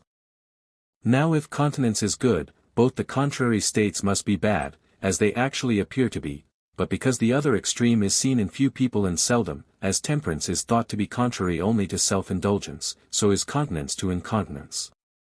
Since many names are applied analogically, it is by analogy that we have come to speak of the continence, the temperate man, for both the continent man and the temperate man are such as to do nothing contrary to the rule for the sake of the bodily pleasures, but the former has and the latter has not bad appetites, and the latter is such as not to feel pleasure contrary to the rule, while the former is such as to feel pleasure but not to be led by it. And the incontinent and the self-indulgent man are also like another, they are different, but both pursue bodily pleasures, the latter, however, also thinking that he ought to do so, while the former does not think this. 10 Nor can the same man have practical wisdom and be incontinent, for it has been shown that a man is at the same time practically wise, and good in respect of character. Further, a man has practical wisdom not by knowing only but by being able to act, but the incontinent man is unable to act. There is, however, nothing to prevent a clever man from being incontinent. This is why it is sometimes actually thought that some people have practical wisdom but are incontinent, viz. Of the forms of incontinence, that of excitable people is more curable than that of those who deliberate but do not abide by their decisions, and those who are incontinent through habituation are more curable than those in whom incontinence is innate, for it is easier to change a habit than to change one's nature. Even habit is hard to change just because it is like nature, as Ivinus says, I say that habit's but a long practice, friend, and this becomes men's nature in the end. We have now stated what continence, incontinence, endurance, and softness are, and how these states are related to each other. 11 The study of pleasure and pain belongs to the province of the political philosopher, for he is the architect of the end, with a view to which we call one thing bad and another good without qualification. Further, it is one of our necessary tasks to consider them, for not only did we lay it down that moral virtue and vice are concerned with pains and pleasures, but most people say that happiness involves pleasure. This is why the blessed man is called by a name derived from a word meaning enjoyment. Now, 1. Some people think that no pleasure is a good, either in itself or incidentally, since the good and pleasure are not the same. 2. Others think that some pleasures are good but that most are bad. The states they produce, therefore, are not pleasures naturally or without qualification, for as pleasant things differ, so do the pleasures arising from them. See, again, it is not necessary that there should be something else better than pleasure, as some say the end is better than the process, for leisures are not processes nor do they all involve process, they are activities and ends, nor do they arise when we are becoming something, but when we are exercising some faculty, and not all pleasures have an end different from themselves, but only the pleasures of persons who are being led to the perfecting of their nature. This is why it is not right to say that pleasure is perceptible process, but it should rather be called activity of the natural state, and instead of perceptible, unimpeded. It is thought by some people to be process just because they think it is in the strict sense good, for they think that activity is process, which it is not. b. The view that pleasures are bad because some pleasant things are unhealthy is like saying that healthy things are bad because some healthy things are bad for money-making. Both are bad in the respect mentioned, but they are not bad for that reason. Indeed, thinking itself is sometimes injurious to health. Neither practical wisdom nor any state of being is impeded by the pleasure arising from it, it is foreign pleasures that impede, for the pleasures arising from thinking and learning will make us think and learn all the more. c. The fact that no pleasure is the product of any art arises naturally enough. There is no art of any other activity either, but only of the corresponding faculty, though for that matter the arts of the perfumer and the cook are thought to be arts of pleasure. d. The arguments based on the grounds that the temperate man avoids pleasure and that the man of practical wisdom pursues the painless life, and that children and the brutes pursue pleasure, are all refuted by the same consideration. We have pointed out in what sense pleasures are good without qualification and in what sense some are not good. Now both the brutes and children pursue pleasures of the latter kind, and the man of practical wisdom pursues tranquil freedom from that kind, viz. those which imply appetite and pain, i.e., the bodily pleasures, for it is these that are of this nature, and the excesses of them, in respect of which the self-indulgent man is self-indulgent. This is why the temperate man avoids these pleasures, for even he has pleasures of his own. Those of fortune, viz. in order that he may not be impeded in these ways. Those who say that the victim on the rack or the man who falls into great misfortunes is happy if he is good, are, whether they mean to or not, talking nonsense. Now because we need fortune as well as other things, some people think good fortune the same thing as happiness, but it is not that, for even good fortune itself when in excess is an impediment, and perhaps should then be no longer called good fortune, for its limit is fixed by reference to happiness.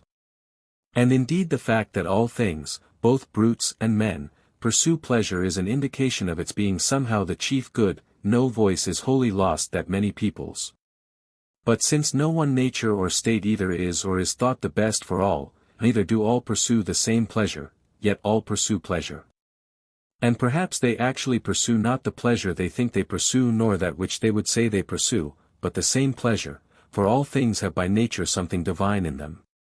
But the bodily pleasures have appropriated the name both because we oftenest steer our course for them and because all men share in them, thus because they alone are familiar, men think there are no others.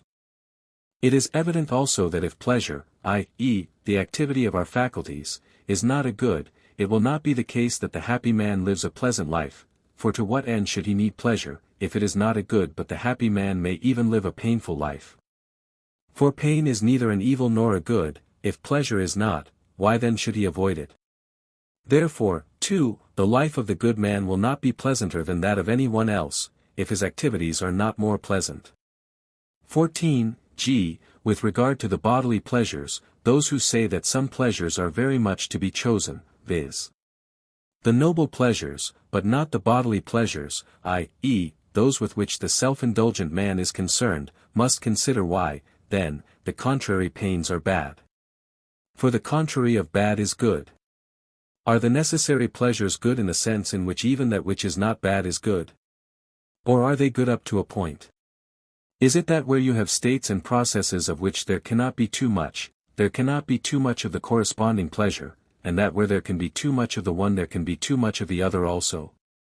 Now there can be too much of bodily goods, and the bad man is bad by virtue of pursuing the excess, not by virtue of pursuing the necessary pleasures, for all men enjoy in some way or other both dainty foods and wines and sexual intercourse, but not all men do so as they ought.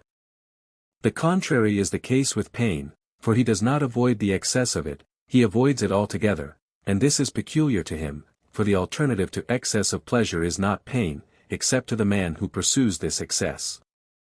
Since we should state not only the truth, but also the cause of error, for this contributes towards producing conviction, since when a reasonable explanation is given of why the false view appears true, this tends to produce belief in the true view. Therefore we must state why the bodily pleasures appear the more worthy of choice.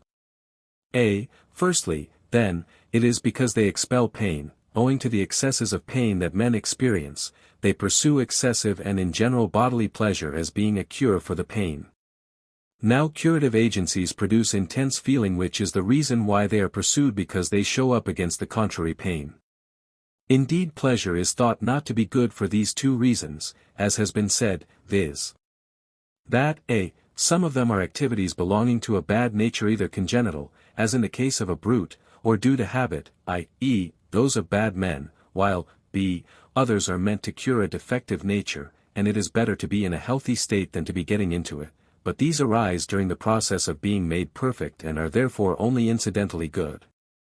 b. Further, they are pursued because of their violence by those who cannot enjoy other pleasures. At all events they go out of their way to manufacture thirst somehow for themselves. When these are harmless, the practice is irreproachable; when they are hurtful, it is bad. For they have nothing else to enjoy, and, besides, a neutral state is painful to many people because of their nature. For the animal nature is always in travail, as the students of natural science also testify, saying that sight and hearing are painful, but we have become used to this, as they maintain.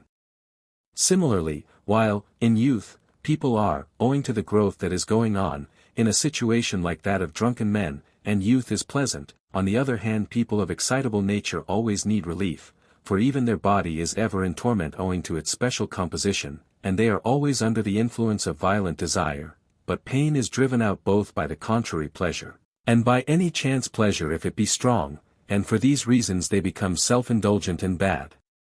But the pleasures that do not involve pains do not admit of excess, and these are among the things pleasant by nature and not incidentally. By things pleasant incidentally I mean those that act as cures, for because as a result people are cured, through some action of the part that remains healthy, for this reason the process is thought pleasant. By things naturally pleasant I mean those that stimulate the action of the healthy nature. There is no one thing that is always pleasant, because our nature is not simple, but there is another element in us as well, inasmuch as we are perishable creatures, so that if the one element does something, this is unnatural to the other nature, and when the two elements are evenly balanced, what is done seems neither painful nor pleasant, for if the nature of anything were simple, the same action would always be most pleasant to it. This is why God always enjoys a single and simple pleasure, for there is not only an activity of movement but an activity of immobility, and pleasure is found more in rest than in movement. But, change in all things is sweet, as the poet says, because of some vice, for as it is the vicious man that is changeable, so the nature that needs change is vicious, for it is not simple nor good. We have now discussed continence and incontinence, and pleasure and pain, both what each is and in what sense some of them are good and others bad. It remains to speak of friendship.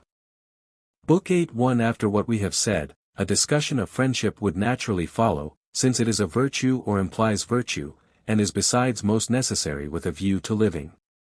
For without friends no one would choose to live, though he had all other goods. Even rich men and those in possession of office and of dominating power are thought to need friends most of all, for what is the use of such prosperity without the opportunity of beneficence, which is exercised chiefly and in its most laudable form towards friends? Or how can prosperity be guarded and preserved without friends? The greater it is, the more exposed is it to risk. And in poverty and in other misfortunes men think friends are the only refuge. It helps the young, too, to keep from error. It aids older people by ministering to their needs and supplementing the activities that are failing from weakness. Those in the prime of life it stimulates to noble actions too, going together, for with friends men are more able both to think and to act. Again, parent seems by nature to feel it for offspring and offspring for parent, not only among men but among birds and among most animals. It is felt mutually by members of the same race, and especially by men, whence we praise lovers of their fellow men. We may even in our travels how near and dear every man is to every other. Friendship seems too to hold states together, and lawgivers to care more for it than for justice, for unanimity seems to be something like friendship, and this they aim at most of all, and expel faction as their worst enemy, and when men are friends they have no need of justice, while when they are just they need friendship as well, and the truest form of justice is thought to be a friendly quality. But it is not only necessary but also noble, for we praise those who love their friends, and it is thought to be a fine thing to have many friends, and again we think it is the same people that are good men and are friends. Not a few things about friendship are matters of debate. Some define it as a kind of likeness and say like people are friends, whence come the sayings like to like, birds of a feather flock together, and so on. Others on the contrary say, two of a trade never agree. On this very question they inquire for deeper and more physical causes, Euripides saying that parched earth loves the rain, and stately heaven when filled with rain loves to fall to earth, and Heraclitus that, it is what opposes that helps, and from different tones comes the fairest tune, and all things are produced through strife, while Empedocles, as well as others, expresses the opposite view that like aims at like. The physical problems we may leave alone, for they do not belong to the present inquiry. Let us examine those which are human and involve character and feeling, e.g. whether friendship can arise between any two people or people cannot be friends if they are wicked, and whether there is one species of friendship or more than one. Those who think there is only one because it admits of degrees have relied on an inadequate indication, for even things different in species admit of degree. We have discussed this matter previously. 2. The kinds of friendship may perhaps be cleared up if we first come to know the object of love. For not everything seems to be loved but only the lovable, and this is good, pleasant, or useful, but it would seem to be that by which some good or pleasure is produced that is useful, so that it is the good and the useful that are lovable as ends. Do men love, then, the good, or what is good for them? These sometimes clash. So too with regard to the pleasant. Now it is thought that each loves what is good for himself, and that the good is without qualification lovable, and what is good for each man is lovable for him, but each man loves not what is good for him but what seems good. This however will make no difference, we shall just have to say that this is, that which seems lovable. Now there are 3 grounds on which people love. Of the love of lifeless objects we do not use the word friendship, for it is not mutual love, nor is there a wishing of good to the other, for it would surely be ridiculous to wish wine well. If one wishes anything for it, it is that it may keep, so that one may have it oneself, but to a friend we say we ought to wish what is good for his sake. But to those who thus wish good we ascribe only goodwill, if the wish is not reciprocated, goodwill when it is reciprocal being friendship. Or must we add, when it is recognized? For many people have goodwill to those whom they have not seen but judge to be good or useful, and one of these might return this feeling. These people seem to bear goodwill to each other, but how could one call them friends when they do not know their mutual feelings? To be friends, then, they must be mutually recognized as bearing goodwill and wishing well to each other for one of the aforesaid reasons. 3. Now these reasons differ from each other in kind, so, therefore, do the corresponding forms of love and friendship. There are therefore 3 kinds of friendship, equal in number to the things that are lovable, for with respect to each there is a mutual and recognized love, and those who love each other wish well to each other in that respect in which they love one another. Now those who love each other for their utility do not love each other for themselves but in virtue of some good which they get from each other. So too with those who love for the sake of pleasure, it is not for their character that men love ready-witted people, but because they find them pleasant. Therefore those who love for the sake of utility love for the sake of what is good for themselves, and those who love for the sake of pleasure do so for the sake of what is pleasant to themselves, and not in so far as the other is the person loved but in so far as he is useful or pleasant. And thus these friendships are only incidental, for it is not as being the man he is that the loved person is loved, but as providing some good or pleasure. Such friendships, then, are easily dissolved, if the parties do not remain like themselves, for if the one party is no longer pleasant or useful the other ceases to love him. Now the useful is not permanent but is always changing. Thus when the motive of the friendship is done away, the friendship is dissolved, inasmuch as it existed only for the ends in question. This kind of friendship seems to exist chiefly between old people, for at that age people pursue not the pleasant but the useful, and, of those who are in their prime or young, between those who pursue utility. And such people do not live much with each other either, for sometimes they do not even find each other pleasant. Therefore they do not need such companionship unless they are useful to each other, for they are pleasant to each other only in so far as they rouse in each other hopes of something good to come. Among such friendships people also class the friendship of a host and guest. On the other hand the friendship of young people seems to aim at pleasure, for they live under the guidance of emotion, and pursue above all what is pleasant to themselves and what is immediately before them, but with increasing age their pleasures become different. This is why they quickly become friends and quickly cease to be so. Their friendship changes with the object that is found pleasant, and such pleasure alters quickly. Young people are amorous too, for the greater part of the friendship of love depends on emotion and aims at pleasure. This is why they fall in love and quickly fall out of love, changing often within a single day. Love and friendship therefore are found most and in their best form between such men. But it is natural that such friendships should be infrequent, for such men are rare. Further, such friendship requires time and familiarity. As the proverb says, men cannot know each other till they have eaten salt together, nor can they admit each other to friendship or be friends till each has been found lovable and been trusted by each. Those who quickly show the marks of friendship to each other wish to be friends, but are not friends unless they both are lovable and know the fact, for a wish for friendship may arise quickly, but friendship does not. For this kind of friendship, then, is perfect both in respect of duration and in all other respects, and in it each gets from each in all respects the same as, or something like what, he gives, which is what ought to happen between friends. Friendship for the sake of pleasure bears a resemblance to this kind, for good people too are pleasant to each other. So too does friendship for the sake of utility, for the good are also useful to each other. Among men of these inferior sorts too, friendships are most permanent when the friends get the same thing from each other, e.g., pleasure, and not only that but also from the same source, as happens between ready-witted people, not as happens between lover and beloved. For these do not take pleasure in the same things, but the one in seeing the beloved and the other in receiving attentions from his lover, and when the bloom of youth is passing the friendship sometimes passes too, for the one finds no pleasure in the sight of the other, and the other gets no attentions from the first. But many lovers on the other hand are constant, if familiarity has led them to love each other's characters, these being alike. But those who exchange not pleasure but utility in their amour are both less truly friends and less constant. Those who are friends for the sake of utility part when the advantage is at an end, for they were lovers not of each other but of profit. For the sake of pleasure or utility, then, even bad men may be friends of each other, or good men of bad, or one who is neither good nor bad may be a friend to any sort of person, but for their own sake clearly only good men can be friends, for bad men do not delight in each other unless some advantage come of the relation. The friendship of the good too and this alone is proof against slander, for it is not easy to trust any one talk about a man who has long been tested by oneself, and it is among good men that trust and the feeling that, he would never wrong me, and all the other things that are demanded in true friendship are found.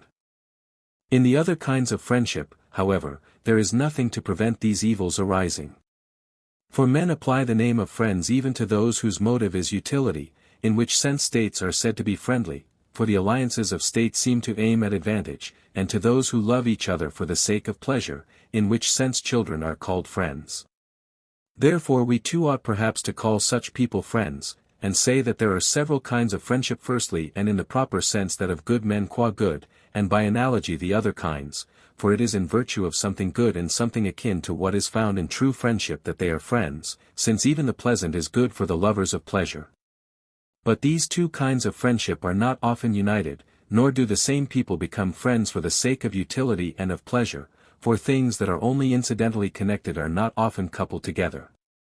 Friendship being divided into these kinds, bad men will be friends for the sake of pleasure or of utility, being in this respect like each other, but good men will be friends for their own sake, i.e., in virtue of their goodness.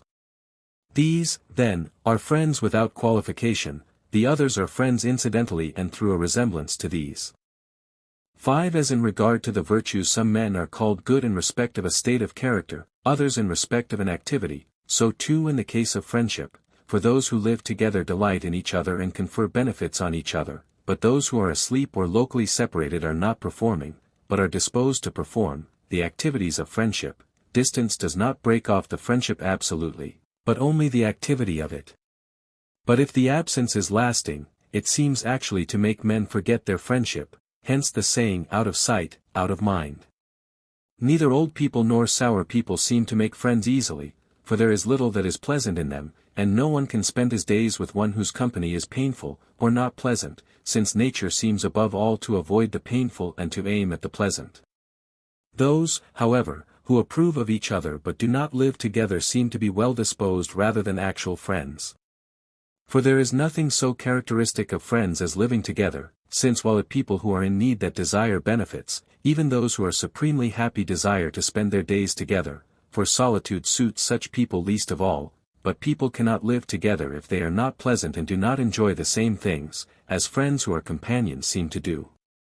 The truest friendship, then, is that of the good, as we have frequently said, for that which is without qualification good or pleasant seems to be lovable and desirable, and for each person that which is good or pleasant to him, and the good man is lovable and desirable to the good man for both these reasons. Now it looks as if love were a feeling, friendship a state of character, for love may be felt just as much towards lifeless things, but mutual love involves choice and choice springs from a state of character, and men wish well to those whom they love, for their sake, not as a result of feeling but as a result of a state of character. And in loving a friend men love what is good for themselves, for the good man in becoming a friend becomes a good to his friend. Each, then, both loves what is good for himself, and makes an equal return in goodwill and in pleasantness, for friendship is said to be equality, and both of these are found most in the friendship of the good. 6. Between sour and elderly people friendship arises less readily, inasmuch as they are less good-tempered and enjoy companionship less, for these are thou to be the greatest marks of friendship productive of it. This is why, while men become friends quickly, old men do not, it is because men do not become friends with those in whom they do not delight, and similarly sour people do not quickly make friends either. But such men may bear goodwill to each other, for they wish one another well and aid one another in need, but they are hardly friends because they do not spend their days together nor delight in each other, and these are thought the greatest marks of friendship. One cannot be a friend to many people in the sense of having friendship of the perfect type with them, just as one cannot be in love with many people at once, for love is a sort of excess of feeling, and it is the nature of such only to be felt towards one person, and it is not easy for many people at the same time to please the same person very greatly, or perhaps even to be good in his eyes. One must, too, acquire some experience of the other person and become familiar with him, and that is very hard. But with a view to utility or pleasure it is possible that many people should please one, for many people are useful or pleasant, and these services take little time. Of these two kinds that which is for the sake of pleasure is the more like friendship, when both parties get the same things from each other and delight in each other or in the things, as in the friendships of the young, for generosity is more found in such friendships. Friendship based on utility is for the commercially minded. People who are supremely happy, too, have no need of useful friends, but do need pleasant friends, for they wish to live with someone and, though they can endure for a short time what is painful, no one could put up with it continuously, nor even with the good itself if it were painful to him. This is why they look out for friends who are pleasant. Perhaps they should look out for friends who, being pleasant, are also good, and good for them too, for so they will have all the characteristics that friends should have. People in positions of authority seem to have friends who fall into distinct classes. Some people are useful to them and others are pleasant, but the same people are rarely both, for they seek neither those whose pleasantness is accompanied by virtue nor those whose utility is with a view to noble objects, but in their desire for pleasure they seek for ready-witted people, and their other friends they choose as being clever at doing what they are told, and these characteristics are rarely combined. Now we have said that the good man is at the same time pleasant and useful, but such a man does not become the friend of one who surpasses him in station, unless he is surpassed also in virtue. If this is not so, he does not establish equality by being proportionally exceeded in both respects. But people who surpass him in both respects are not so easy to find. However that may be, the aforesaid friendships involve equality, for the friends get the same things from one another and wish the same things for one another, or exchange one thing for another, e.g. pleasure for utility. We have said, however, that they are both less truly friendships and less permanent. But it is from their likeness and their unlikeness to the same thing that they are thought both to be and not to be friendships. It is by their likeness to the friendship of virtue that they seem to be friendships, for one of them involves pleasure and the other utility, and these characteristics belong to the friendship of virtue as well, while it is because the friendship of virtue is proof against slander and permanent, while these quickly change, besides differing from the former in many other respects, that they appear not to be friendships. It is because of their unlikeness to the friendship of virtue. 7. But there is another kind of friendship, viz. that which involves an inequality between the parties, e.g. that of father to son and in general of elder to younger, that of man to wife and in general that of ruler to subject. And these friendships differ also from each other, for it is not the same that exists between parents and children and between rulers and subjects, nor is even that of father to son the same as that of son to father, nor that of husband to wife the same as that of wife to husband. For the virtue and the function of each of these is different, and so are the reasons for which they love. The love and the friendship are therefore different also. Each party, then, neither gets the same from the other, nor ought to seek it, but when children render to parents what they ought to render to those who brought them into the world, and parents render what they should to their children, the friendship of such persons will be abiding and excellent. In all friendships implying inequality the love also should be proportional, i.e., the better should be more loved than he loves, and so should the more useful, and similarly in each of the other cases, for when the love is in proportion to the merit of the parties, then in a sense arises equality, which is certainly held to be characteristic of friendship. But equality does not seem to take the same form in acts of justice and in friendship, for in acts of justice what is equal in the primary sense is that which is in proportion to merit, while quantitative equality is secondary, but in friendship quantitative equality is primary and proportion to merit secondary. This becomes clear if there is a great interval in respect of virtue or vice or wealth or anything else between the parties, for then they are no longer friends, and do not even expect to be so. And this is most manifest in the case of the gods, for they surpass us most decisively in all good things. But it is clear also in the case of kings, for with them, too, men who are much their inferiors do not expect to be friends, nor do men of no account expect to be friends with the best or wisest men. In such cases it is not possible to define exactly up to what point friends can remain friends, for much can be taken away and friendship remain, but when one party is removed to a great distance, as God is, the possibility of friendship ceases. This is in fact the origin of the question whether friends really wish for their friends the greatest goods, e.g. that of being gods, since in that case their friends will no longer be friends to them, and therefore will not be good things for them, for friends are good things.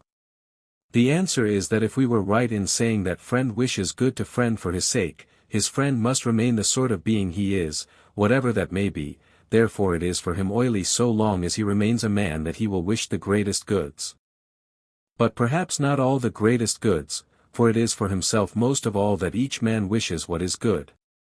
8. Most people seem, owing to ambition, to wish to be loved rather than to love, which is why most men love flattery, for the flatterer is a friend in an inferior position, or pretends to be such and to love more than he is loved, and being loved seems to be akin to being honored, and this is what most people aim at. But it seems to be not for its own sake that people choose honor, but incidentally. For most people enjoy being honored by those in positions of authority because of their hopes, for they think that if they want anything they will get it from them, and therefore they delight in honor as a token of favor to come, while those who desire honor from good men, and men who know, are aiming at confirming their own opinion of themselves, they delight in honor, therefore, because they believe in their own goodness on the strength of the judgment of those who speak about them. In being loved, on the other hand, people delight for its own sake, whence it would seem to be better than being honored, and friendship to be desirable in itself. But it seems to lie in loving rather than in being loved, as is indicated by the delight mothers take in loving, for some mothers hand over their children to be brought up, and so long as they know their fate they love them and do not seek to be loved in return, if they cannot have both, but seem to be satisfied if they see them prospering, and they themselves love their children even if these owing to their ignorance give them nothing of a mother's due. Now since friendship depends more on loving, and it is those who love their friends that are praised, loving seems to be the characteristic virtue of friends, so that it is only those in whom this is found in due measure that are lasting friends, and only their friendship that endures. It is in this way more than any other that even unequals can be friends, they can be equalized. Now equality and likeness are friendship, and especially the likeness of those who are like in virtue, for being steadfast in themselves they hold fast to each other, and neither ask nor give base services, but, one may say, even prevent them, for it is characteristic of good men neither to go wrong themselves nor to let their friends do so. But wicked men have no steadfastness, for they do not remain even like to themselves, but become friends for a short time because they delight in each other's wickedness. Friends who are useful or pleasant last longer, i.e., as long as they provide each other with enjoyments or advantages.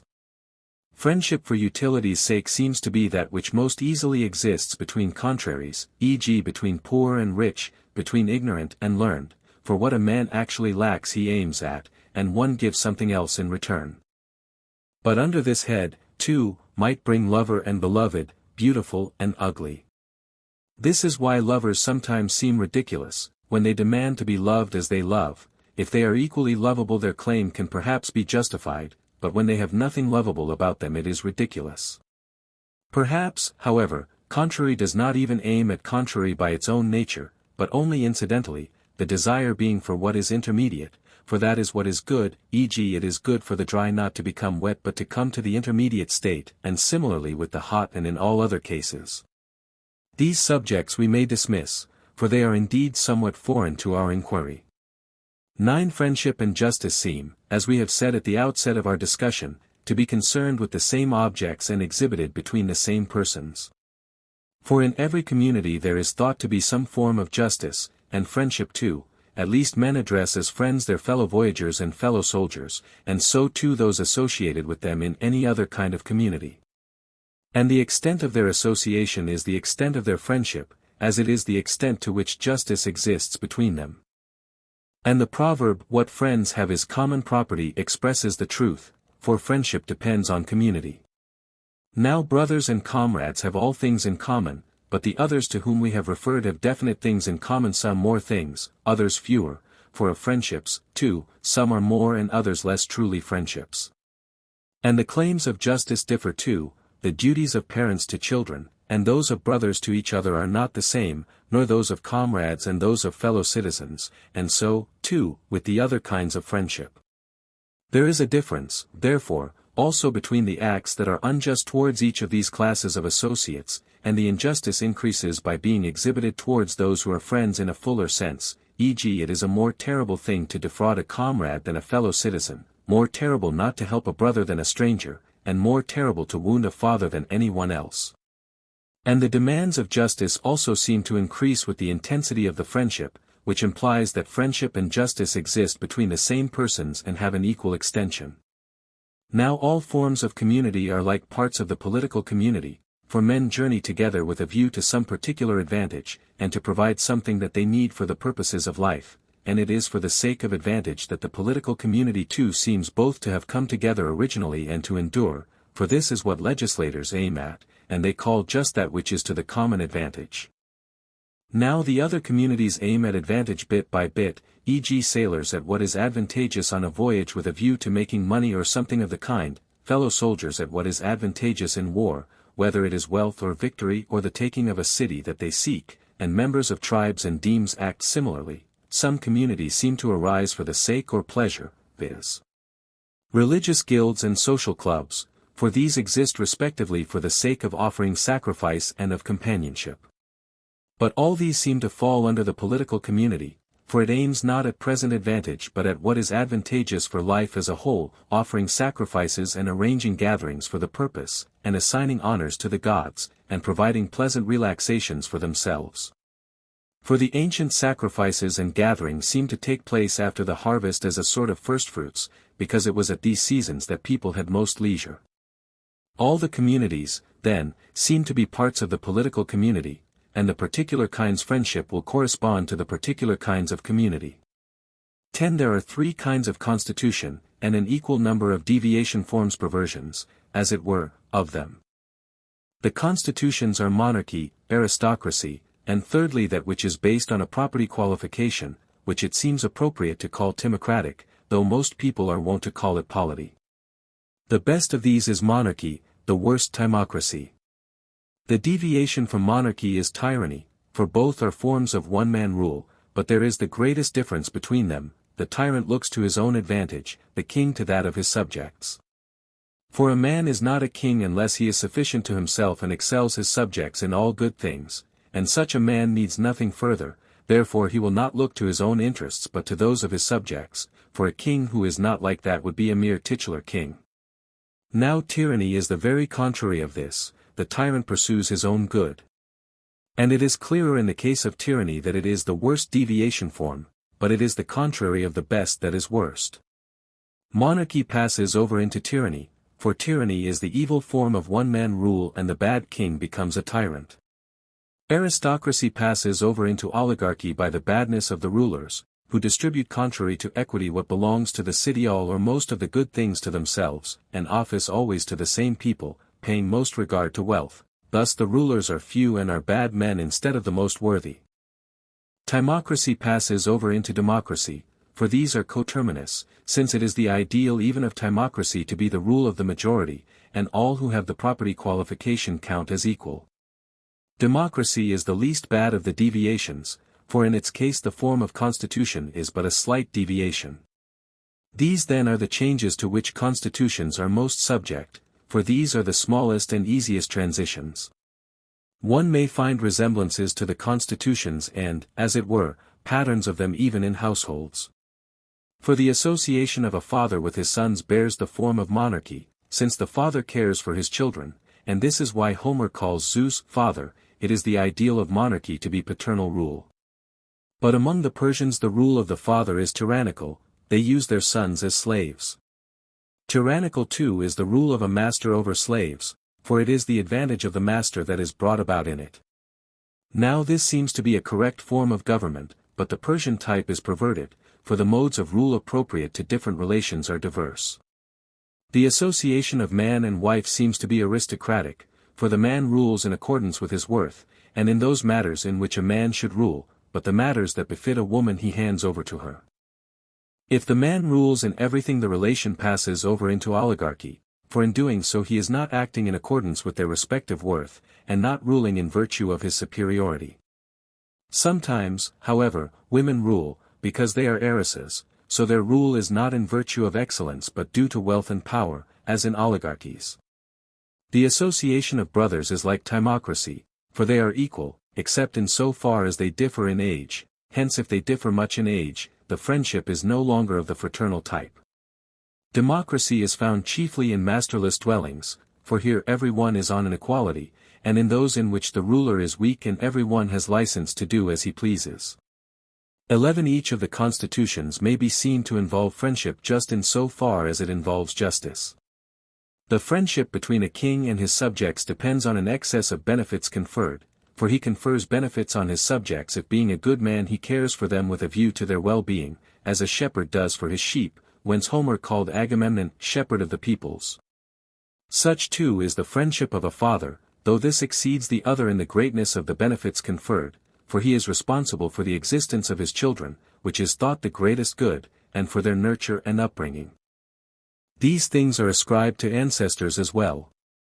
Further, by nature a father tends to rule over his sons, ancestors over descendants, a king over his subjects. These friendships imply superiority of one party over the other, which is why ancestors are honored. The justice therefore that exists between persons so related is not the same on both sides but is in every case proportioned to merit, for that is true of the friendship as well. The friendship of man and wife, again, is the same that is found in an aristocracy, for it is in accordance with virtue the better gets more of what is good, and each gets what befits him, and so, too, with the justice in these relations. The friendship of brothers is like that of comrades, for they are equal and of like age, and such persons are for the most part like in their feelings and their character. Like this, too, is the friendship appropriate to timocratic government, for in such a constitution the ideal is for the citizens to be equal and fair, therefore rule is taken in turn, and on equal terms, and the friendship appropriate here will correspond. But in the deviation forms, as justice hardly exists, so too does friendship. It exists least in the worst form, in tyranny there is little or no friendship. For where there is nothing common to ruler and ruled, there is not friendship either, since there is not justice, e.g. between craftsman and tool, soul and body, master and slave, the latter in each case is benefited by that which uses it, but there is no friendship nor justice towards lifeless things. But neither is there friendship towards a horse or an ox, nor to a slave qua slave. For there is nothing common to the two parties, the slave is a living tool and the tool a lifeless slave. Qua slave then, one cannot be friends with him. But qua man one can, for there seems to be some justice between any man and any other who can share in a system of law or be a party to an agreement, therefore there can also be friendship with him in so far as he is a man. Therefore while in tyrannies friendship and justice hardly exist, in democracies they exist more fully, for where the citizens are equal they have much in common. 12 Every form of friendship, then, involves association, as has been said. One might, however, mark off from the rest both the friendship of kindred and that of comrades. Those of fellow citizens, fellow tribesmen, fellow voyagers, and the like are more like mere friendships of association, for they seem to rest on a sort of compact. They are, therefore, in a sense the same thing, though in separate individuals. Two things that contribute greatly to friendship are a common upbringing and similarity of age, for two of an age take to each other, and people brought up together tend to be comrades, whence the friendship of brothers is akin to that of comrades. And cousins and other kinsmen are bound up together by derivation from brothers, viz. by being derived from the same parents. They come to be closer together or farther apart by virtue of the nearness or distance of the original ancestor. The friendship of children to parents, and of men to gods, is a relation to them as to something good and superior, for they have conferred the greatest benefits, since they are the causes of their being and of their nourishment, and of their education from their birth. And this kind of friendship possesses pleasantness and utility also, more than that of strangers, inasmuch as their life is lived more in common. The friendship of brothers has the characteristics found in that of comrades, and especially when these are good, and in general between people who are like each other, inasmuch as they belong more to each other and start with a love for each other from their very birth, and inasmuch as those born of the same parents and brought up together and similarly educated are more akin in character. And the test of time has been applied most fully and convincingly in their case. Between other kinsmen friendly relations are found in due proportion. Between man and wife friendship seems to exist by nature, for man is naturally inclined to form couples even more than to form cities, inasmuch as the household is earlier and more necessary than the city, and reproduction is more common to man with the animals. With the other animals the union extends only to this point. But human beings live together not only for the sake of reproduction but also for the various purposes of life, for from the start the functions are divided, and those of man and woman are different, so they help each other by throwing their peculiar gifts into the common stock. It is for these reasons that both utility and pleasure seem to be found in this kind of friendship.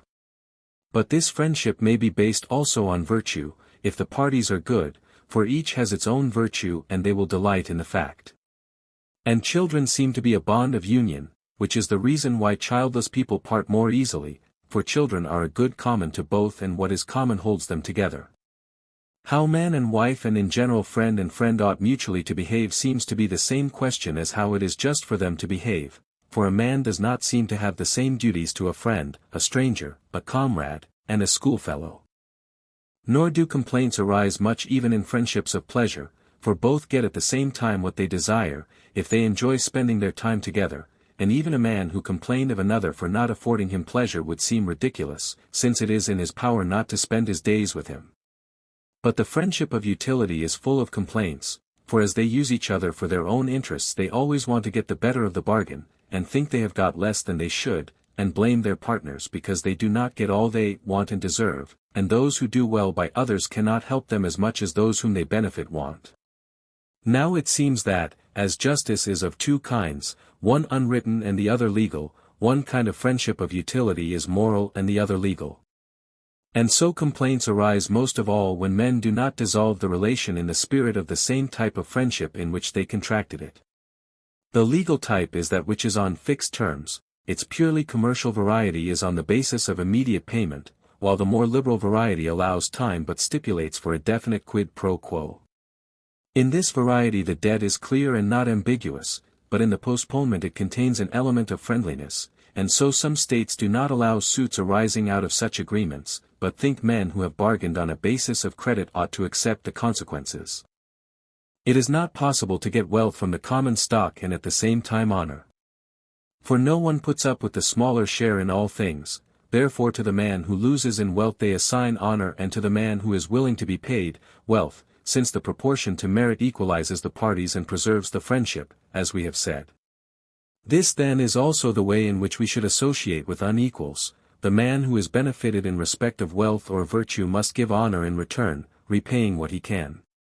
For friendship asks a man to do what he can, not what is proportional to the merits of the case, since that cannot always be done, e.g. in honors paid to the gods or to parents, for no one could ever return to them the equivalent of what he gets, but the man who serves them to the utmost of his power is thought to be a good man. This is why it would not seem open to a man to disown his father, though a father may disown his son, being in debt, he should repay, but there is nothing by doing which a son will have done the equivalent of what he has received, so that he is always in debt. But creditors can remit a debt, and a father can therefore do so too. At the same time it is thought that presumably no one would repudiate a son who was not far gone in wickedness, for apart from the natural friendship of father and son it is human nature not to reject a son's assistance. But the son, if he is wicked, will naturally avoid aiding his father, or not be zealous about it, for most people wish to get benefits, but avoid doing them, as a thing unprofitable. So much for these questions. Book 9 1 All friendships between dissimilars it is, as we have said, proportion that equalizes the parties and preserves the friendship, e.g. in the political form of friendship the shoemaker gets a return for his shoes in proportion to his worth, and the weaver and all other craftsmen do the same. Now here a common measure has been provided in the form of money, and therefore everything is referred to this and measured by this. But in the friendship of lovers sometimes the lover complains that his excess of love is not met by love in return though perhaps there is nothing lovable about him, while often the beloved complains that the lover who formerly promised everything now performs nothing. Such incidents happen when the lover loves the beloved for the sake of pleasure while the beloved loves the lover for the sake of utility, and they do not both possess the qualities expected of them. If these be the objects of the friendship it is dissolved when they do not get the things that formed the motives of their love, for each did not love the other person himself but the qualities he had, and these were not enduring, that is why the friendships also are transient. But the love of characters, as has been said, endures because it is self-dependent. Differences arise when what they get is something different and not what they desire, for it is like getting nothing at all when we do not get what we aim at. Compare the story of the person who made promises to a lyre player, promising him the more, the better he sang, but in the morning, when the other demanded the fulfillment of his promises, said that he had given pleasure for pleasure. Now if this had been what each wanted, all would have been well, but if the one wanted enjoyment but the other gain, and the one has what he wants while the other has not, the terms of the association will not have been properly fulfilled, for what each in fact wants is what he attends to, and it is for the sake of that he will give what he has. But who is to fix the worth of the service, he who makes the sacrifice or he who has got the advantage? At any rate the other seems to leave it to him. This is what they say Protagoras used to do, whenever he taught anything whatsoever, he bade the learner assess the value of the knowledge, and accepted the amount so fixed. But in such matters some men approve of the saying, let a man have his fixed reward. Those who get the money first and then do none of the things they said they would, owing to the extravagance of their promises, naturally find themselves the objects of complaint, for they do not fulfill what they agreed to. The sophists are perhaps compelled to do this because no one would give money for the things they do know.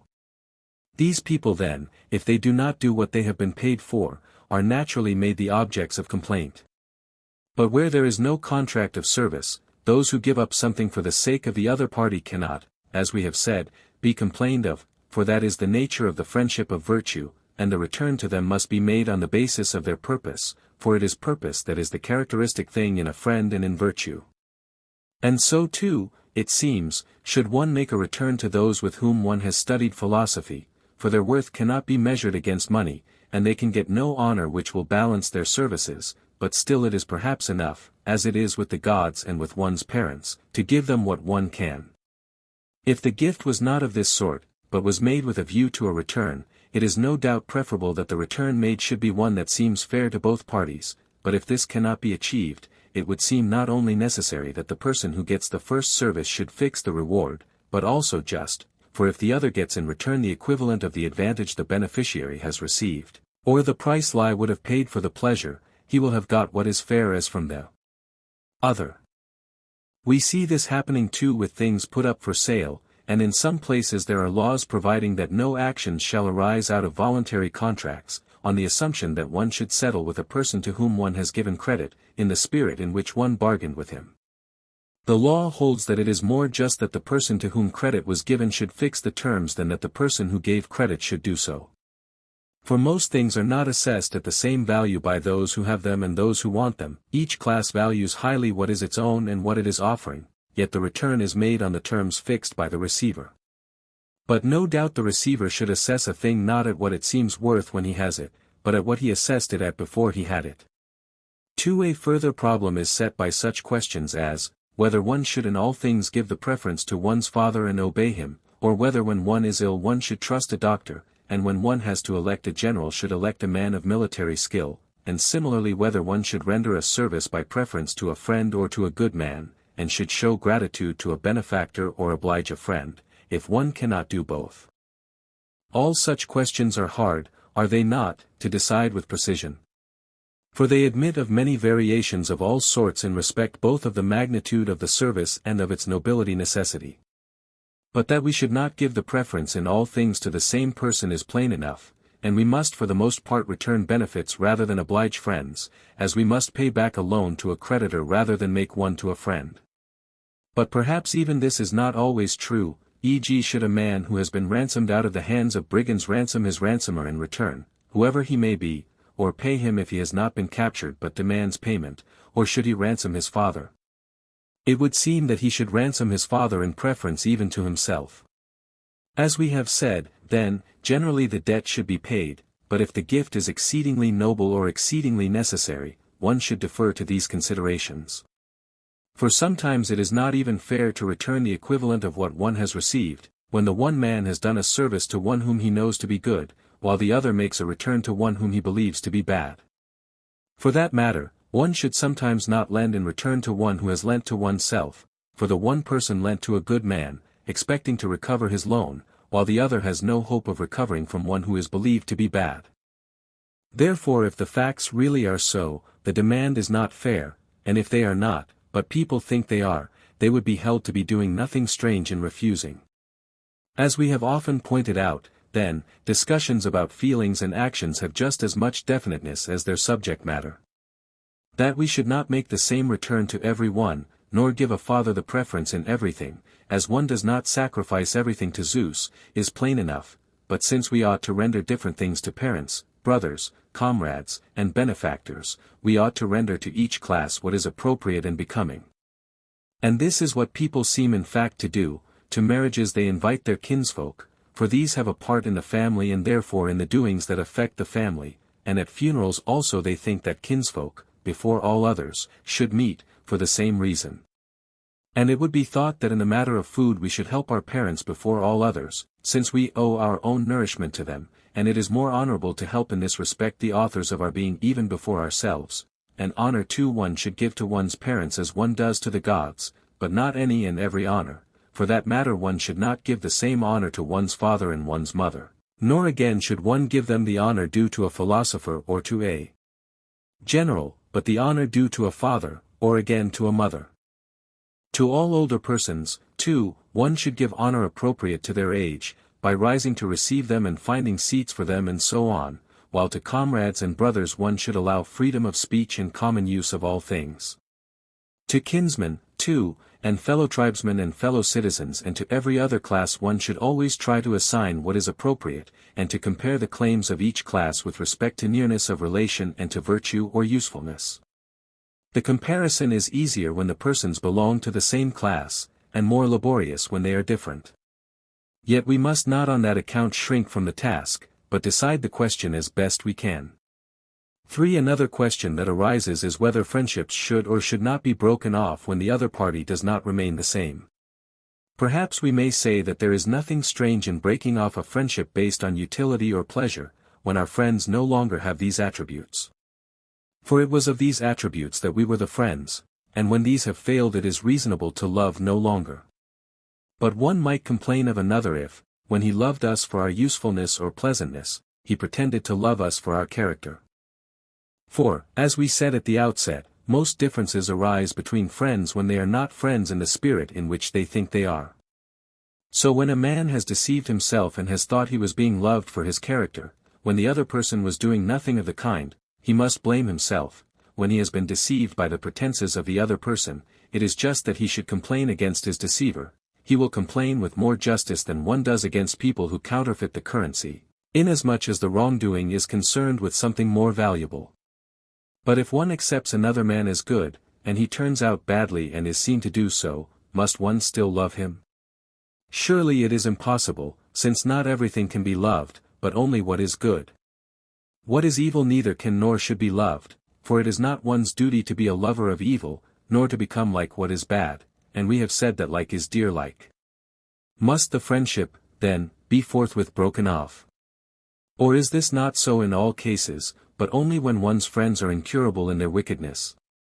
If they are capable of being reformed, one should rather come to the assistance of their character or their property, inasmuch as this is better and more characteristic of friendship. But a man who breaks off such a friendship would seem to be doing nothing strange, for it was not to a man of this sort that he was a friend. When his friend has changed, therefore, and he is unable to save him, he gives him up. But if one friend remained the same while the other became better and far outstripped him in virtue, should the latter treat the former as a friend? Surely he cannot. When the interval is great this becomes most plain, e.g. in the case of childish friendships. If one friend remained a child in intellect while the other became a fully developed man, how could they be friends when they neither approved of the same things nor delighted in and were pained by the same things? For not even with regard to each other will their tastes agree, and without this, as we saw, they cannot be friends, for they cannot live together. But we have discussed these matters. Should he, then, behave no otherwise towards him than he would if he had never been his friend? Surely he should keep a remembrance of their former intimacy, and as we think we ought to oblige friends rather than strangers, so to those who have been our friends we ought to make some allowance for our former friendship, when the breach has not been due to excess of wickedness. For friendly relations with one's neighbors, and the marks by which friendships are defined, seem to have proceeded from a man's relations to himself. For, 1, we define a friend as one who wishes and does what is good, or seems so, for the sake of his friend, or, 2, as one who wishes his friend to exist and live, for his sake, which mothers do to their children, and friends do who have come into conflict. And, 3, others define him as one who lives with and, 4, has the same tastes as another, or, 5, one who grieves and rejoices with his friend, and this too is found in mothers most of all. It is by some one of these characteristics that friendship too is defined. Now each of these is true of the good man's relation to himself, and of all other men in so far as they think themselves good. Virtue and the good man seem, as has been said, to be the measure of every class of things. For his opinions are harmonious, and he desires the same things with all his soul, and therefore he wishes for himself what is good and what seems so, and does it, for it is characteristic of the good man to work out the good, and does so for his own sake, for he does it for the sake of the intellectual element in him, which is thought to be the man himself, and he wishes himself to live and be preserved, and especially the element by virtue of which he thinks. For existence is good to the virtuous man, and each man wishes himself what is good, while no one chooses to possess the whole world if he has first to become someone else. For that matter, even now God possesses the good, he wishes for this only on condition of being whatever he is, and the element that thinks would seem to be the individual man, or to be so more than any other element in him. And such a man wishes to live with himself, for he does so with pleasure, since the memories of his past acts are delightful and his hopes for the future are good, and therefore pleasant. His mind is well stored too with subjects of contemplation.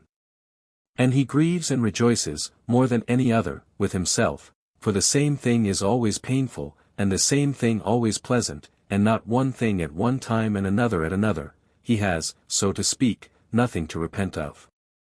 Therefore, since each of these characteristics belongs to the good man in relation to himself, and he is related to his friend as to himself, for his friend is another self, friendship too is thought to be one of these attributes, and those who have these attributes to be friends. Whether there is or is not friendship between a man and himself is a question we may dismiss for the present. There would seem to be friendship in so far as he is two or more, to judge from the aforementioned attributes of friendship, and from the fact that the extreme of friendship is likened to one's love for oneself. But the attributes named seem to belong even to the majority of men, poor creatures though they may be. Are we to say then that in so far as they are satisfied with themselves and think they are good, they share in these attributes? Certainly no one who is thoroughly bad and impious has these attributes, or even seems to do so. They hardly belong even to inferior people, for they are at variance with themselves, and have appetites for some things and rational desires for others.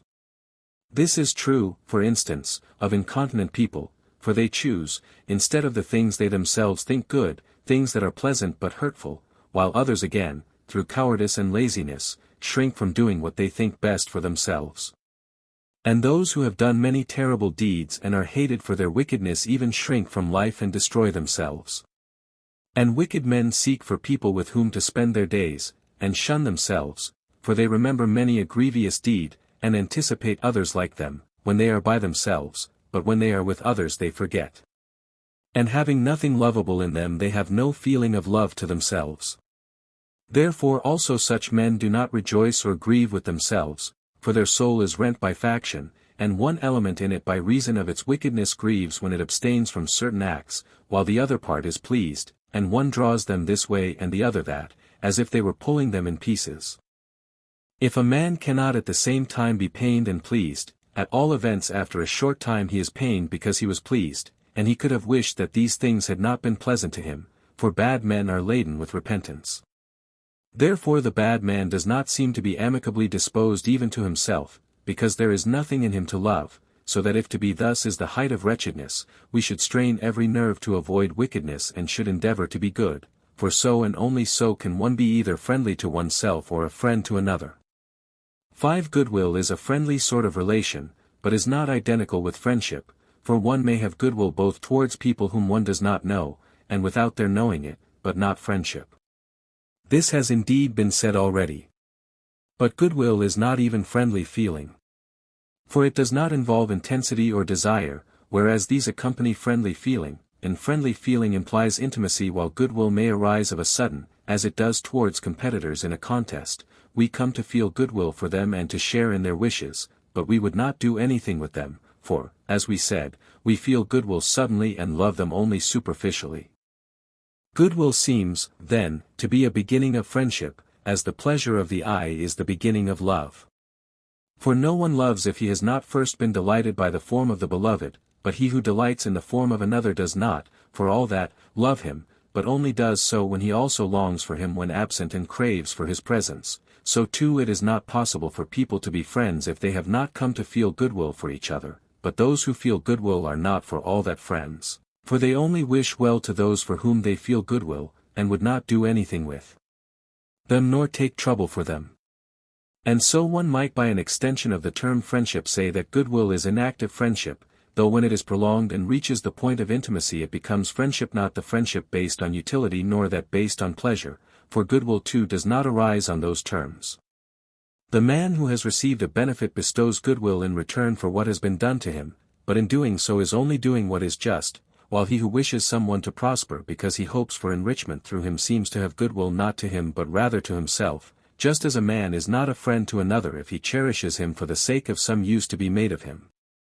In general, goodwill arises on account of some excellence and worth, when one man seems to another beautiful or brave or something of the sort, as we pointed out in the case of competitors in a contest. 6. Unanimity also seems to be a friendly relation.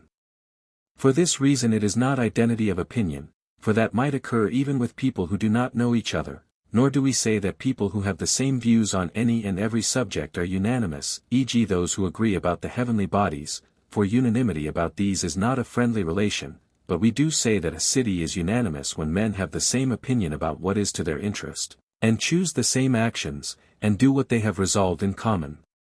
It is about things to be done, therefore, that people are said to be unanimous, and, among these, about matters of consequence and in which it is possible for both or all parties to get what they want, e.g. a city is unanimous when all its citizens think that the offices in it should be elective, or that they should form an alliance with Sparta, or that Pittacus should be their ruler at a time when he himself was also willing to rule.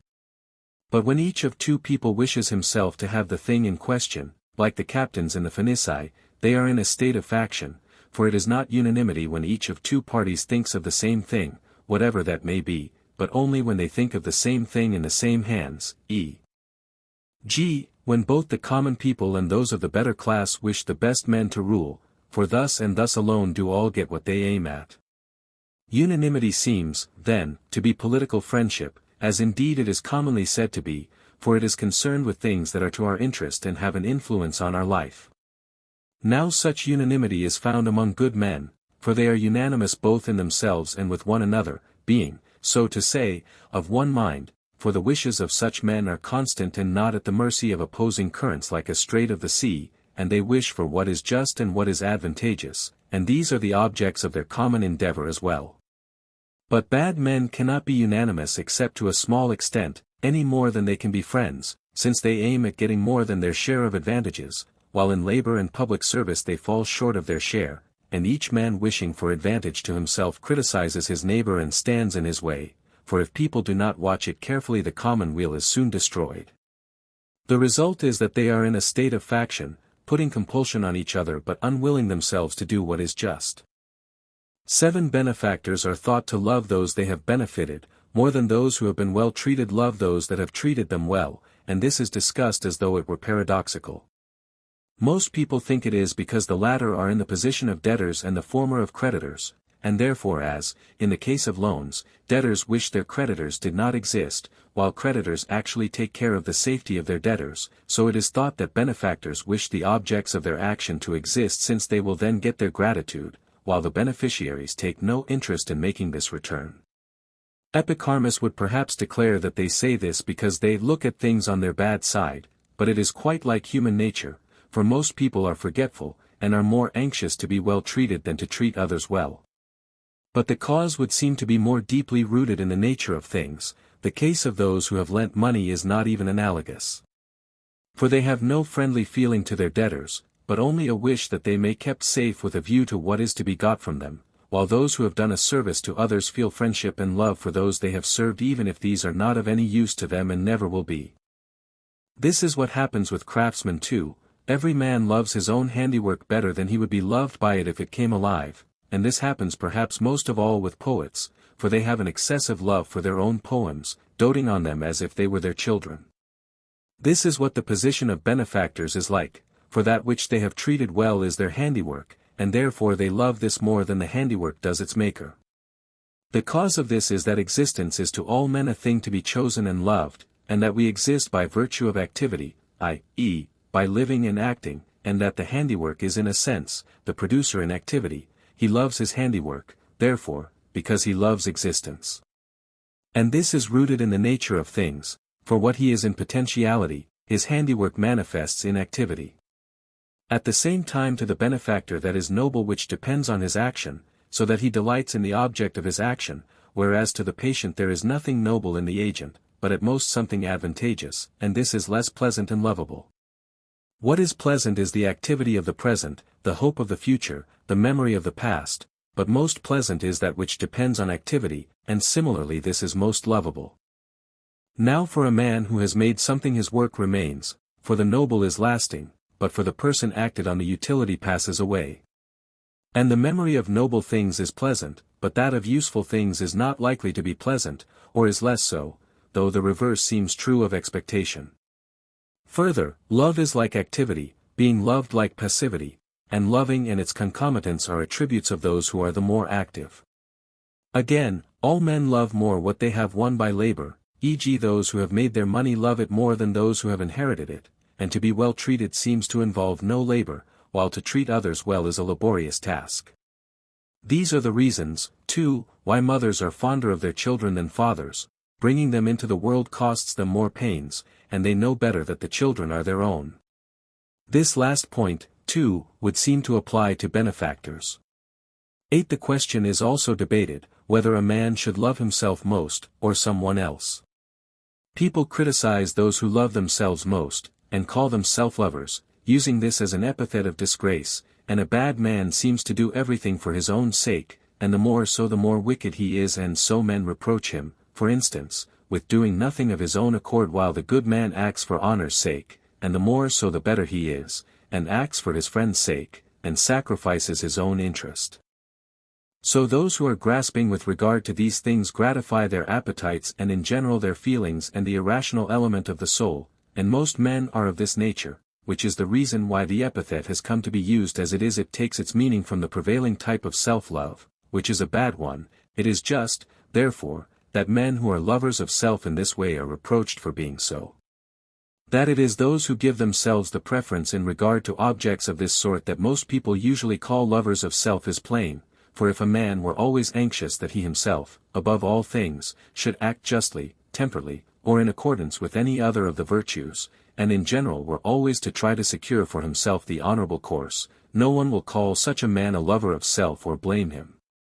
But such a man would seem more than the other a lover of self. At all events he assigns to himself the things that are noblest and best, and gratifies the most authoritative element in and in all things obeys this, and just as a city or any other systematic whole is most properly identified with the most authoritative element in it, so is a man, and therefore the man who loves this and gratifies it is most of all a lover of self. Besides, a man is said to have or not to have self-control according as his reason has or has not the control, on the assumption that this is the man himself, and the things men have done on a rational principle are thought most properly their own acts and voluntary acts. That this is the man himself, then, or is so more than anything else, is plain, and also that the good man loves most this part of him. Whence it follows that he is most truly a lover of self, of another type than that which is a matter of reproach, and as different from that as living according to a rational principle is from living as passion dictates, and desiring what is noble from desiring what seems advantageous. Those, then, who busy themselves in an exceptional degree with noble actions all men approve and praise, and if all were to strive towards what is noble and strain every nerve to do the noblest deeds, everything would be as it should be for the common weal, and every one would secure for himself the goods that are greatest, since virtue is the greatest of goods. Therefore the good man should be a lover of self, for he will both himself profit by doing noble acts, and will benefit his fellows, but the wicked man should not, for he will hurt both himself and his neighbors, following as he does evil passions. But he may even give up actions to his friend. It may be nobler to become the cause of his friends acting than to act himself. In all the actions, therefore, that men are praised for, the good man is seen to assign to himself the greater share in what is noble. In this sense, then, as has been said, a man should be a lover of self, but in the sense in which most men are so, he ought not. 9. It is also disputed whether the happy man will need friends or not. It is said that those who are supremely happy and self-sufficient have no need of friends, for they have the things that are good, and therefore being self-sufficient they need nothing further, while a friend, being another self, furnishes what a man cannot provide by his own effort, whence the saying, when fortune is kind, what need of friends? But it seems strange, when one assigns all good things to the happy man, not to assign friends, who are thought the greatest of external goods. And if it is more characteristic of a friend to do well by another than to be well done by, and to confer benefits is characteristic of the good man and of virtue, and it is nobler to do well by friends than by strangers, the good man will need people to do well by. Now his being was seen to be desirable because he perceived his own goodness, and such perception is pleasant in itself. He needs, therefore, to be conscious of the existence of his friend as well, and this will be realized in their living together and sharing in discussion and thought, for this is what living together would seem to mean in the case of man, and not, as in the case of cattle, feeding in the same place. If, then, being is in itself desirable for the supremely happy man, since it is by its nature good and pleasant, and that of his friend is very much the same, a friend will be one of the things that are desirable. Now that which is desirable for him he must have, or he will be deficient in this respect.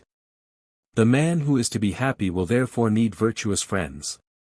10. Should we, then, make as many friends as possible, or as in the case of hospitality it is thought to be suitable advice, that one should be neither a man of many guests nor a man with none, will that apply to friendship as well? Should a man neither be friendless nor have an excessive number of friends? To friends made with a view to utility this saying would seem thoroughly applicable, for to do services to many people in return is a laborious task and life is not long enough for its performance.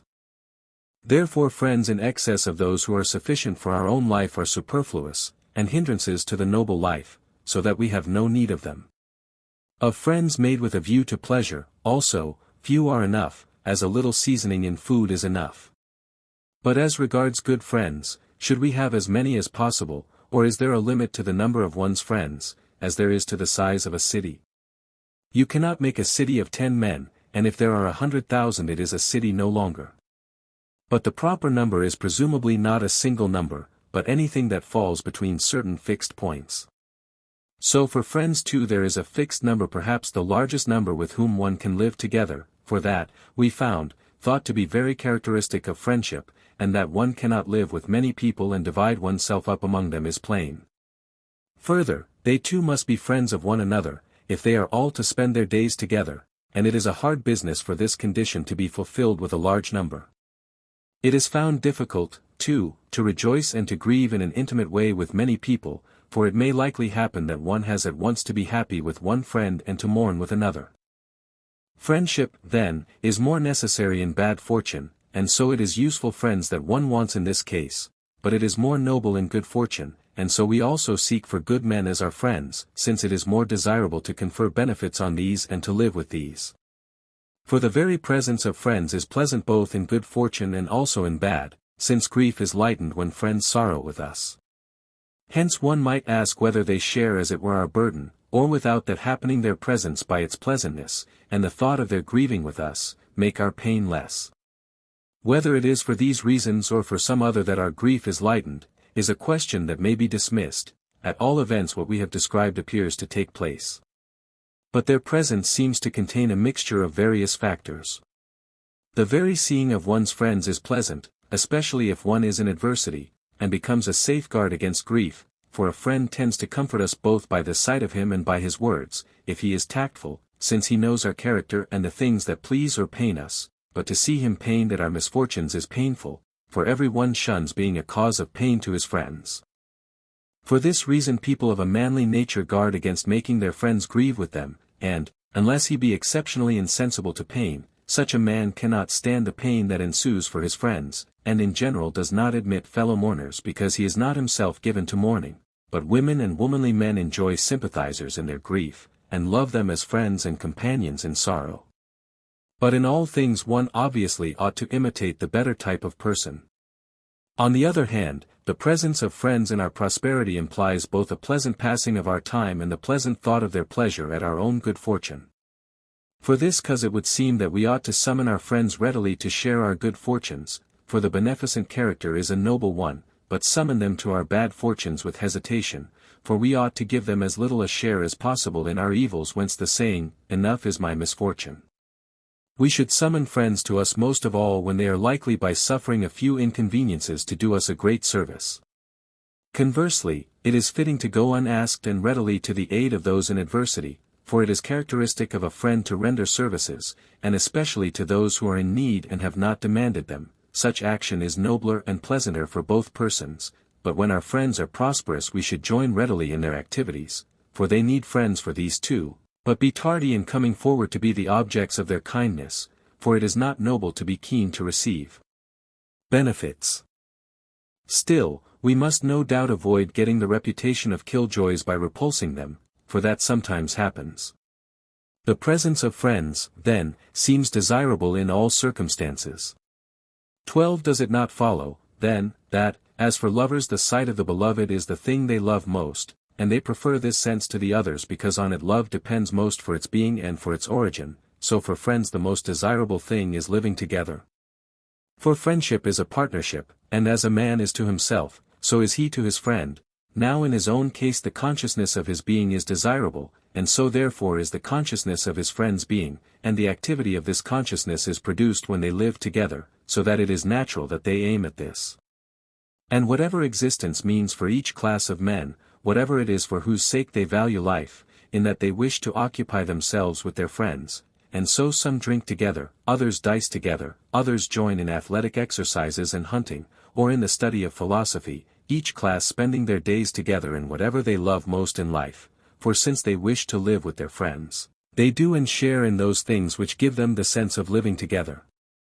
Thus the friendship of bad men turns out an evil thing, for because of their instability they unite in bad pursuits, and besides they become evil by becoming like each other, while the friendship of good men is good, being augmented by their companionship, and they are thought to become better too by their activities and by improving each other, for from each other they take the mold of the characteristics they approve, whence the saying, "Noble deeds from noble men." So much, then, for friendship. Our next task must be to discuss pleasure. Book 10:1. After these matters we ought perhaps next to discuss pleasure. For it is thought to be most intimately connected with our human nature, which is the reason why in educating the young we steer them by the rudders of pleasure and pain.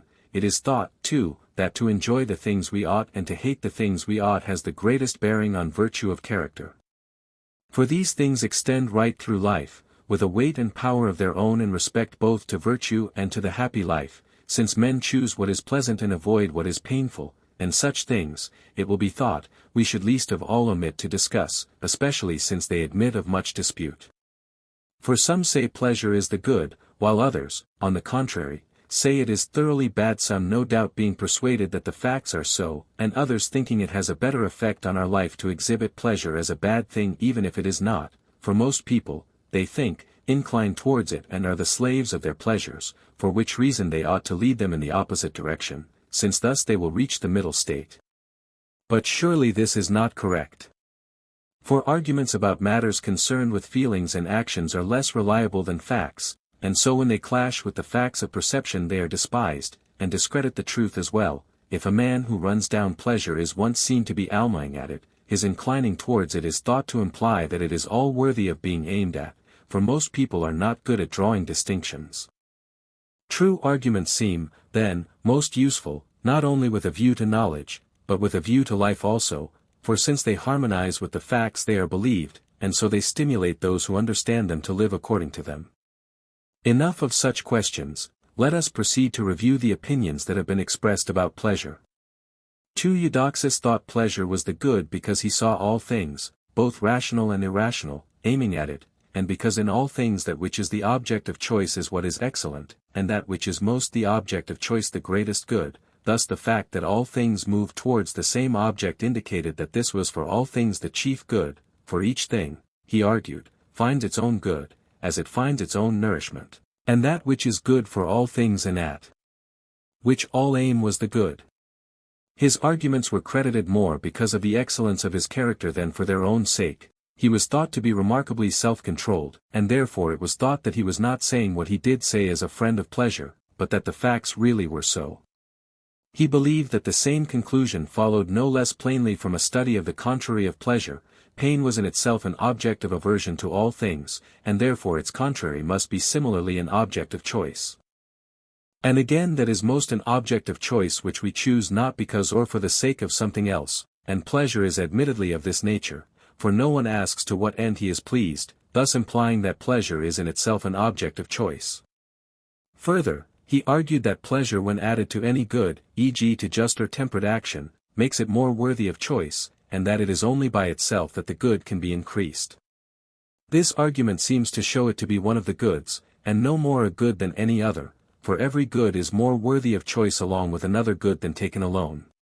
And so it is by an argument of this kind that Plato proves the good not to be pleasure. He argues that the pleasant life is more desirable with wisdom than without, and that if the mixture is better, pleasure is not the good, for the good cannot become more desirable by the addition of anything to it. Now it is clear that nothing else, any more than pleasure, can be the good if it is made more desirable by the addition of any of the things that are good in themselves. What, then, is there that satisfies this criterion, which at the same time we can participate in? It is something of this sort that we are looking for. Those who object that at which all things aim is not necessarily good are, we may surmise, talking nonsense. For we say that which every one thinks really is so, and the man who attacks this belief will hardly have anything more credible to maintain instead. If it is senseless creatures that desire the things in question, there might be something in what they say, but if intelligent creatures do so as well, what sense can there be in this view? But perhaps even in inferior creatures there is some natural good stronger than themselves which aims at their proper good. Nor does the argument about the contrary of pleasure seem to be correct. They say that if pain is an evil it does not follow that pleasure is a good, for evil is opposed to evil and at the same time both are opposed to the neutral state which is correct enough but does not apply to the things in question.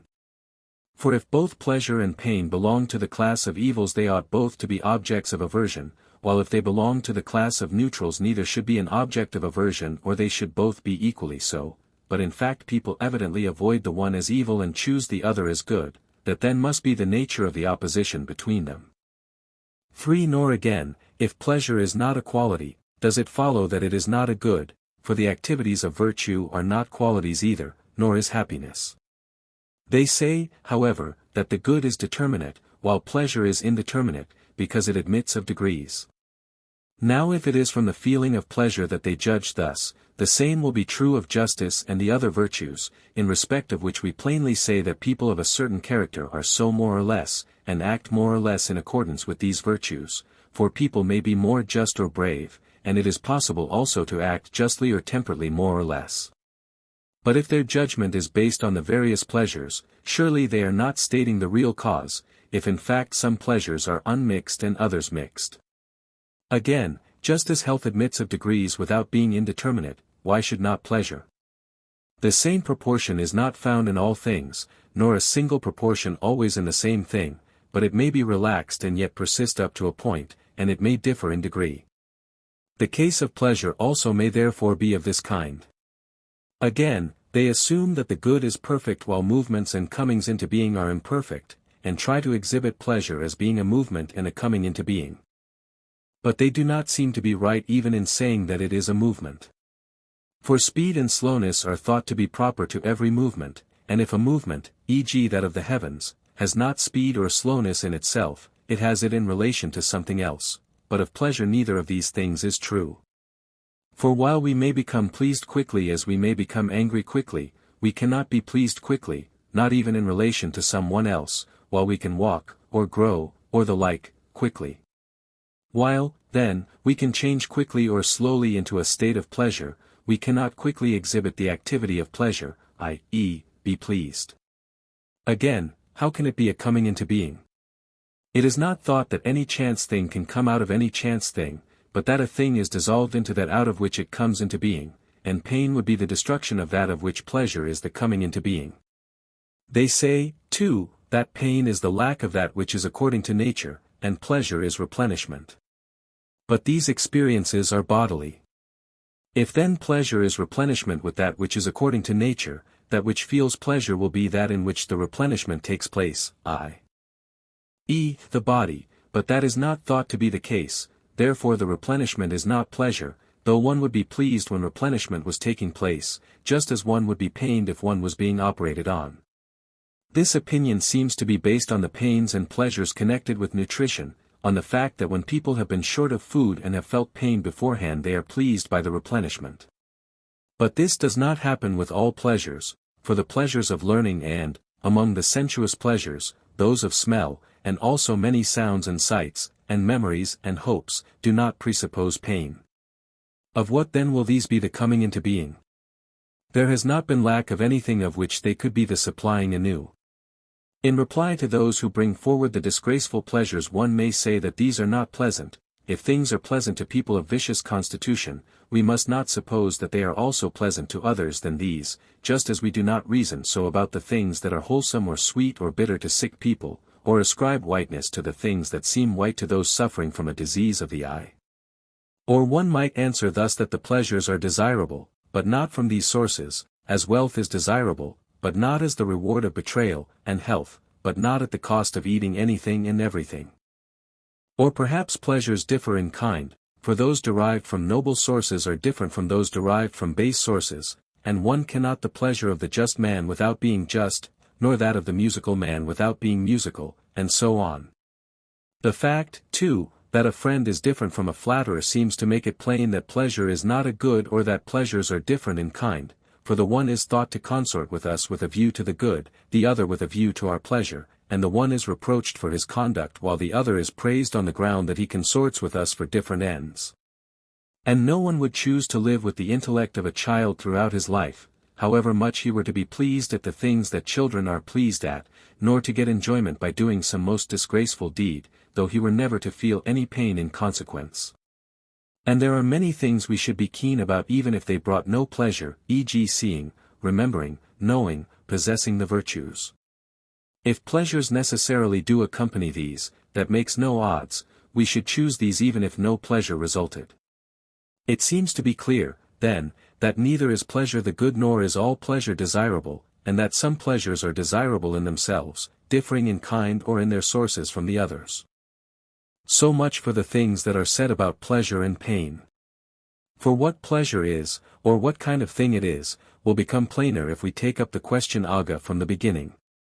Seeing seems to be at any moment complete, for it does not lack anything which coming into being later will complete its form, and pleasure also seems to be of this nature.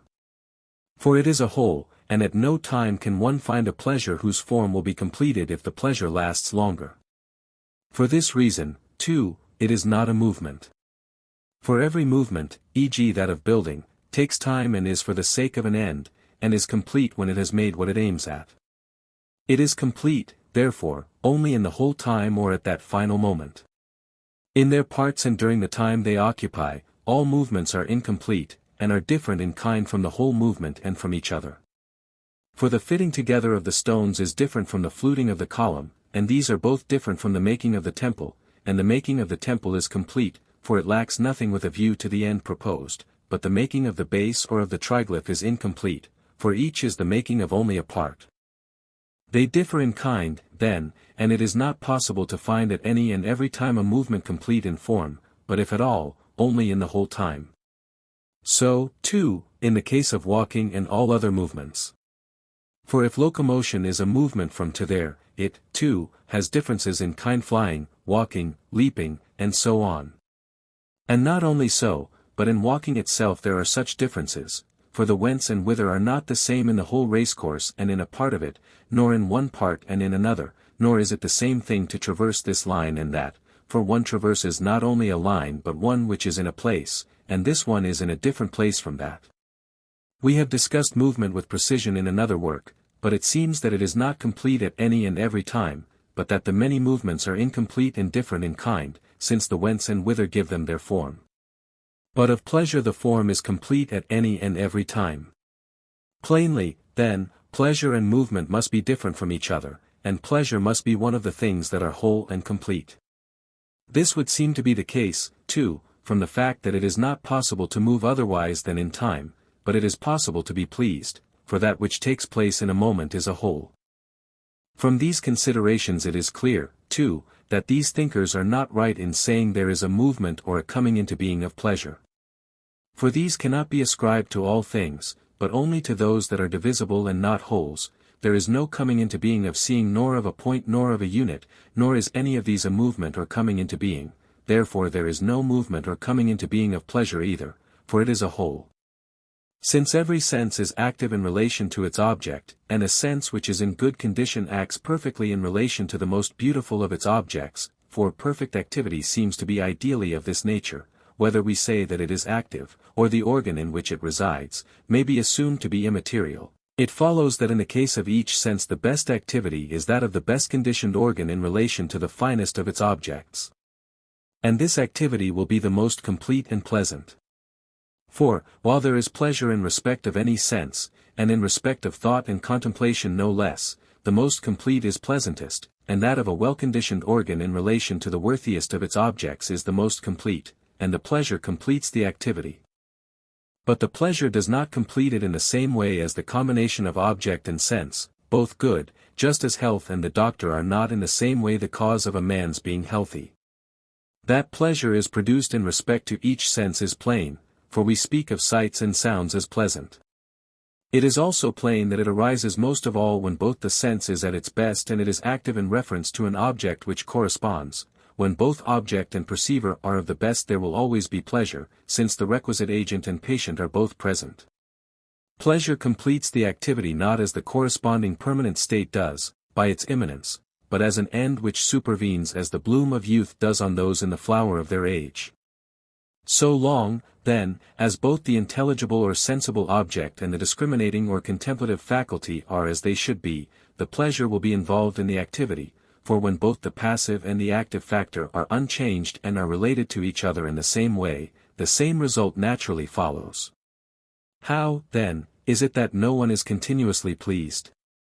Is it that we grow weary? Certainly all human beings are incapable of continuous activity.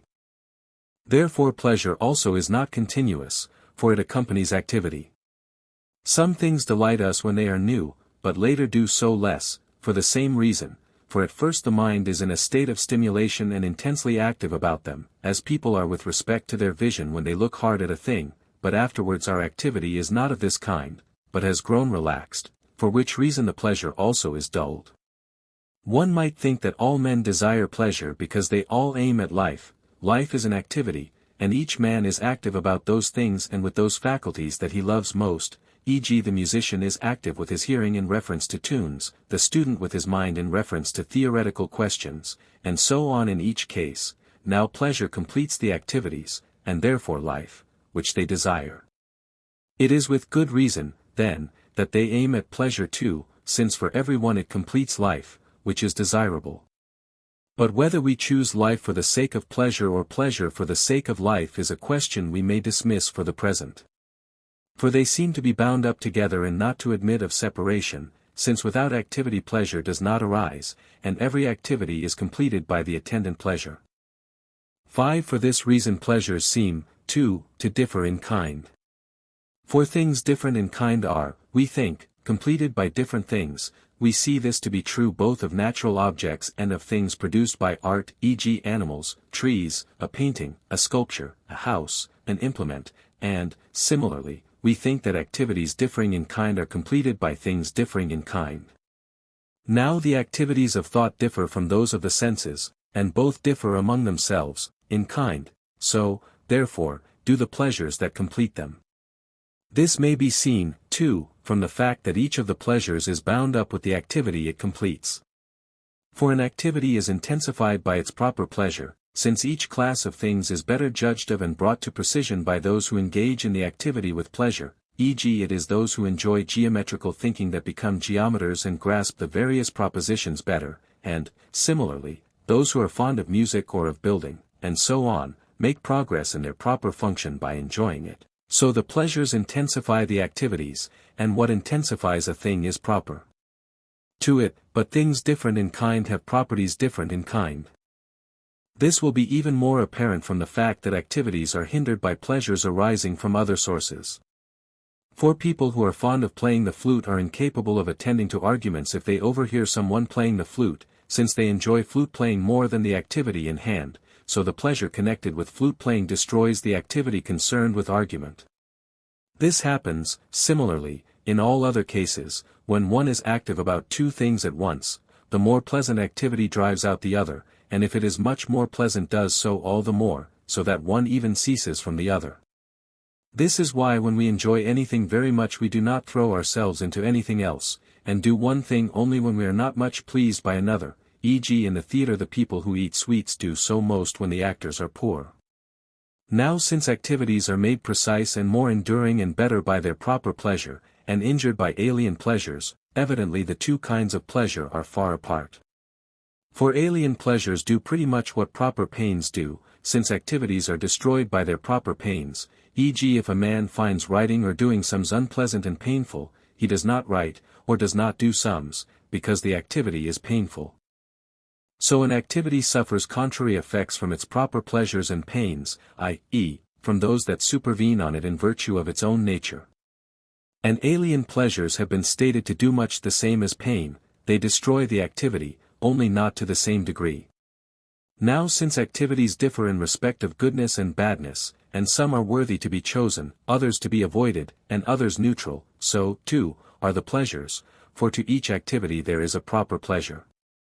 The pleasure proper to a worthy activity is good and that proper to an unworthy activity bad, just as the appetites for noble objects are laudable, those for base objects culpable. But the pleasures involved in activities are more proper to them than the desires, for the latter are separated both in time and in nature, while the former are close to the activities, and so hard to distinguish from them that it admits of dispute whether the activity is not the same as the pleasure. Still, pleasure does not seem to be thought or perception that would be strange, but because they are not found apart they appear to some people the same. As activities are different, then, so are the corresponding pleasures. Now sight is superior to touch in purity, and hearing and smell to taste, the pleasures, therefore, are similarly superior, and those of thought superior to these, and within each of the two kinds some are superior to others.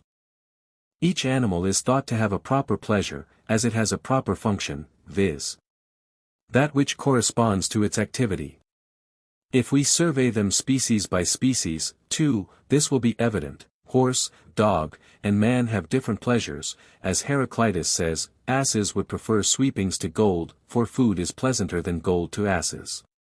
So the pleasures of creatures differ in kind, and it is plausible to suppose that those of a single species do not differ. But they vary to no small extent. In the case of men at least, the same things delight some people and pain others, and are painful and odious to some, and pleasant to and liked by others. This happens, too, in the case of sweet things. The same things do not seem sweet to a man in a fever and a healthy man, nor hot to a weak man and one in good condition. The same happens in other cases. But in all such matters that which appears to the good man is thought to be really so. If this is correct, as it seems to be, and virtue and the good man as such are the measure of each thing, those also will be pleasures which appear so to him, and those things pleasant which he enjoys. If the things he finds tiresome seem pleasant to some one, that is nothing surprising, for men may be ruined and spoilt in many ways, but the things are not pleasant, but only pleasant to these people and to people in this condition. Those which are admittedly disgraceful plainly should not be said to be pleasures, except to a perverted taste, but of those that are thought to be good, what kind of pleasure or what pleasure should be said to be that proper to man? Is it not plain from the corresponding activities? The pleasures follow these. Whether, then, the perfect and supremely happy man has one or more activities, the pleasures that perfect these will be said in the strict sense to be pleasures proper to man, and the rest will be so in a secondary and fractional way, as are the activities. 6. Now that we have spoken of the virtues, the forms of friendship, and the varieties of pleasure, what remains is to discuss in outline the nature of happiness, since this is what we state the end of human nature to be. Our discussion will be the more concise if we first sum up what we have said already. We said, then, that it is not a disposition, for if it were it might belong to someone who was asleep throughout his life, living the life of a plant, or, again, to someone who was suffering the greatest misfortunes. If these implications are unacceptable, and we must rather class happiness as an activity, as we have said before, and if some activities are necessary, and desirable for the sake of something else, while others are so in themselves, evidently happiness must be placed among those desirable in themselves, not among those desirable for the sake of something else, for happiness does not lack anything, but is self-sufficient. It is to be expected, then, that, as different things seem valuable to boys and to men, so they should to bad men and to good. Now, as we have often maintained, those things are both valuable and pleasant which are such to the good man, and to each man the activity in accordance with his own disposition is most desirable, and, therefore, to the good man that which is in accordance with virtue. Happiness, therefore, does not lie in amusement. It would, indeed, be strange if the end were amusement, and one were to take trouble and suffer hardship all one's life in order to amuse oneself. For, in a word, everything that we choose for the sake of something else except happiness, which is an end. Now to exert oneself and work for the sake of amusement seems silly and utterly childish. But to amuse oneself in order that one may exert oneself, as Anacharsis puts it, seems right, for amusement is a sort of relaxation, and we need relaxation because we cannot work continuously. Relaxation, then, is not an end, for it is taken for the sake of activity. The happy life is thought to be virtuous. Now a virtuous life requires exertion, and does not consist in amusement. And we say that serious things are better than laughable things and those connected with amusement, and that the activity of the better of any two things, whether it be two elements of our being or two men, is the more serious, but the activity of the better is ipso facto superior and more of the nature of happiness. This would seem, too, to be each man himself, since it is the authoritative and better part of him. It would be strange, then, if he were to choose not the life of his self but that of something else. And what we said before will apply now, that which is proper to each thing is by nature best and most pleasant for each thing. For man, therefore, the life according to reason is best and pleasantest, since reason more than anything else is man. This life therefore is also the happiest. 8. But in a secondary degree the life in accordance with the other kind of virtue is happy, for the activities in accordance with this befit our human estate. Just and brave acts, and other virtuous acts, we do in relation to each other, observing our respective duties with regard to contracts and services and all manner of actions and with regard to passions, and all of these seem to be typically human. Some of them seem even to arise from the body, and virtue of character to be in many ways bound up with the passions. Practical wisdom, too, is linked to virtue of character, and this to practical wisdom, since the principles of practical wisdom are in accordance with the moral virtues and rightness in morals is in accordance with practical wisdom.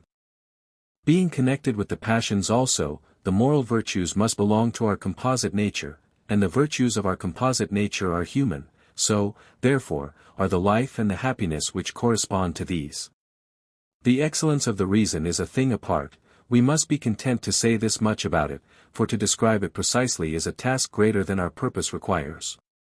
It would seem, however, also to need external equipment but little, or less than moral virtue does.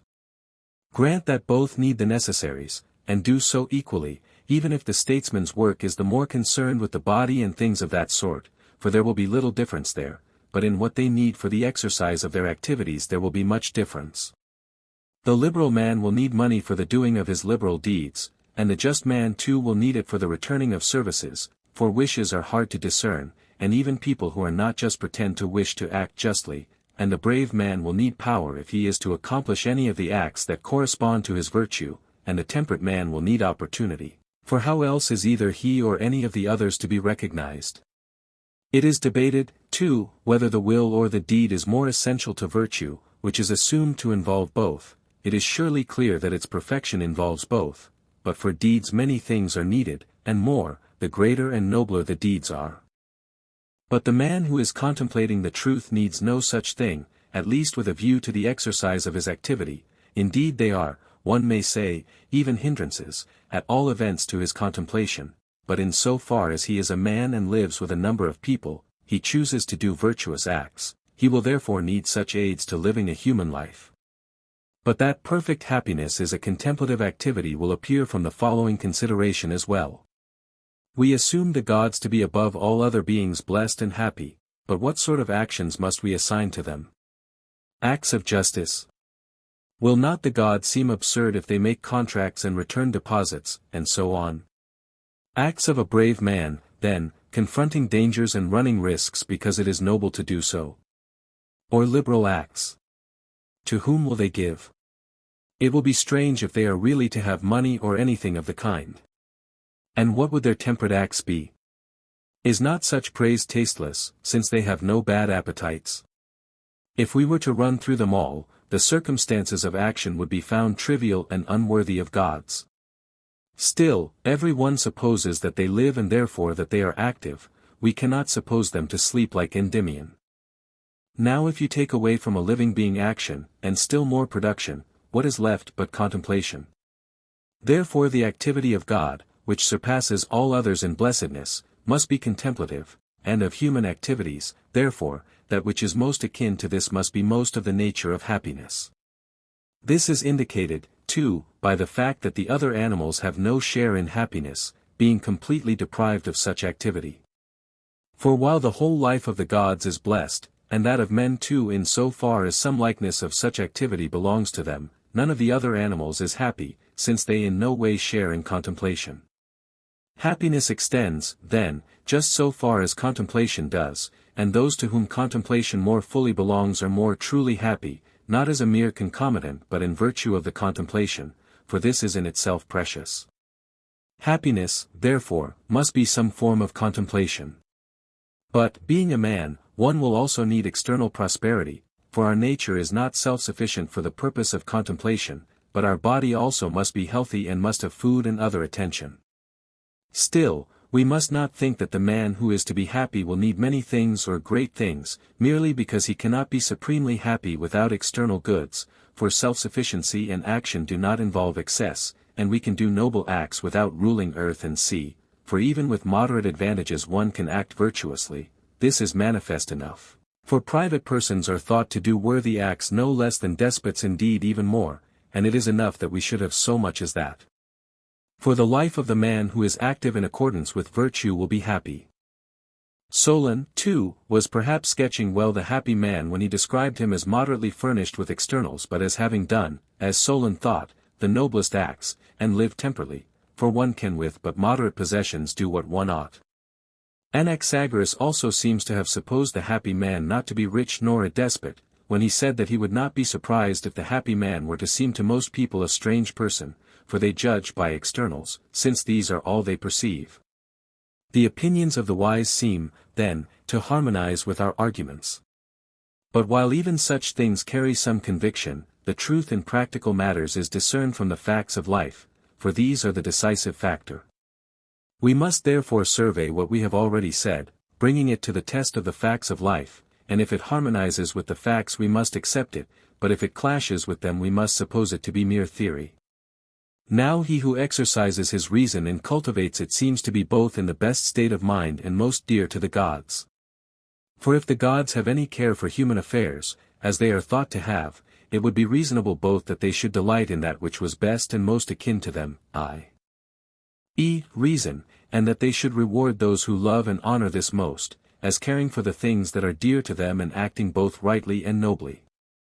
And that all these attributes belong most of all to the philosopher is manifest. He, therefore, is the dearest to the gods. And he who is that will presumably be also the happiest, so that in this way too the philosopher will more than any other be happy. 9. If these matters and the virtues, and also friendship and pleasure, have been dealt with sufficiently in outline, are we to suppose that our program has reached its end? Surely, as the saying goes, where there are things to be done the end is not to survey and recognize the various things, but rather to do them. With regard to virtue, then, it is not enough to know, but we must try to have and use it, or try any other way there may be of becoming good. Now if arguments were in themselves enough to make men good, they would justly, as Theognis says, have won very great rewards, and such rewards should have been provided, but as things are, while they seem to have power to encourage and stimulate the generous-minded among our youth, and to make a character which is gently born, and a true lover of what is noble, ready to be possessed by virtue, they are not able to encourage the many to nobility and goodness. For these do not by nature obey the sense of shame, but only fear, and do not abstain from bad acts because of their baseness but through fear of punishment. Living by passion they pursue their own pleasures and the means to them, and the opposite pains, and have not even a conception of what is noble and truly pleasant, since they have never tasted it. What argument would remold such people? It is hard, if not impossible, to remove by argument the traits that have long since been incorporated in the character, and perhaps we must be content if, when all the influences by which we are thought to become good are present, we get some tincture of virtue. Now some think that we are made good by nature, others by habituation, others by teaching.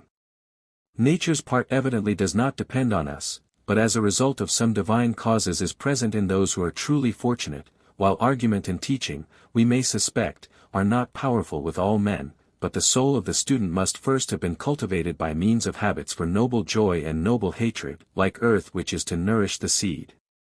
For he who lives as passion directs will not hear argument that dissuades him, nor understand it if he does, and how can we persuade one in such a state to change his ways? And in general passion seems to yield not to argument but to force. The character, then, must somehow be there already with a kinship to virtue, loving what is noble and hating what is base. But it is difficult to get from youth up a right training for virtue if one has not been brought up under right laws, for to live temperately and heartily is not pleasant to most people, especially when they are young. For this reason their nurture and occupations should be fixed by law, for they will not be painful when they have become customary. But it is surely not enough that when they are young they should get the right nurture and attention, since they must, even when they are grown up, practice and be habituated to them. We shall need laws for this as well, and generally speaking to cover the whole of life, for most people obey necessity rather than argument, and punishments rather than the sense of what is noble. This is why some think that legislators ought to stimulate men to virtue and urge them forward by the motive of the noble, on the assumption that those who have been well advanced by the formation of habits will attend to such influences, and that punishments and penalties should be imposed on those who disobey and are of inferior nature, while the incurably bad should be completely banished. A good man, they think, since he lives with his mind fixed on what is noble, will submit to argument, while a bad man, whose desire is for pleasure, is corrected by pain like a beast of burden. This is, too, why they say the pains inflicted should be those that are most opposed to the pleasures such men love. However that may be, if, as we have said, the man who is to be good must be well trained and habituated, and go on to spend his time in worthy occupations and neither willingly nor unwillingly do bad actions, and if this can be brought about if men live in accordance with a sort of reason and right order, provided this has force, if this be so, the paternal command indeed has not the required force or compulsive power, nor in general has the command of one man, unless he be a king or something similar, but the law has compulsive power, while it is at the same time a rule proceeding from a sort of practical wisdom and reason. And while people hate men who oppose their impulses, even if they oppose them rightly, the law and its ordaining of what is good is not burdensome.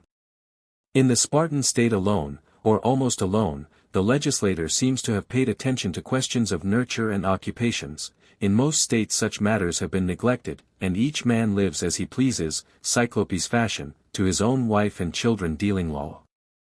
Now it is best that there should be a public and proper care for such matters, but if they are neglected by the community it would seem right for each man to help his children and friends towards virtue, and that they should have the power, or at least the will, to do this. It would seem from what has been said that he can do this better if he makes himself capable of legislating. For public control is plainly affected by laws, and good control by good laws, whether written or unwritten would seem to make no difference, nor whether they are laws providing for the education of individuals or of groups any more than it does in the case of music or gymnastics and other such pursuits.